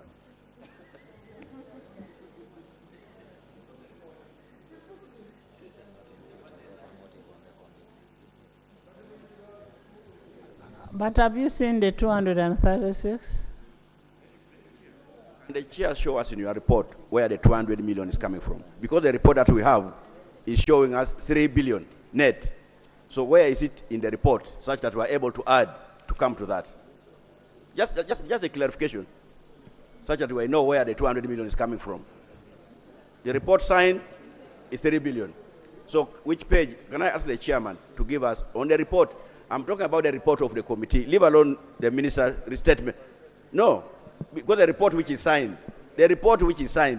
by the members, because you can't keep something out from the committee and then you want to bring it from here. We are going check Annex 7. Annex 7.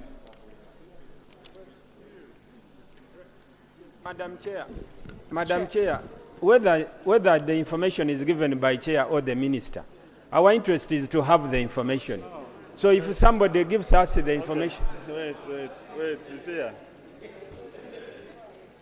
Have you seen Annex 7? Yes, Honorable Elijah, can you go to Annex 7, wage shortfall supplementary, under Ministry of Gender, Labor and Social Development, vote 018.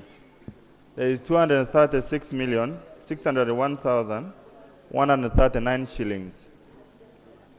You got it? Annex 7. Have Annex you seen 7, yes. Annex 7. Thank you, Chair, for that information. The confusion that we get is that annexes are attachments, but in the general report, is there anywhere that you recommended to House to approve expenditure of 230-something million shillings as salaries? Is it a recommendation of your committee, or you just forgot about it? Honorable Aisha, this is part of the report and part of what is seeking for approval. Because when you look at it, it says wage shortfalls supplementary for 2023-2024 under the Ministry of Gender, which is added to the 3 billion shillings for Matters Day celebration. Noted, Chair. Chair, Madam Chair, substance law. Vote 109. Vote 106, Uganda Human Rights Commission.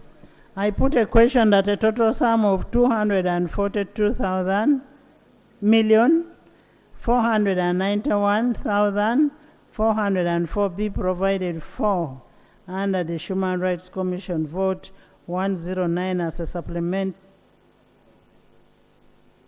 Vote 106 as a supplementary recurrent expenditure for 2023-2024. Those in favor say and the contrary nay. The ayes have it. Vote 107, Uganda AIDS Commission.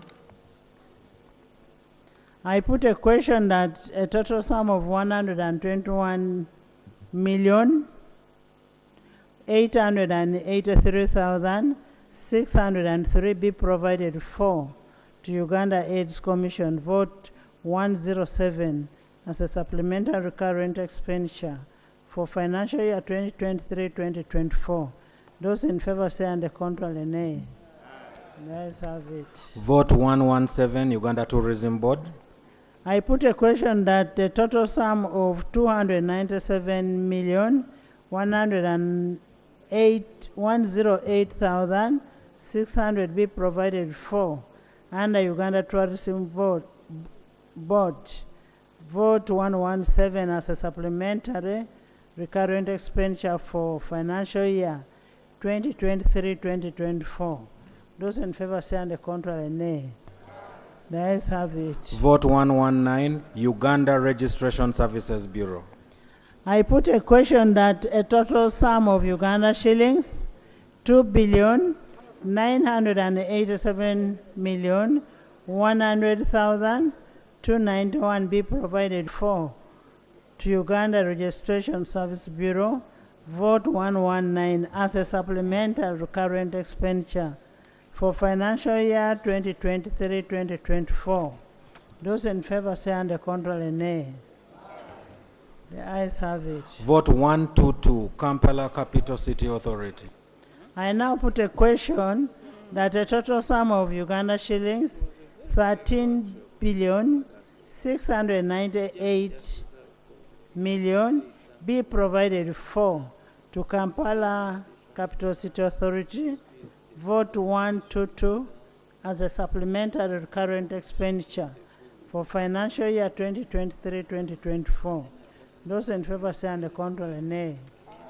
The ayes have it. Vote 123, National Lotteries and Gaming Regulatory Board. I now put a question that a total sum of 283,200,000 be provided for to the National Lotteries and Gaming Regulatory Board.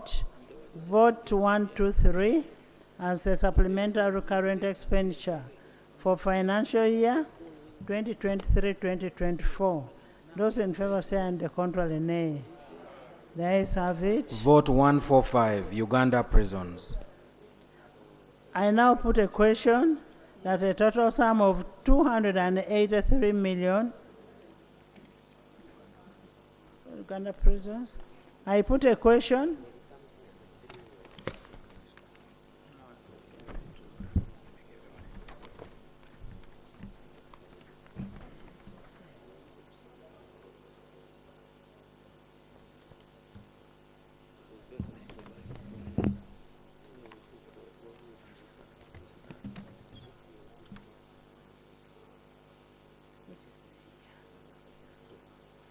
I put a question that a total sum of 3,675,347,120 be provided for Uganda prisons. Vote 145 as supplementary recurrent expenditure financial year 2023-2024. Those in favor say and the contrary nay. The ayes have it. Vote 158, Internal Security Organization.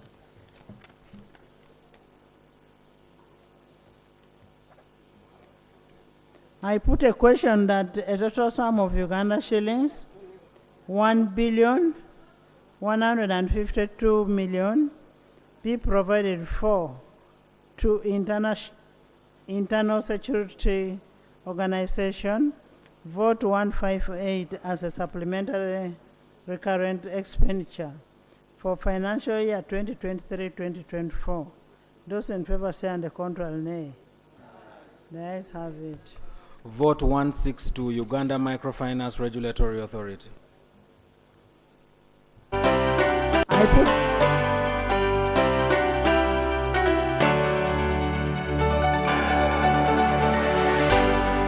UBC, inspiring Uganda.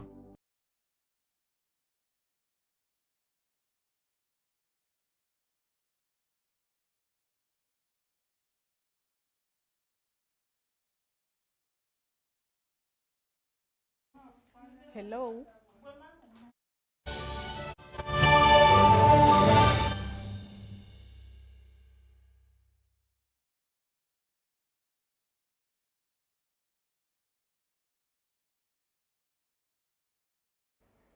Hujambo mtazamaji wa UBC TV, ifuatayo ni taarifa ya habari na tunakutangazia taarifa hizi moja kwa moja kutoka mjini Kampala. Jina langu ni Bella Masangano, na katika habari ya kwanza, viongozi kadhaa wa Afrika na serikali za Afrika wamekutana mji mkuu wa Nairobi nchini Kenya kwa mkutano wa kilele wa Jumuiya ya Maendeleo ya Kimataifa ya Benki ya Dunia IDA 21. IDA ni sehemu ya Benki ya Dunia inayosaidia